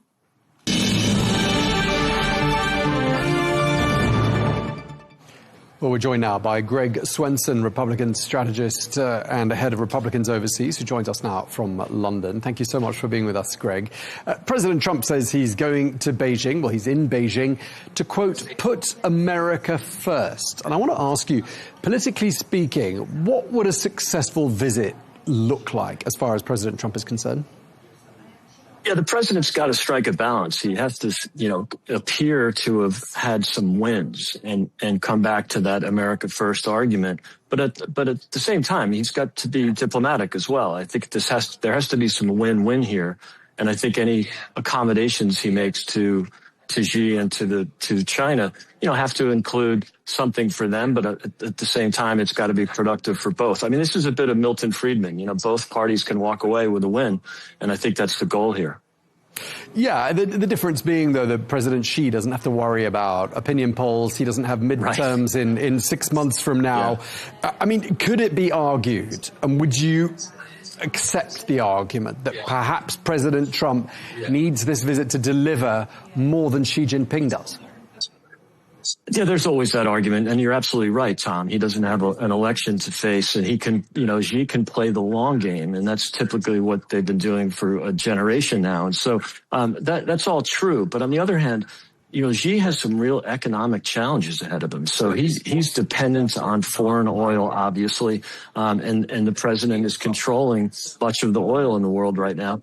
In one way or the other, not just from being the biggest producer, but also the fact that, there's the choke point in the Strait of Hormuz right now. So, these are some vulnerabilities that Xi has. And of course, the economy is in a really difficult spot. You've had this property bubble. 2 years ago, the value of property in China was 300% of GDP. That should normally be 100 or even 125%. And so you've got this massive property bubble that's causing a banking crisis, and 1/3 of the regional governments are essentially bankrupt. So, there's some real challenges there. I think, with, some exceptions like rare earth minerals and some pharmaceutical inputs, the Chinese economy is much more dependent on the U.S. than the other way around. Yeah, I mean, one area of common ground, and, you touched on it there with regards to Iran, is the fact that both countries, both the United States and China, are impacted by the blockage of the Strait of Hormuz. And with regards to Iran, President Trump said before he left, we don't need China's help on Iran. I mean, do you agree? Is that really the case? Yeah, I think that's, the president, as usual, sort of negotiating. He's a deal person, right? And I think there's some merit to that comment, but it doesn't mean that we wouldn't appreciate the help. I mean, a phone call from Xi would probably be pretty productive. But again, remember, the mullahs don't really think like the rest of us do. They are, essentially fanatics. And so they're not going to respond to economic pressure much like they haven't responded to military pressure, they're not afraid. I don't think they're afraid to see their own people suffering from, economic challenges or even urgent challenges like food, which, they're great importers of food. So, I think both Xi and the president respond to those things because they have to, whereas the regime might not even respond to gestures from Xi even though they're allies. Yeah, I mean, there are going to be some other important issues under discussion. We've touched on Iran. There's also going to be Taiwan. There's going to be trade. There's AI. Let's see if we can cover all of them. With regards to Taiwan, do we see anything shifting with regards to the lines that President Trump takes with his hosts? It's a really good question, Tom. There could be some surprises here. I don't know that it's the top issue in conversation, but it's definitely in the top 5, so it will be addressed. I think President Biden on occasion made some mistakes by commenting, but this president is also very unfiltered. And so, the tradition has been to sort of avoid the topic and talk about, they use words like ambiguity or strategic ambiguity. And so they're, not suggesting that we, the U.S., would defend Taiwan, nor do we say that we wouldn't. It's really vague. And given the president's unfiltered nature and he has a different way of thinking, he might throw Taiwan into the negotiating mix. Okay. And what about with regards to AI? What do you read into, first of all, that huge entourage of CEOs, a lot of them in the tech sphere, that President Trump has taken with him to Beijing? What does that tell everybody? What's the signal the president's sending out there? The signal is that American ingenuity, creativity, and sheer economic power is overwhelming. And I think, most or all of the great technology inventions of the last few decades, even the last 50 years, have been in Silicon Valley or in the U.S. And that's a powerful advantage that we have. And even Chinese entrepreneurs would be more prone to move to America if they had some great invention. Why would they want to run their business in China, where you have a basically state-controlled or state-owned economy? There are exceptions, of course, like Alibaba, but even there's some really restraints on the leadership of that company. And so I think, the model, the American model is overwhelmingly better than the Chinese model. And that's, I think, what the president's demonstrating here. And obviously, President Trump has said, even in his first term, he talked about trade deficits a lot, China very much in his sights on that particular issue. Yeah. Can a visit like this, do you think, go any way towards reducing or narrowing the trade deficit with China? I think it can, yeah, and I think the president will definitely want some sort of commitments on soybeans, for example. Although we've had commitments in the past that the Chinese have not met, maybe there's some more enforcement that has to be done, or better metrics to measure how much they're actually buying. But I do think that that's definitely part of the deal here. Reducing the trade deficit is important for the president, and I think for his voters as well. So. As the Treasury Secretary said, the buying cheap stuff has never been part of the American dream. So, of course, the mainstream media in the U.S. will criticize the president for, possibly having higher prices on goods. But that's not really, again, that's not part of the American dream. I think there's got to be some reshoring or some friendshoring, without putting the Chinese economy out of business by any means. But that, that $300 billion trade deficit has to be narrowed. Okay. And with regards to AI, some people are talking about AI as being the modern equivalent of the nuclear arms race during the Cold War. I don't know if you agree with that, but do you see the two sides perhaps finding common ground, striking some agreements? And, just thinking ahead, the common ground is obviously, it's sort of the humans versus the machines in a way, isn't it, with regards to this one? Do you see them perhaps building on that? Sure, Tom. I think that, we can be on the same team on this because we have the same interests in mind. Now, there is a bit of an arms race there. I know that the Chinese feel like they want to compete on one hand with the U.S. We are winning that race right now. And I will always bet on the U.S. to beat China in those kind of races. But it doesn't mean we want to be in conflict either. So I think, there might be some conversations about it. I think many of those conversations have probably occurred already. It's, typical of these big summits between two world leaders. So a lot of the legwork has been done. But I think, surely the U.S. is going to win that if it's competition. But I think 2 + 2 could be 5 here if there's some cooperation. When Republican voters look at their televisions this evening and they see President Trump there in Beijing, what do they want to see? Do they want to see Trump the deal maker, Trump the peacemaker, or Trump the tough guy? Probably all three. And it's a really tough balance. And I think the president, always prides himself in having relationships, even with our adversaries. It's always personal with President Trump. And that's to the American public's benefit. And so he'll always have the American public, in mind and put them first. And that's really his kind of negotiating style as president.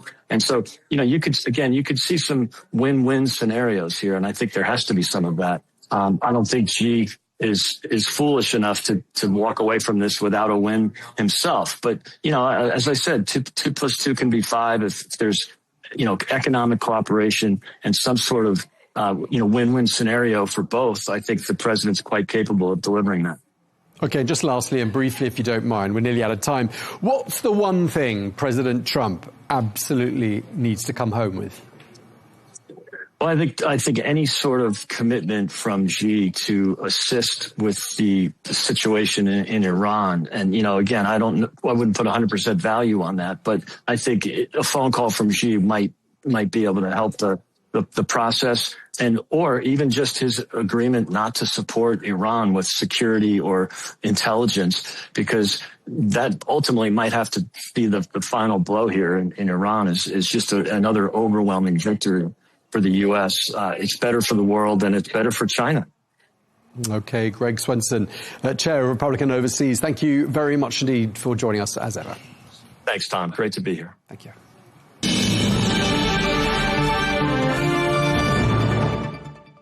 Now, as the world watches the US President Donald Trump sit down with his Chinese opposite number President Xi Jinping in Beijing, attention remains on the war in Iran, while President Trump is expected to push China to step in and use its influence over Tehran, raising the big question: could Beijing actually help bring an end to this conflict? Well, at the same time, pressure is building back home. There are growing fears that the economic fallout from the war could hurt Republicans in the upcoming midterm elections. Well, the war in Iran has cost the US a staggering $29 billion to date. But President Trump insists his focus is not on the economic strain facing Americans. He says what matters to him most now is stopping Iran from getting a nuclear weapon.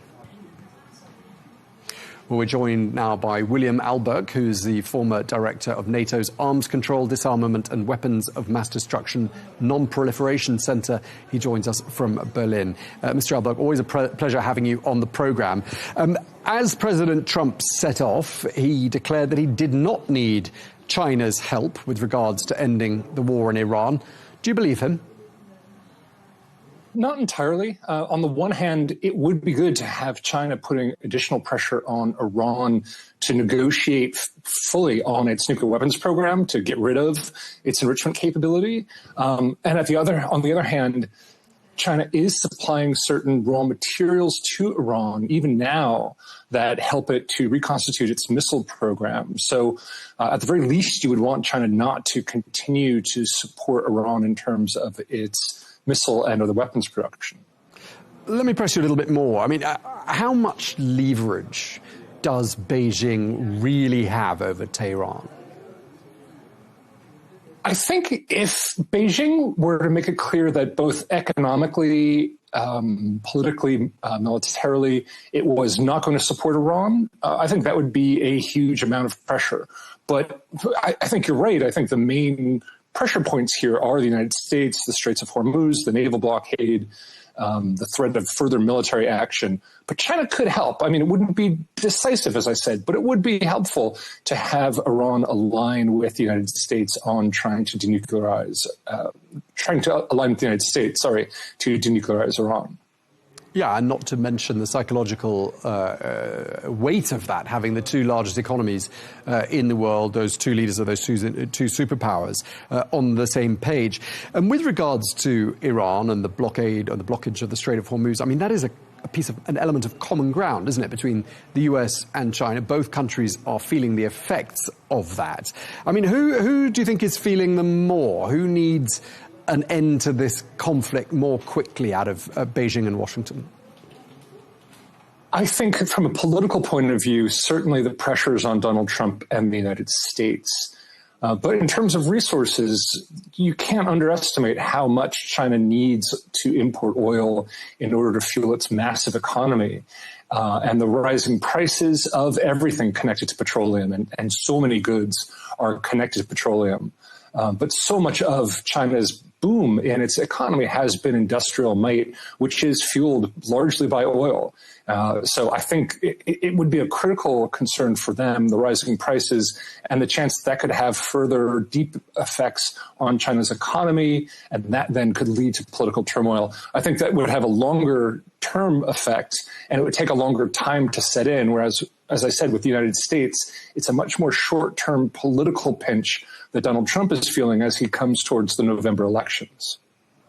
Right, and those elections, as things stand, look like they're not going to turn out too well for the GOP and, by extension, for President Trump. I mean, when does this conflict have to be over by for President Trump and the GOP not to be trounced in November? I think the effects are already... The problem with elections is the psychological state of the electorate sets in relatively early. So the fact that today, for instance, we have a report of the highest inflation for several years, that's going to be the message that resonates. I think for Trump, the idea that he can get prices down enough that it would then have an impact on inflation, I think now it's something that's so critical. Because, again, these impressions are going to be set now. They're going to be set as the summer continues. And so, the correct answer is yesterday. But in reality, the pressure is going to be increasing every single day because those gas prices, those inflation numbers, if numbers ease in October, that's not going to be enough. They have to start easing now. And they're nowhere near easing. In fact, they're just getting worse. Yeah. And I mean, clearly, a lot of analysts are saying President Trump needs, for the reasons you've given, this summit with President Xi and this whole visit, in many ways, more than President Xi needs it, because he doesn't face opinion polls, he doesn't face midterms there in Beijing. I mean, would you agree with that assessment? Sure. There is no public pressure within China for China to meet with the United States. The Chinese media, the Chinese government's lock on media has been pushing anti-Americanism for such a long time.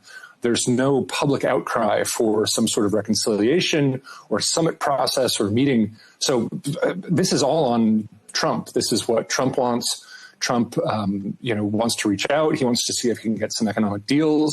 He wants to see if he can get some relief from, some of the pressure that his own war in Iran is causing him economically. So it feels like President Xi has all the cards in this meeting. Right. I mean, 6 months from now, when we look back at this meeting in Beijing between these two presidents, what do you think people will say about it?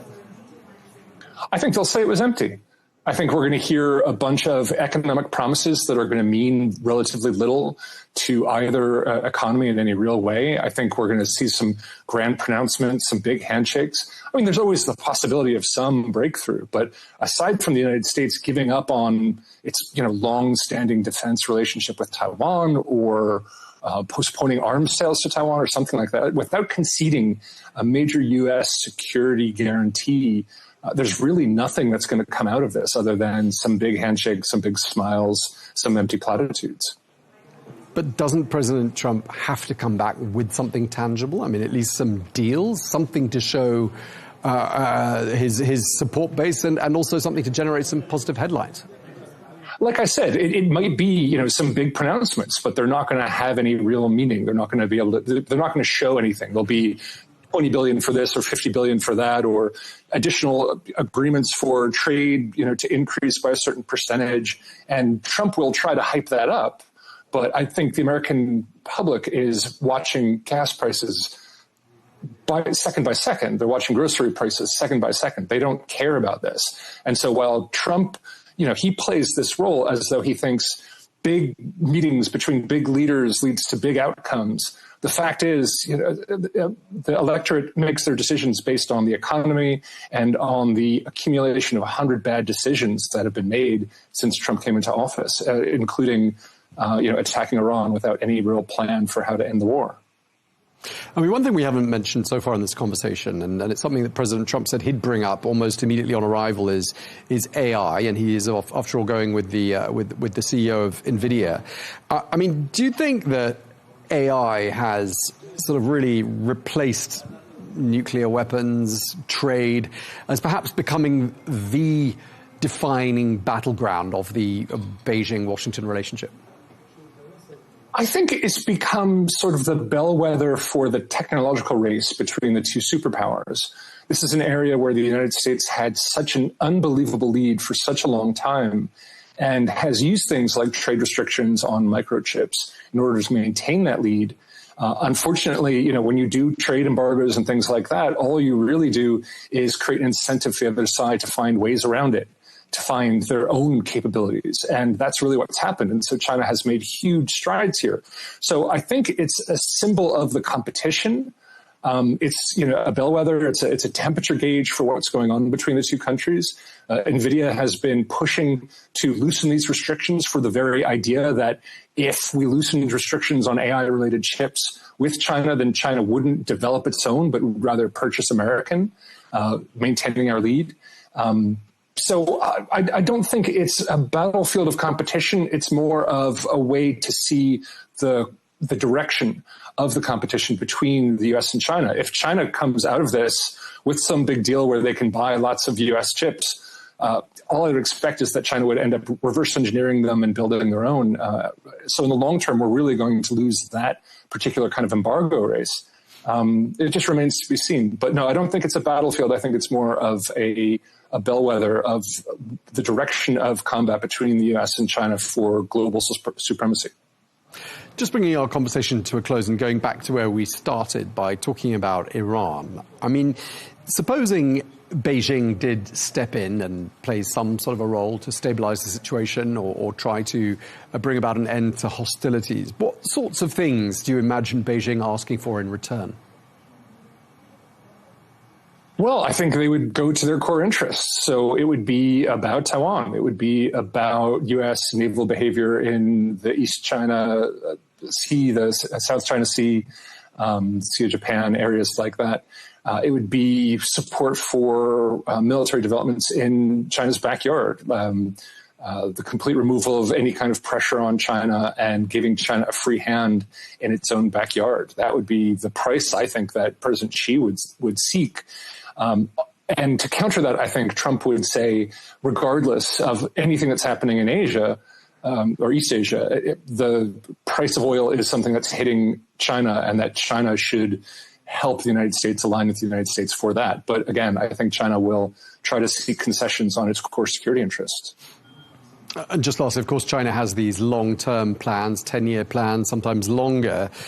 When you look at those long-term plans and that long-term strategy, and you compare it to President Trump's sort of more instinctive approach to issues and trusting his instincts, I mean, which one wins, do you think, in a situation like this? Well, on the one hand, you have, a country like China, which has very, as you point out, centralized planning, really wrapped around one person, President Xi, and the need for much longer term plans of the United States. The United States, therefore, is a little bit more flexible, but in President Trump, you have someone who is so mercurial. There's just no planning visible at all.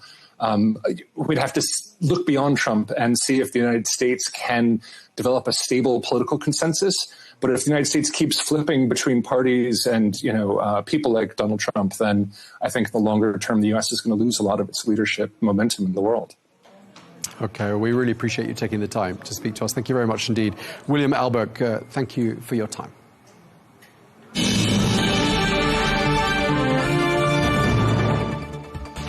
Well, that's all we have time for on Global News today. Thank you very much indeed for watching. Do join us again tomorrow for more exclusive interviews. Until then, bye-bye.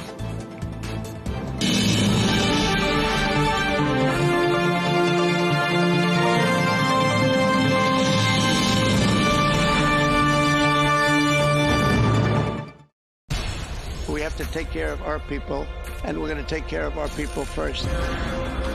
For in-depth analysis and all the latest developments across the globe, make sure you join us every weekday.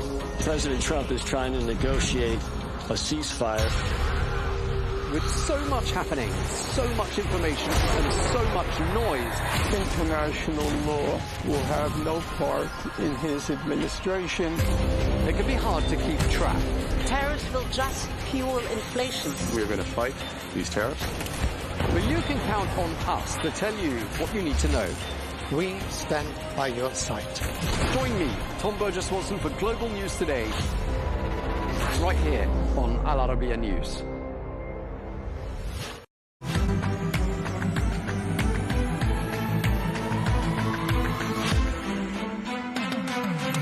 Africa is at a crossroads. Amidst vicious global competition, Africa must forge its own path and secure a place at the table. In May 2026, Africa's business and political leaders will unite at the Africa CEO Forum Annual Summit to set the course for the continent. Join us and shape the future of Africa. Al Arabiya English, your media partner.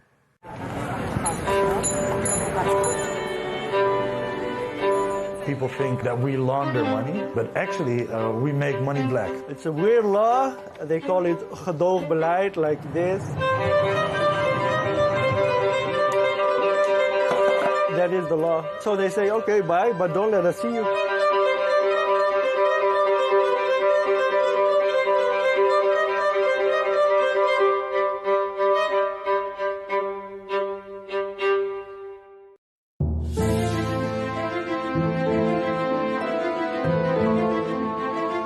It is the oldest crop known to humanity.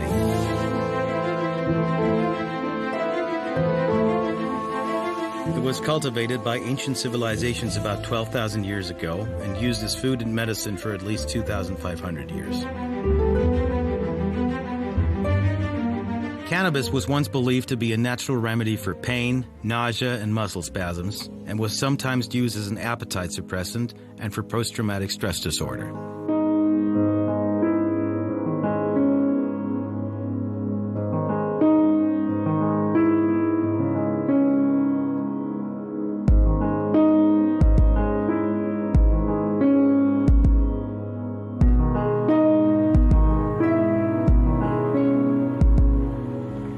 However, countless studies have shown that cannabis may cause serious health risks, worse than cocaine in the case of repeated addiction, especially if it begins at an early age.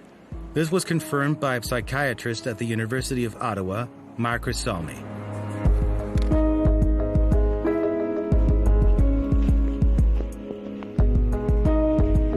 Dr. Salmi says that some people believe that cannabis is a plant that comes from Mother Nature and cannot cause any harm.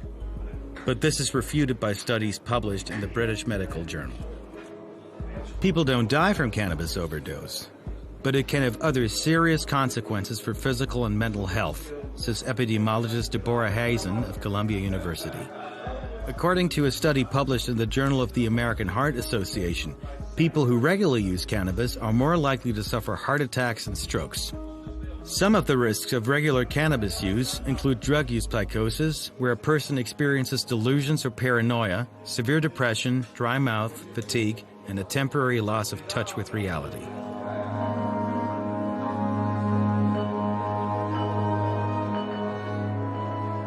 now we've noticed that people who are using cannabis are using stronger cannabis than, for example, the type of cannabis that was available in the 60s and 70s in terms of the THC content or the actual active ingredient that make people hallucinate or feel relaxed or feel that they're going through a good time.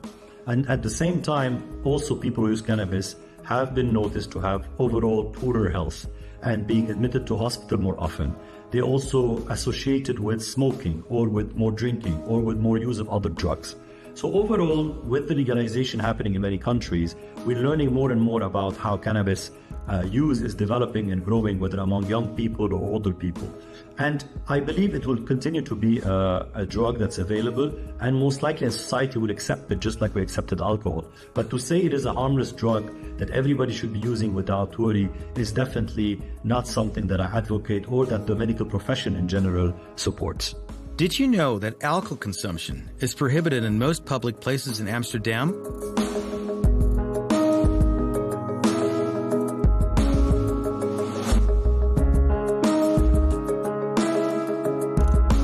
Contrary to popular belief, cannabis is not legal in the Netherlands, but since the 1970s, it has been tolerated to a certain extent. Coffee shops may not store more than 500 grams of cannabis, and they may not sell more than 5 grams per day to the same customer. The cultivation and supply of cannabis are also illegal, meaning coffee shops are technically operating outside the law when they receive stock. Sometimes the suppliers are opaque and may even be affiliated with criminal gangs.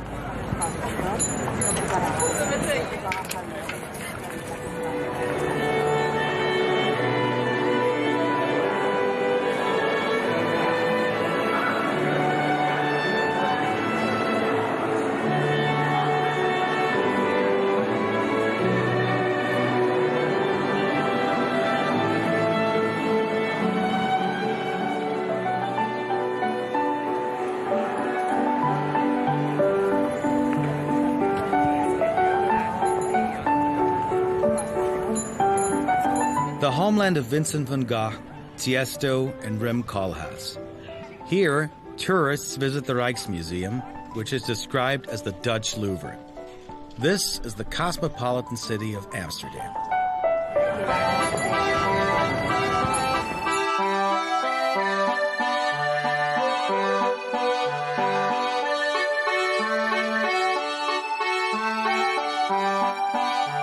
The Netherlands, despite its small size, is a global agricultural powerhouse and a major exporter, earning it the nickname the grocery store of Europe. The country serves as a major gateway to Europe, with the port of Rotterdam being the largest port in Europe and a key logistics hub.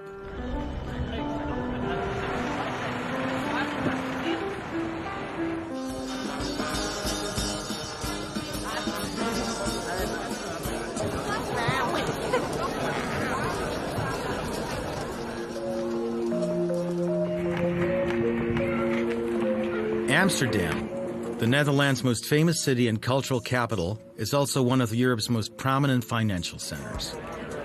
The city of canals, museums, and theaters is visited by millions of people every year.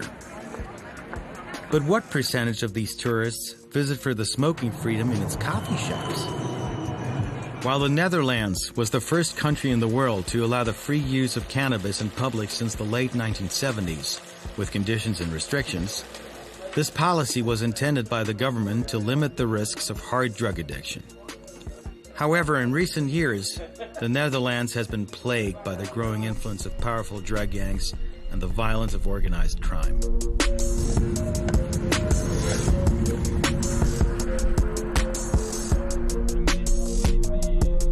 To investigate, our Arabiya English team went to the cafes, streets, and even cannabis farms of the Netherlands, especially since other countries have followed suit in recent years and legalized the cultivation and trade of cannabis.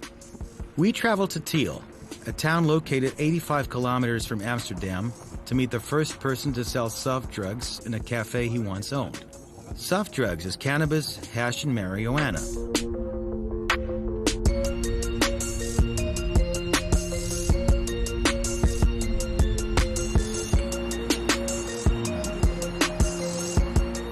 Werner Bruning, who opened Malo Yalo in 1973, the first coffee shop in Amsterdam to sell soft drugs. This coffee shop system partially was set up as such that one of us would pretend he was just a visitor sitting in front of the bar and selling hash and grass.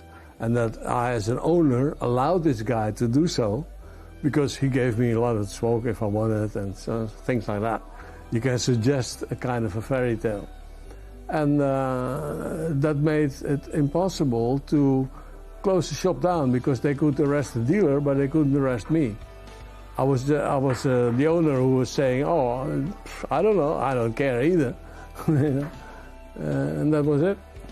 And then they made it, combined the two things and said anybody in that shop who is selling hash and grass is supposed to be one of the employees of that shop. So there is a link. And they said, okay, we'll leave all the shops that are existing open. We give them sort of a permit, but only under certain rules. And if you don't obey those rules, we'll shut you down anyway. While Jari studied hotel management at one of the most famous universities in the Netherlands and follows a modern approach in managing cannabis cafes that he and his brother inherited from their family in Amsterdam, Jari also confirmed Warner's words. And it wasn't really allowed, but it was the 80s, it was the 70s, and the government was looking the other way. And since it didn't do really much harm, then came the decriminalization policy of the Netherlands. Ever since, they've never changed this policy, which is weird because the conditions are very different now than they were 40 years ago. Cannabis was first criminalized in the Netherlands in 1953, following previous laws against its import and export in 1928.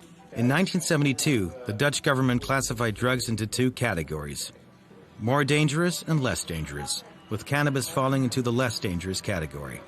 Accordingly, possession of 30 grams or less was considered a misdemeanor. This approach aims to keep cannabis trafficking out of the hands of criminals and reduce users' exposure to hard drugs.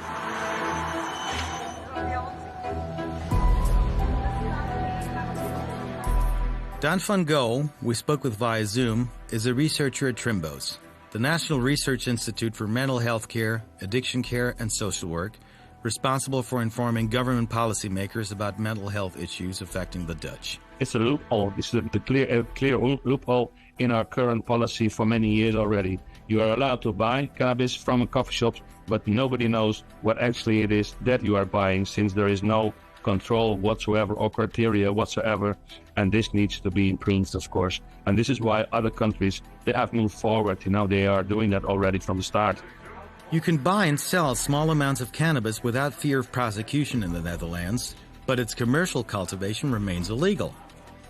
This is how observers describe the state of the cannabis market and its laws in the Netherlands. We went to meet Saeed, a second-generation Moroccan in the Netherlands who has run a cafe selling soft drugs for 20 years in a suburb of Amsterdam. We asked him about the difficulties he faces in his business and how drugs are purchased and sold to customers. The thing with coffee shops, one of the things, you can only have 500 grams inside. If you have 501 grams and they come inside to check your business, they will close you for like 2 weeks. The second time, you have more than 500 again, they will close you definitely. They come and they check some people's pockets and somebody has drugs, they shut you down. So it's a really delicate business. If you sell a customer more than 5, you're breaking the law. If they find out, they close you. Now, we can sell this, we can sell the weed, we can sell the hash, we can buy it, but if they see us buying it, we're trafficking. So that's against the law. We can buy it, but they cannot see us buying it.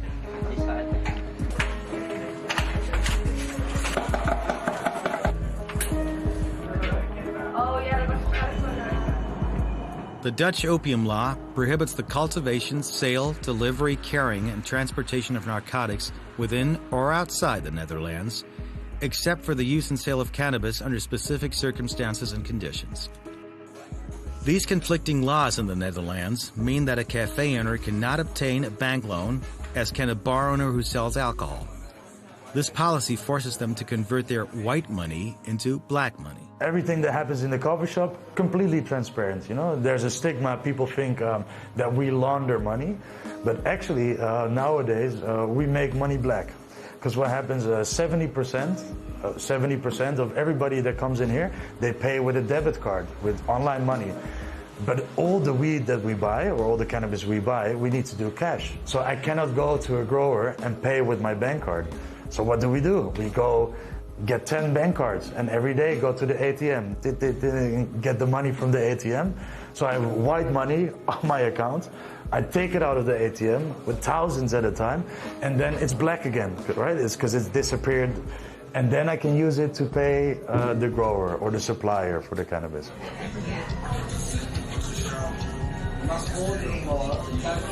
I would love to just get an invoice or buy my product legally from a known reseller who does fair trade cannabis with the highest quality. However, the government has made things more difficult in recent years due to the growing cocaine trade. Amsterdam municipality has banned the opening of new cafes there, and the only way to do so is to purchase an existing one. This is known in the Netherlands as the Cannabis Cafe Ban Policy.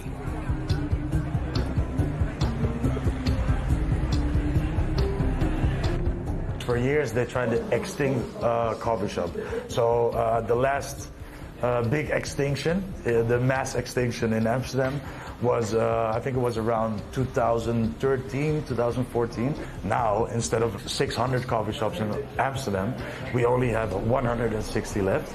So, of course, the coffee shops that remain, their business increases. And that also means that nuisance or problems for the neighborhood also arise. Suddenly, a coffee shop with 100 guests now has 500 guests.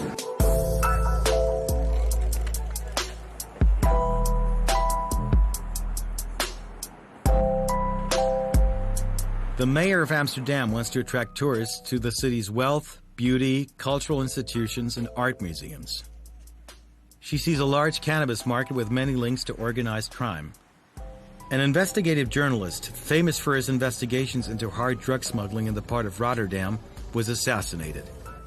In full view of everyone, he was shot dead in the middle of Amsterdam.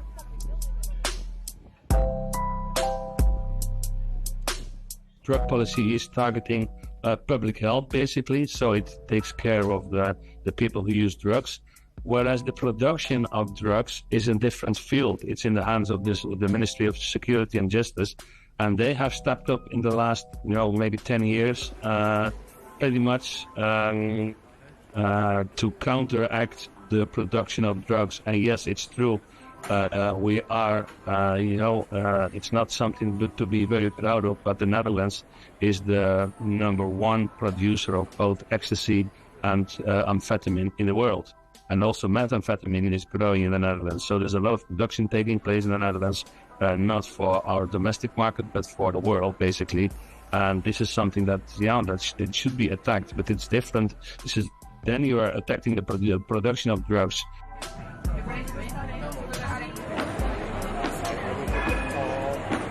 Nightlife in Amsterdam is distinguished and noisy in the city center. Although smoking cannabis is prohibited on the street, those walking here often smell the lingering odor of drugs emanating from the ubiquitous cafes. As we wandered around the city, we found numerous shops selling smoking paraphernalia, narcotic mushrooms, and cannabis oils. We also found several private museums that chronicle the history of cannabis smoking tools throughout the ages. At the end of the visit, visitors could purchase seeds of various varieties.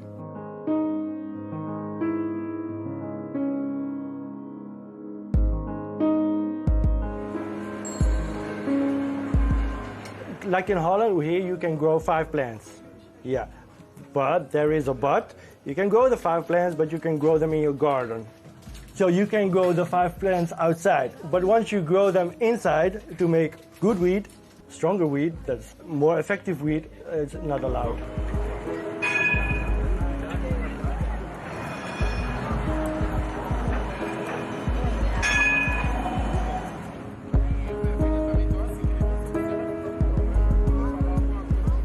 The Al Arabiya English team attempted to visit one of these illegal farms and interview one of the farmers. However, the cafe owners denied knowing anyone but confirmed the high-quality narcotic herbs they purchased from Canada, the United States, and Spain due to the legalization of their cultivation there.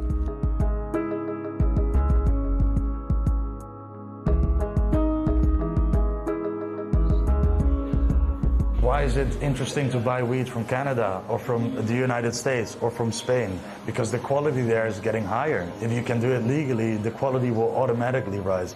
But because of the law, we can sell a space cake here in Holland, but that's about it.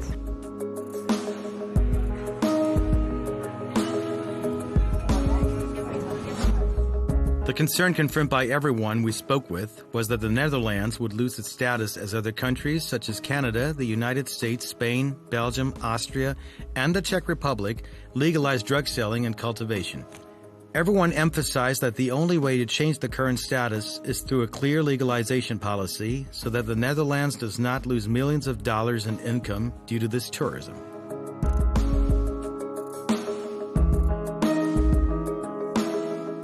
So how can a coffee shop have 30 strains on the menu with only 500 grams? It's not like people come in and bring 10 grams all the time. No, a coffee shop needs to buy kilos. So somewhere the weed is being stashed, and all of a sudden it drops out of the sky in the shop and it's legal.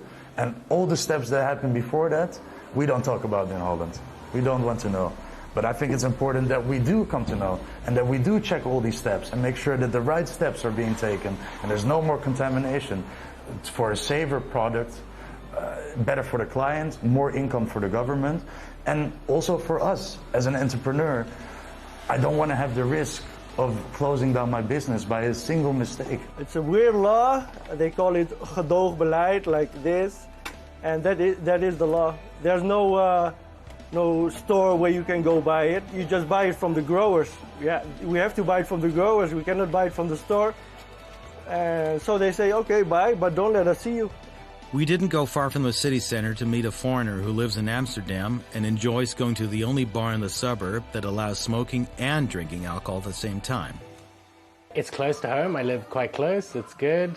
You can smoke and have a drink here, which is relatively unique. I enjoy the fact that it's legalized here and that I can smoke when I want and whatever. That's great. That's how I believe it should be.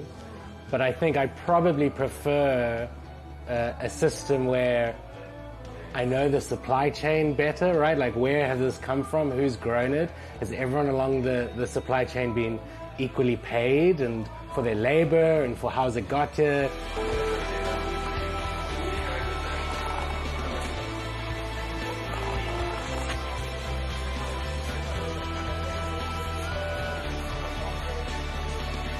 We live in an individualistic world where we all are forced into our own bubble in our cell phone, and it all revolves around Instagram and the metaverse. Nothing is about the real world anymore. And there's many people, especially people of age, for who it's a great addition to their life to come to the coffee shop every day, have their cup of coffee, be among the people, be in society. And I think there's social cohesion and safety when people come together and talk together. This project, the legalization of cannabis in the Netherlands, represents a pivotal moment in the history of drug policy in the country, and its success or failure could ultimately shape the future of cannabis policy, not only in the Netherlands, but also in other parts of the world. We spoke with researcher Dan van Ka about the government's future policy regarding the legalization and cultivation of cannabis. We're doing experiments with municipalities, whatever the supply of the cannabis will be regulated by a few cultivators, so to speak, and we will see what the effects will be of that. Also in terms of health, because, the quality of the cannabis being sold. We do that because we run a THC monitor at the Plymouth Institute, but it's only a few coffee shops that are involved in that. And so we aim to improve that in the end. So the coffee shops have to buy the weed from the government to sell it. And this is something they're going to try, and they will see what happens. And if it works out okay, then that's what they're going to do all over. So we will see in the future what will happen with that. So if the government will start selling to us, we will be happy.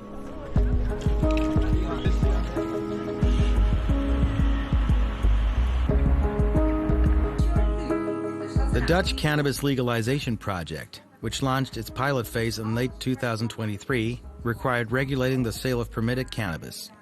Farmers and traders demanded a law that would protect them and regulate their work in this field, but the project was full of challenges. Warner, who gave up his coffee shop business and importing herbs and bulbs for cultivation, now confines himself to treating people with cannabis oils and teaching them how to make THC oil. I do medical marijuana, and I promote the usage of medical marijuana oil because these people don't do it for fun. They do it because they have no other regular solution. This place is a place where we train people to make their own THC oil. I developed an apparatus, a machine, that's called the cannulator, and we teach people how to make it themselves. The course is 2 hours. People come to this course. We tell them to go to the coffee shop first, buy 5 grams of grass, and process it while we're here during the class. Then they've made their own oil for the first time in their life.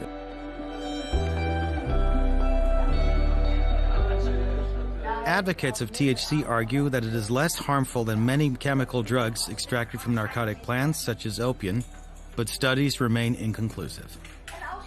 I realized that the active substance, THC, was mainly present in the oil that covers the cannabis.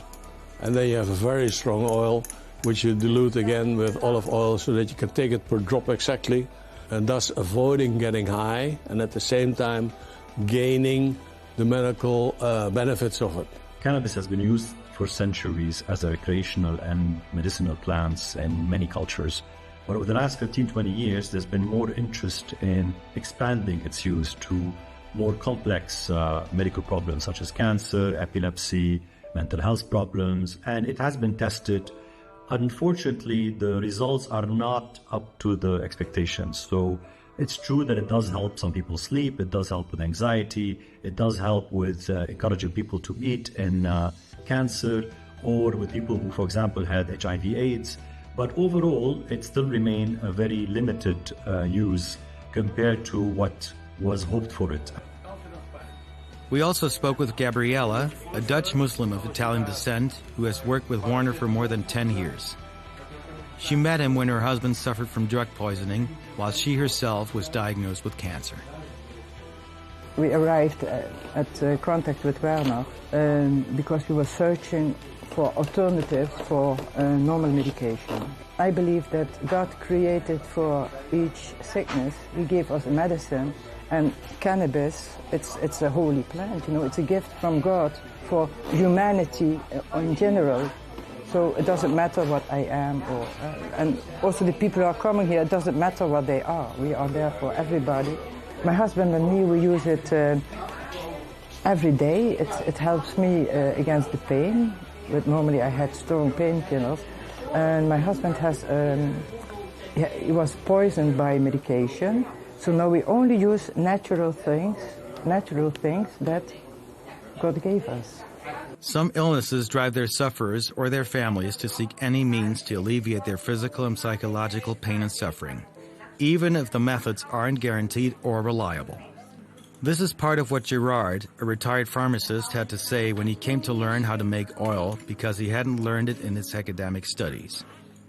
He believes herbal medicine can greatly help people. So that's the reason that I'm here, because I have a friend. He has prostate cancer. He has a lot of pain.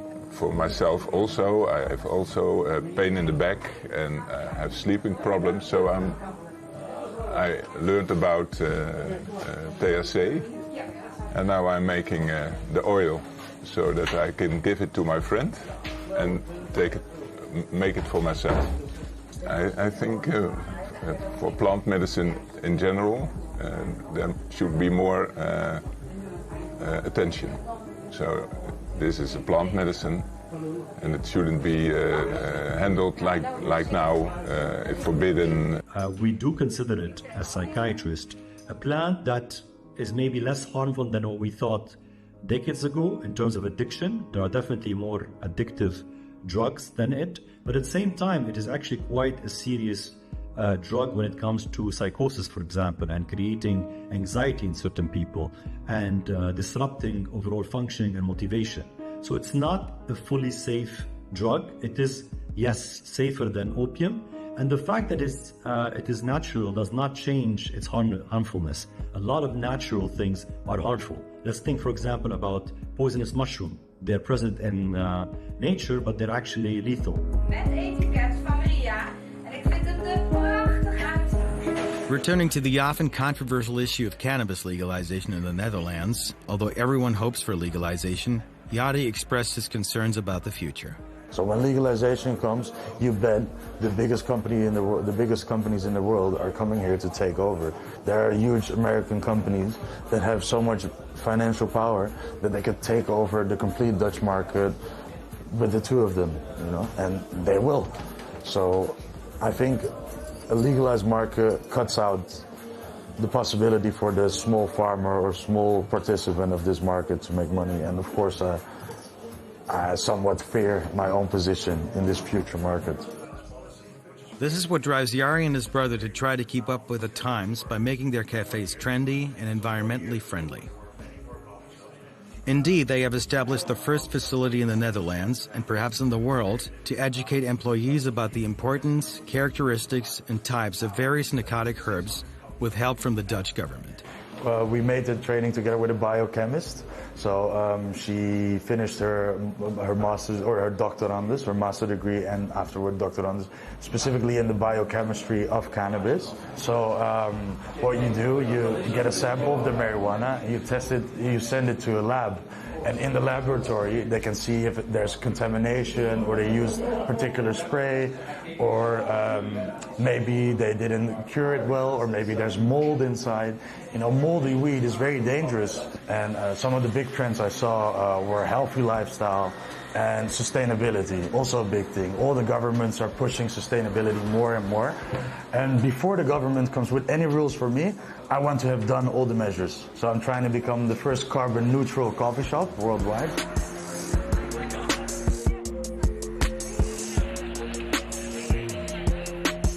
We try to meet with our contact officials at the Ministry of Justice, but were unable to do so. We only communicated via email and received a response from the minister's media office several weeks later. However, we did not receive conclusive answers to all our questions. In Mr. Halshauer's response, he stated that the Netherlands has tightened penalties for hard drug offenses in recent years and emphasized that the government does not encourage such trafficking. This is why we wanted to reduce the number of people coming from abroad to our coffee shops, because we believe it's a national problem, and we cannot be the supplier of drugs for Western Europe or something like that.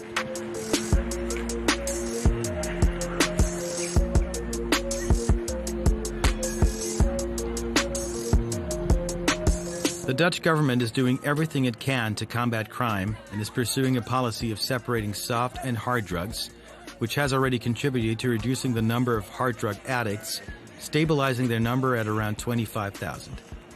In the Netherlands, addicts are classified as patients, not criminals. Therefore, hard drug use is a health problem that is addressed through a rehabilitation program for addicts, which provides free drug doses and helps them gradually wean themselves off these drugs. But the Netherlands wants to change this image. What it is now focusing on is encouraging cultural and artistic tourism and strolling through its streets and historic neighborhoods, rather than drug tourism.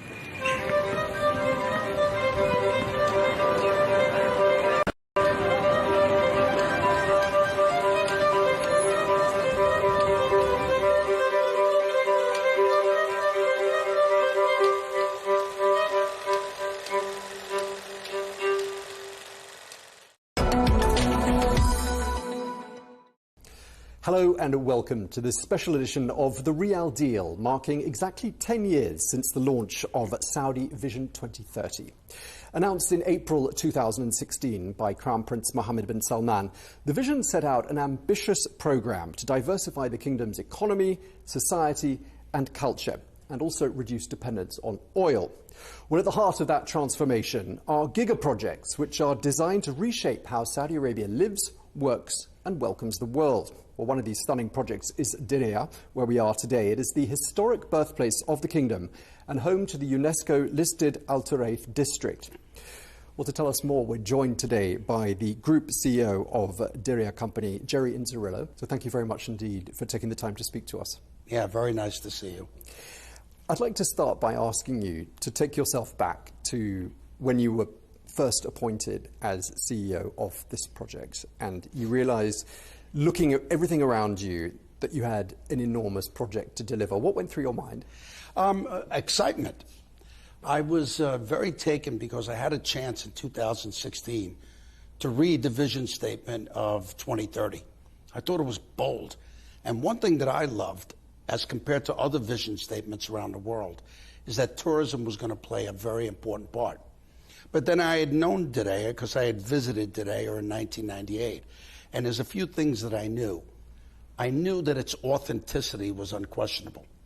It was the home of Al Saud. It was the birthplace of the kingdom.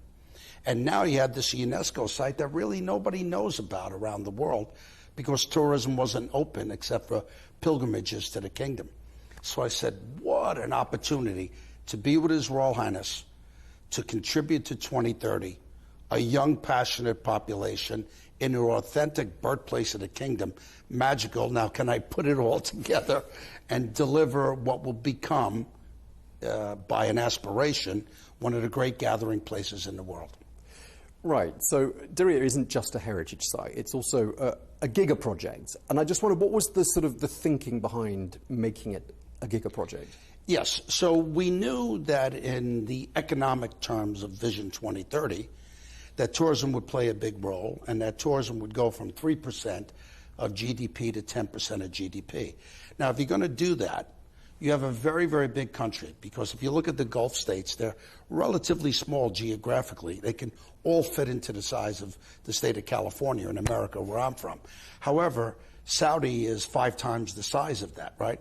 So you have a big country. You have water in the Persian Gulf. You have the Great Red Sea. You have UNESCO World Heritage Sites. So we knew that in order to get to 100 million visits, which is now 150 million visits, that you had to have all the amenities to draw people. So we didn't want to just restore the UNESCO site. We needed to build 42 hotels, hundreds of retail, restaurants, but we wanted it to have a 24-hour energy. Young people praying, going to school, working, people visiting.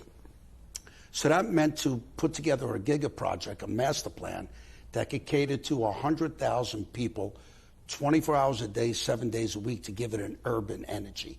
And that's why the original plan that was come up with His Royal Highness, 400,000 square meters, went to the 14 million square meters it is now, because it has all the amenities associated with urban lifestyle, but in a walkable, pedestrian-friendly way. All right, so quite different from the original blueprint. I mean, very much very so. different.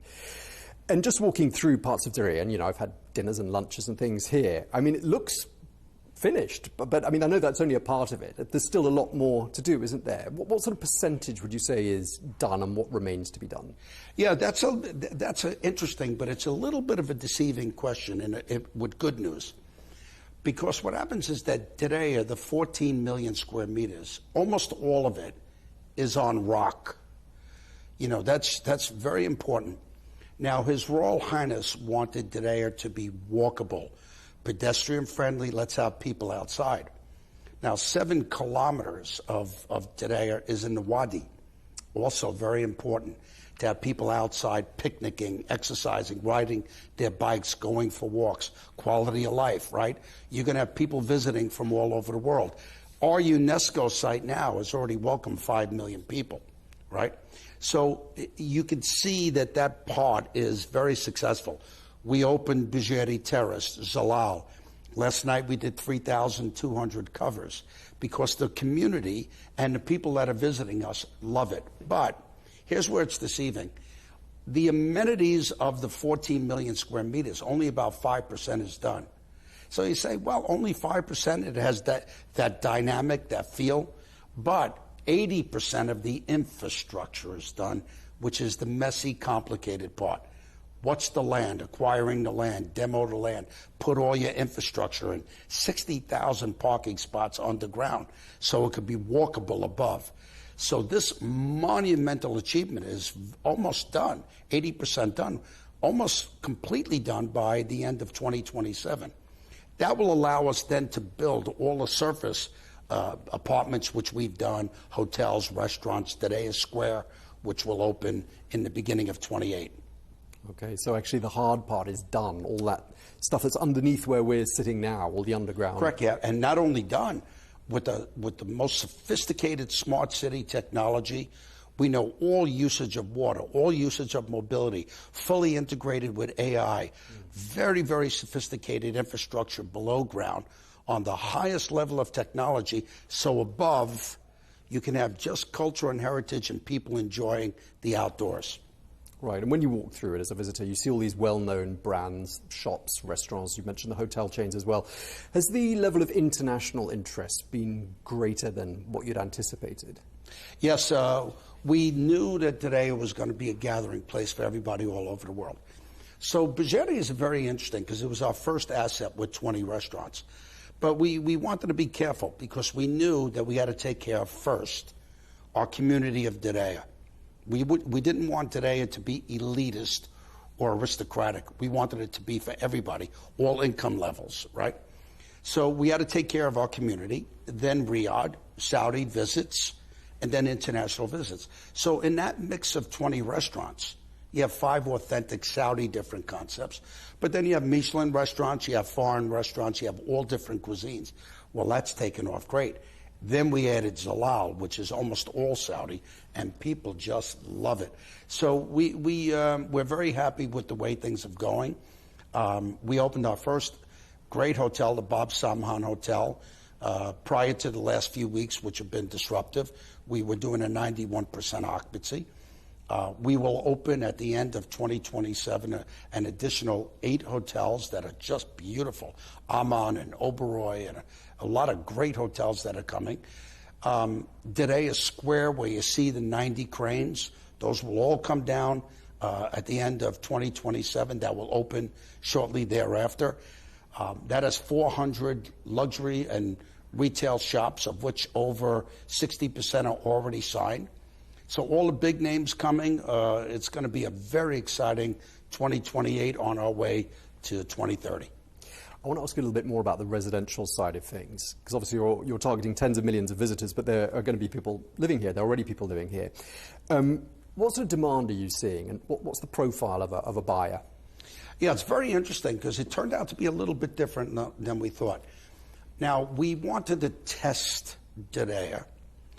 So we did a different type of marketing strategy because we have Dedeya real estate, residential real estate, 20,000 residences at some point. And then the Wadi Sfar, which we call our Bel Air of Riyadh, right?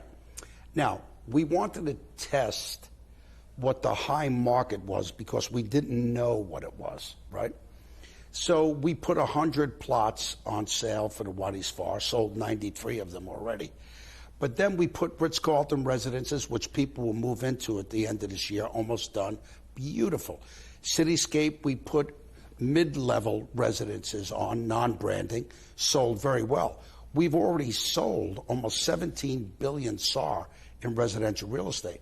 Now, to further answer your question, who's buying? This is very interesting because a lot of the people that are buying are younger.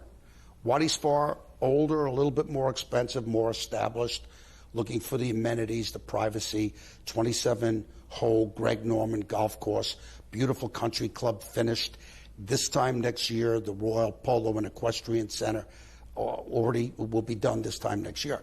But people wanted accommodation where they could walk and not drive. Riyadh, as you know, is a driving city. But today it will be a walkable, urban, pedestrian experience. And people wanted that urban energy where they could walk to work, walk to pray, walk to school. So that's a lot of who we sold to.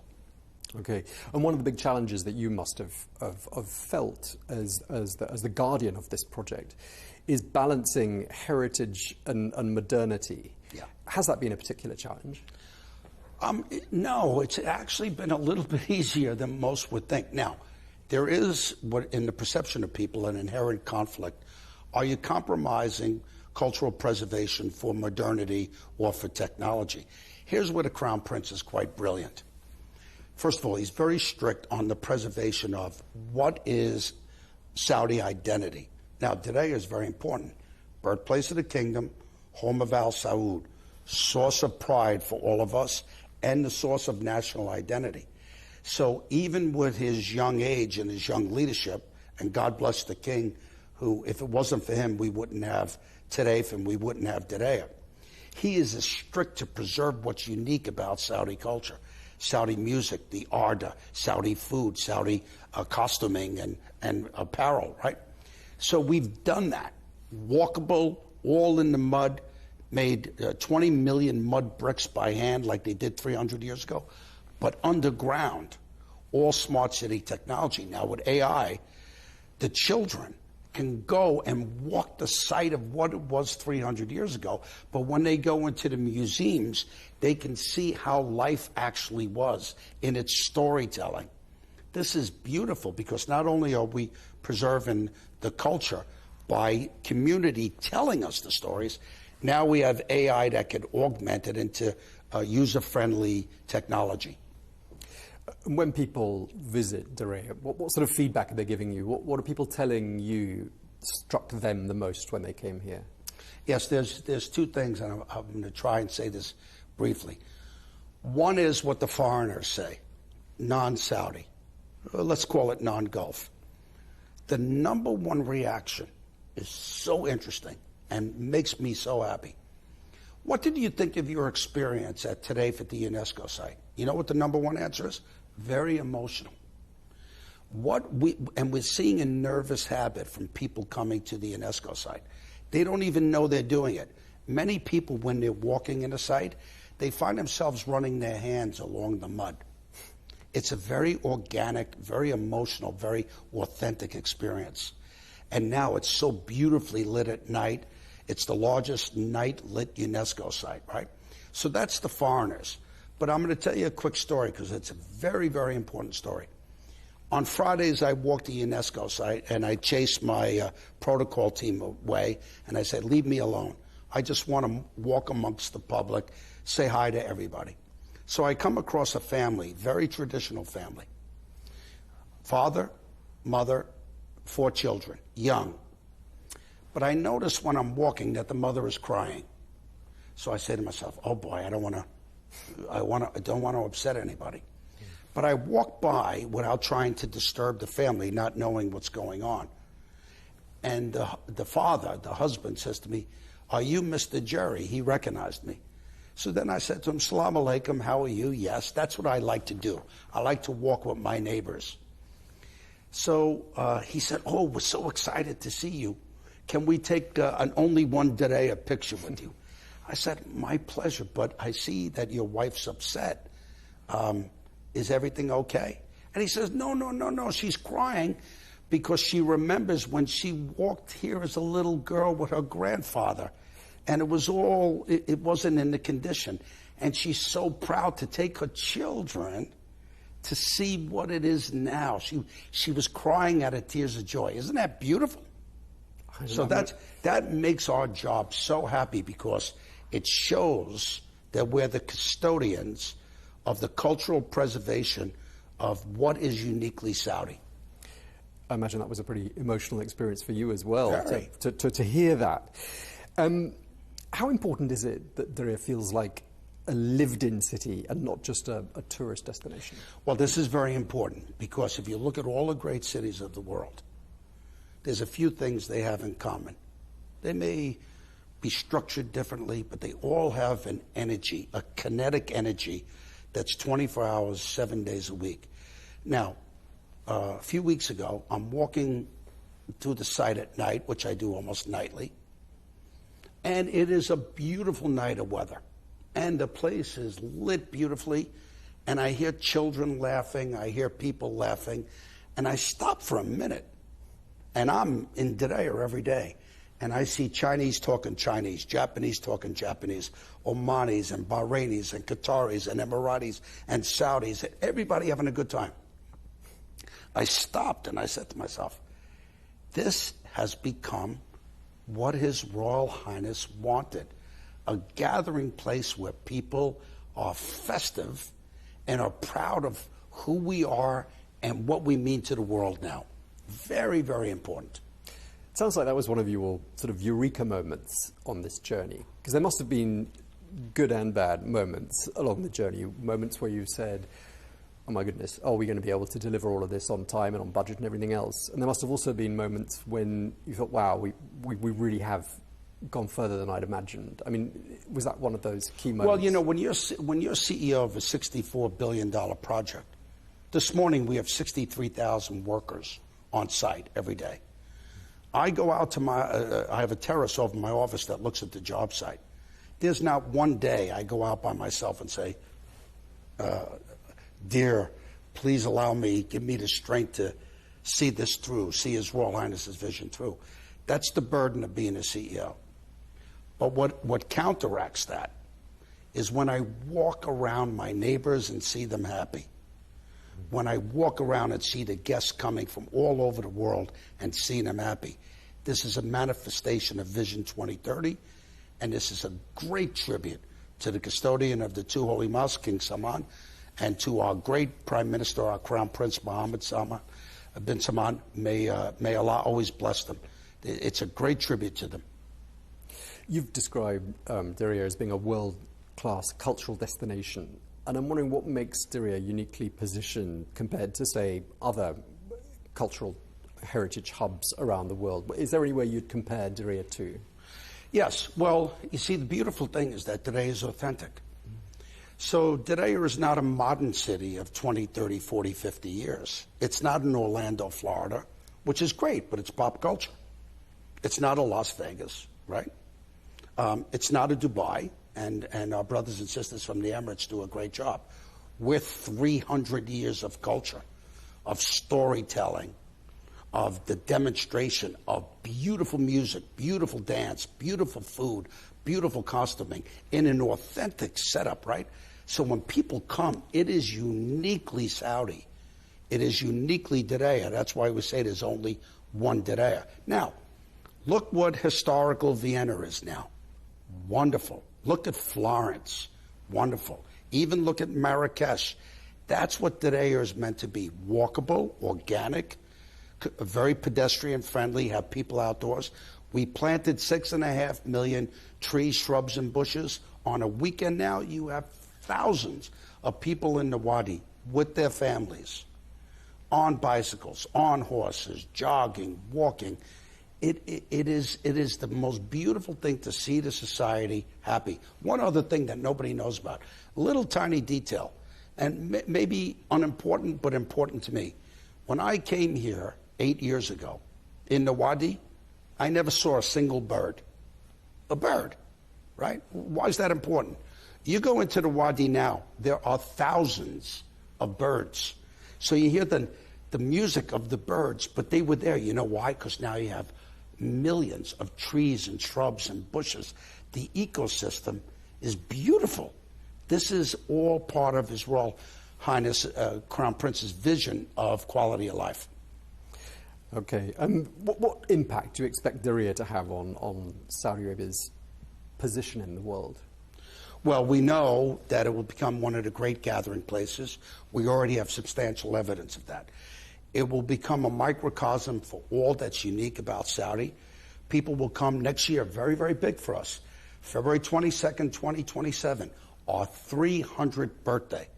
So now, if you want to see where did Arabia originate, where did the House of Al Saud originate, what is uniquely Arabic, what is uniquely Saudi, Diriyah is that place.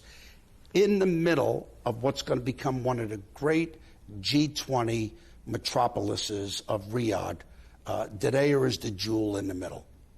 Okay, and we spoke exactly a year ago, and this is my last question to you. If we sit down again in a year or two from now, what do you hope to be telling me about where we are with this project. Yeah, now we're in very, very substantial, good shape. I'm very proud of the team. We have 2 more years that are disruptive. 2026, even though there's a lot operating, and 2027, because we still have trucks and dust and noise and stuff. But by every year we will open, announce, and groundbreak. Now you're going to see 100 cranes on the new boulevard. Now, this time next year, you'll see the frame of the 20,000-seat arena. You'll see the frame coming up of the Opera House, of the Kingdom of Saudi Arabia Contemporary Art Museum, the King Salman Mosque, the Grand Mosque. So every year you're going to see big, big, big advances. But then when you get to 2028, all of Diriyah, 14 kilometers, is walkable. And then when we get ready to host the greatest expo ever done, 2030, Diriyah will be a global masterpiece, and everybody around the world will say there's only one Diriyah.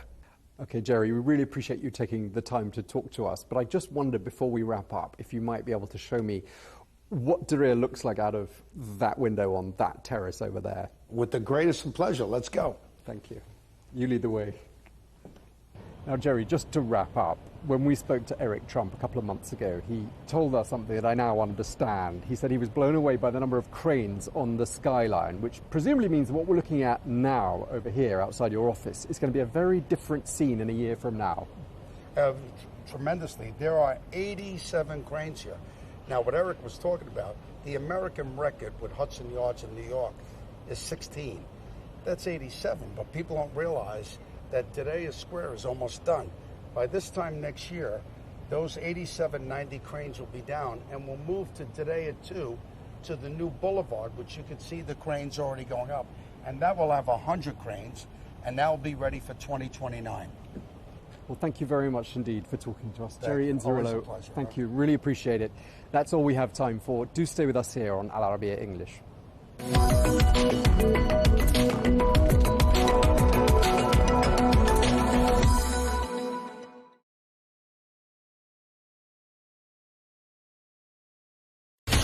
From the White House to Gaza, Kiev to Beijing, elections, economics and the environment compete with conflicts and other complex issues for our attention. In an age of fake news, deepfake and artificial intelligence, they've got to have a vote and a say. It's important to look beyond the loudest voice to understand the truth. From newsmakers to groundbreakers, my campaign is going very well. Presidents, prime ministers, princes and peacemakers, and cultural tastemakers. As Arabs, as Middle Eastern, we're too emotional. Join me on the Riz Khan Show for empowering conversation.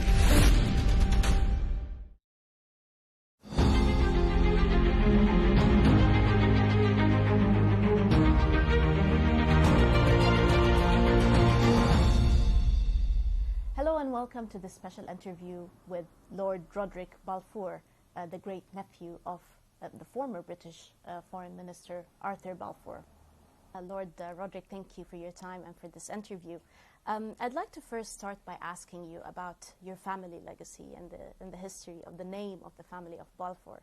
Being a descendant of former Foreign Minister Arthur Balfour, how do you think that carrying the name shaped your own perception and understanding of the declaration and the impact given its significance and to the whole world, I would say? Good. Well, listen, thanks for your interest. The Balfour Declaration, you may have read before, hung on the back of the lavatory door in our house in France. Nobody ever talked about it. It was just not a feature through the 50s and the 60s and the 70s when I was growing up. Although I say the 70s, by then it was a bit, because the first time I came across it seriously was during the Six-Day War in June 1967, when I worked for the New York Herald Tribune in Paris. And unlike today, you'd be amazed, all of the Champs-Élysées and all the area around was completely pro-Israeli. Bizarrely. That wouldn't be the same today at all. And then I really, when it first sort of mattered and people wanted to talk about it, I would say was really around the centenary, so really quite recently. And I wanted to ask, looking back 100 years ago, do you think that the UK government and your great uncle have foreseen the long-term consequences of this declaration? Do you think that President Trump and everybody else can see the long-term consequences of what they're proposing today in 100 years' time? I mean, nobody can. And I think it's very important to stress, I mean, a lot of people who talk about this talk as though it was a problem 100 years ago. It wasn't. I mean, there were only 700,000 people in the whole of Greater Palestine and Cisjordania and I think the south of Syria. 700,000. There are now, what is it, 12, 13 million people inhabiting a smaller area.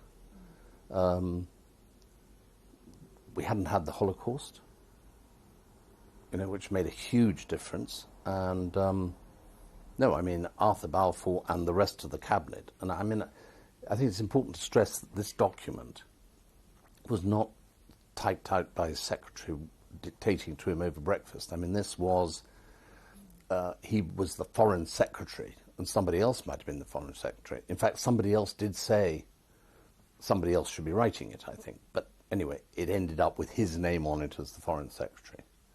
And before moving to, I will ask you a bit more about the declaration itself, but before moving to that part of the conversation, I have a question about how you talk about the Balfour Declaration in your own family. Is it usually a source of pride, or is it usually a source of controversy? I think in its original form, and for the reasons it was written, I think that there is pride. But I mean, I think we very much see Arthur as having done it as the foreign secretary. Admittedly, you know, he was, particularly through my great aunt, a great friend of Chaim Weizmann and Theodor Herzl and people. And he was, you know, he was a great philosopher and he was a great humanitarian.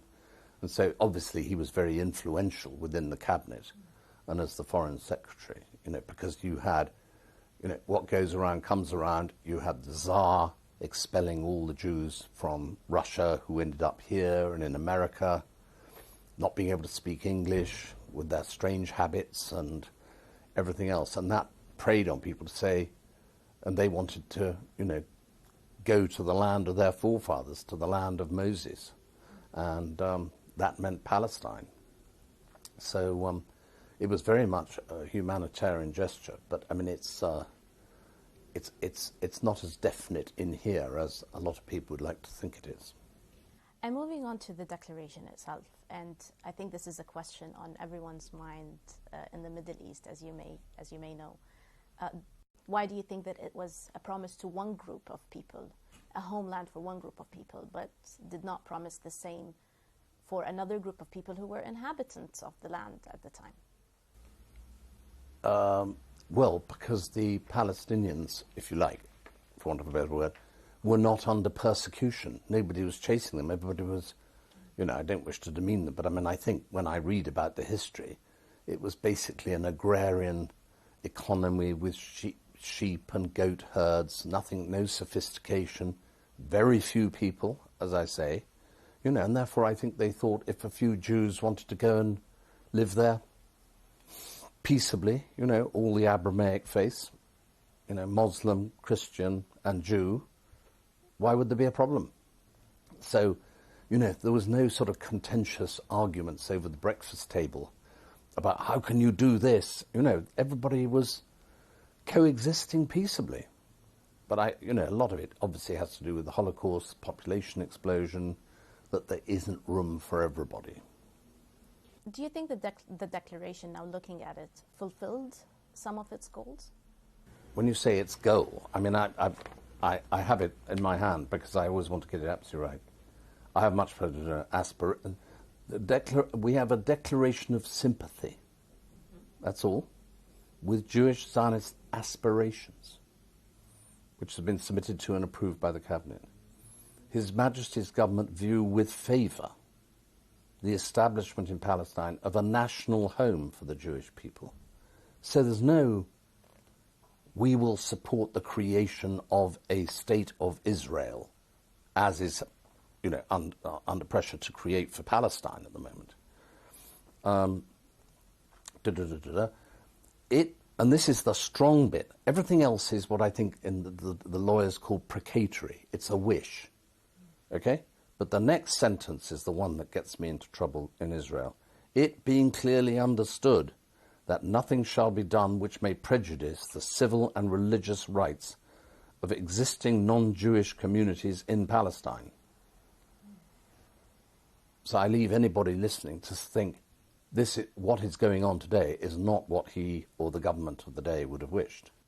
But do you think that the UK government has done enough for that clause to protect non-Jewish communities?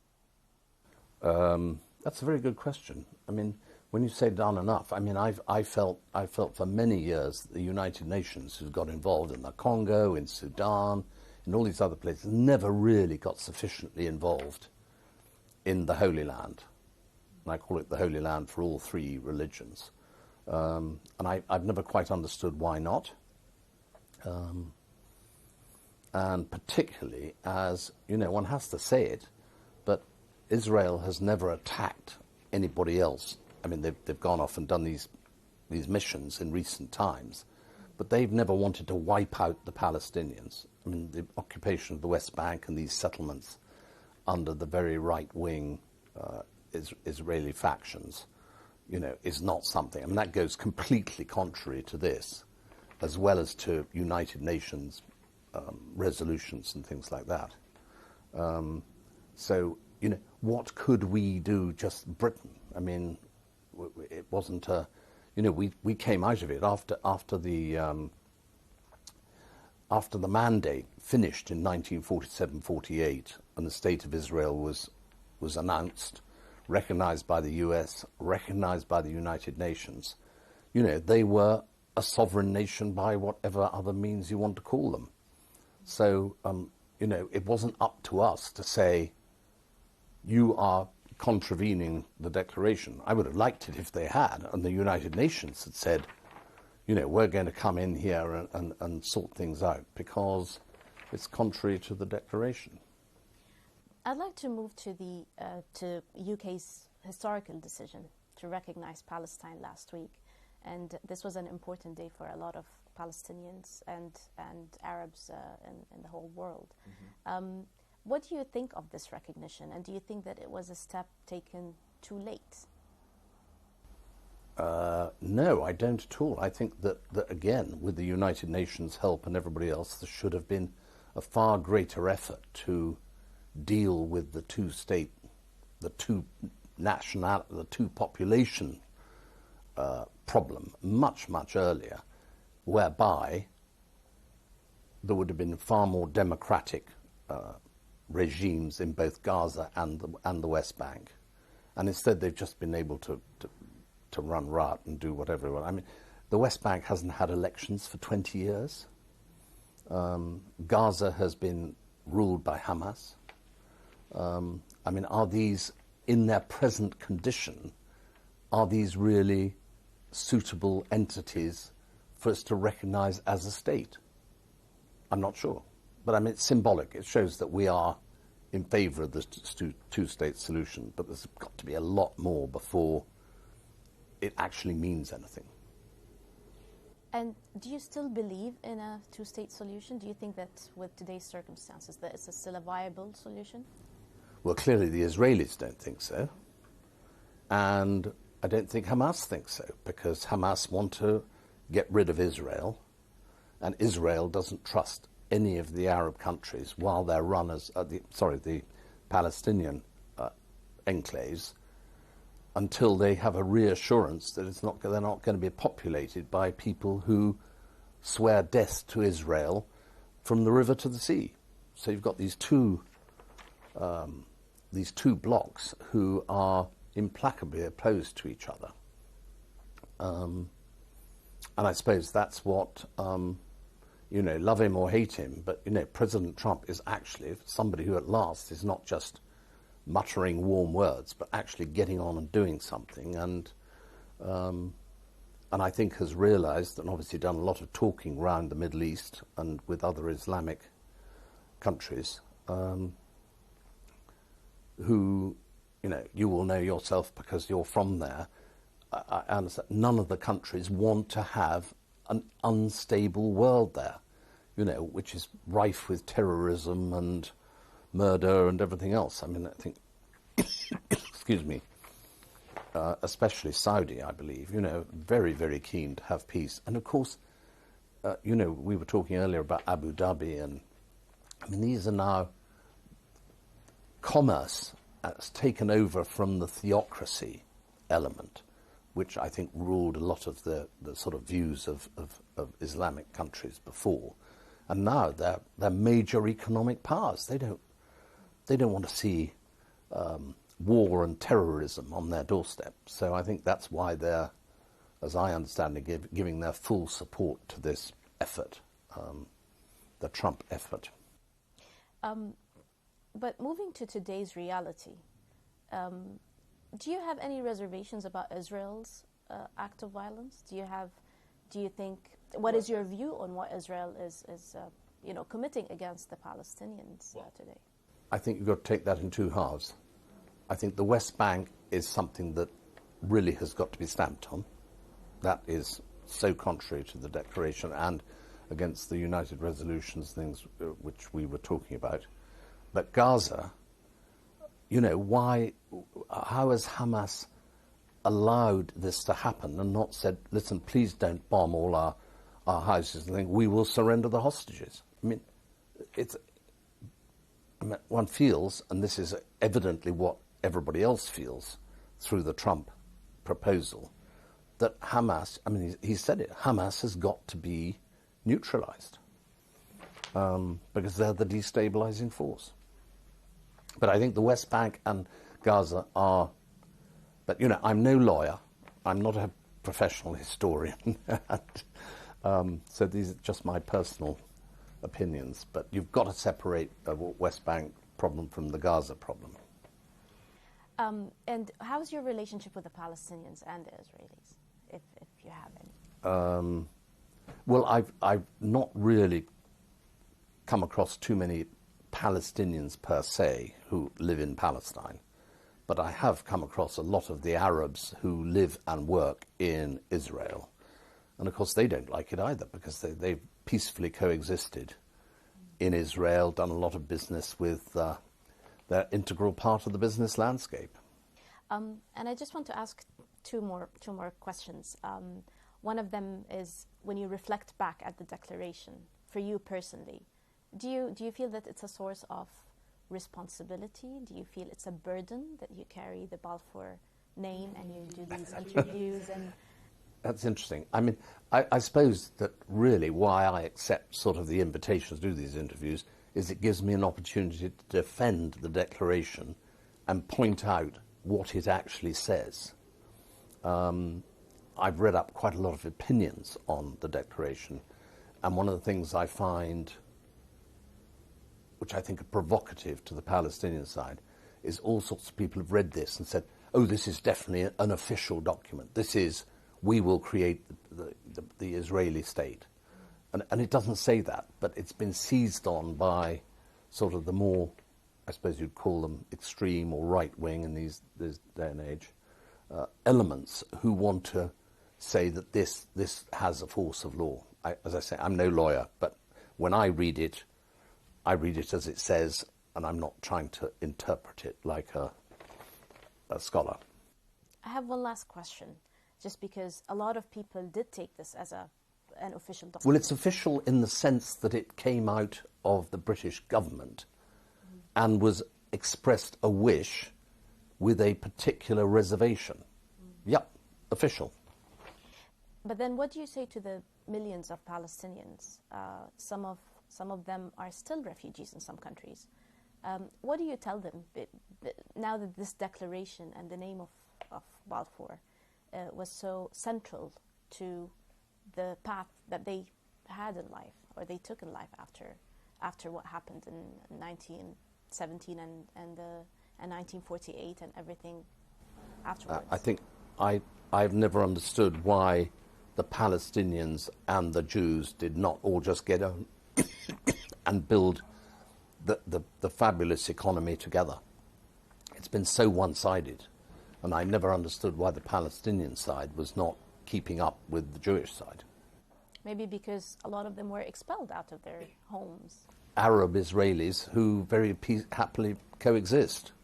I mean, why after the Intifada in 2014, was it, did Hamas decide to destroy all the greenhouses, you know, that had been left by the Israelis to help grow food for the Palestinians? As I understand it, Hamas didn't want their population to be happy. They wanted them to be constantly fed an anti-Israel mantra. Not good for peace. Thank you, Lord Roderick, for granting us this interview and for your time. Thank you for watching. This was an interview with Lord Roderick Balfour, the great-nephew of former British Foreign Minister Arthur Balfour. Thank you for watching.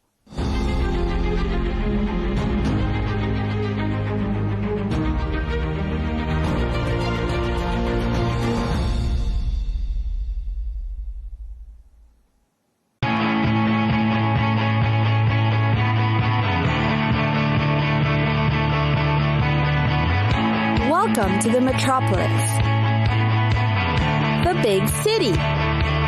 This is where tech, trends, and culture meet. Meet the people. See the sights. Walk the city streets. And experience the lifestyle.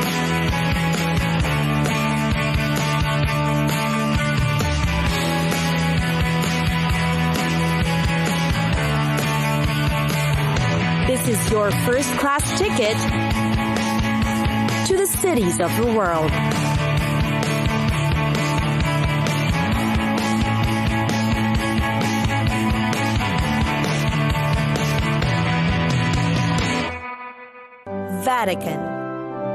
Vatican City, or the Holy See. It gained independence from Italy on the 11th of February in 1929. The sovereign independent state has a population of less than 1,000, yet it is one of the most popular cities for tourists. The Holy See, which is surrounded by Rome, has been the home of the Pope since 1378 and is considered the seat of the Catholic religion. And then, of course, there are the very popular Vatican museums, which is mainly why most people fly in for a visit. There's the Sistine Chapel, which is considered the private chapel of the Pope. This is also where cardinals meet to vote for a new Pope. Its ceiling frescoes feature paintings by the great Michelangelo, and the biblical scenes on the wall are by several artists, including Perugino and Botticelli. The gateway to Vatican City is St. Peter's Square and Basilica. It is built on the site that covers St. Peter's tomb. It is considered one of the largest churches in the world. Michelangelo's famous Pieta is also featured in this church. Italian masses are held here every Sunday. Visitors are allowed, but must follow the strict dress code, no bare knees or shoulders. Another attraction unique to the Vatican is the Swiss Guard. They have been guarding the Vatican City since 1506, and today would still dress in the traditional costume. These guards are Roman Catholic Swiss nationals, between 19 to 30 years old, and are high school graduates. On the Tiber River, there's the Castel Sant'Angelo. It was built as a tomb for Emperor Hadrian in the 2nd century. It was built over the Roman walls and has an underground passageway to the Vatican. During summer, concerts and other special events may be held there. It's a great place also just for strolling and enjoying the view by the river. For great eats, the popular ones are also within the Vatican museums. There are cafeteria-style restaurants, a bar, and pizzeria. You'll also find a courtyard with an Italian-style bar with alcoholic beverages. Meanwhile, there are more must-try treats outside the walls of the Vatican. You'll find high-end restaurants that serve sushi, fresh fish, and more. Places that serve quick bites, like cheese and cold cuts, can also be found here. There are also Sicilian restaurants, or Rome-based ones, each with impressive menus to choose from.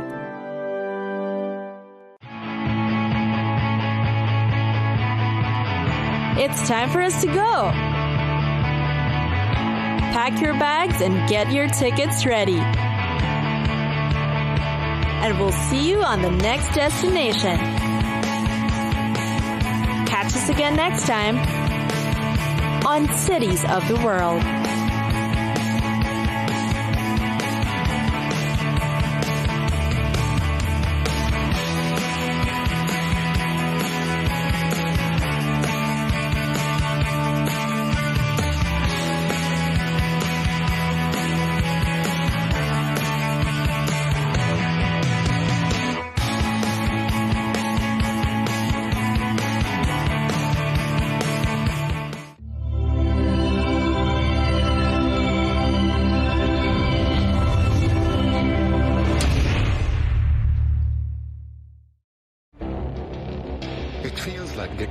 Passing by in a matter of weeks. Seismic shifts in the world order. Never, ever will be part of America. With so much happening and so much noise. Whether it's political upheaval, Canada has been ripping us off for years. Economic shifts or social movements. And no one wins from tariffs. I think America can be more friendly to the rest of the world. For in-depth analysis and all the latest developments across the globe. To have an inclusive policy together. The meetings with Hamas gave me some hope. We're in another nuclear arms race. The most important development straight to your screen. Welcome to the dressing room. I'm on my own. I need backup. And an insightful look at the issues shaping our world today. It was not going to happen, that war, and it happened. Join us on Arabiya News, where the world talks.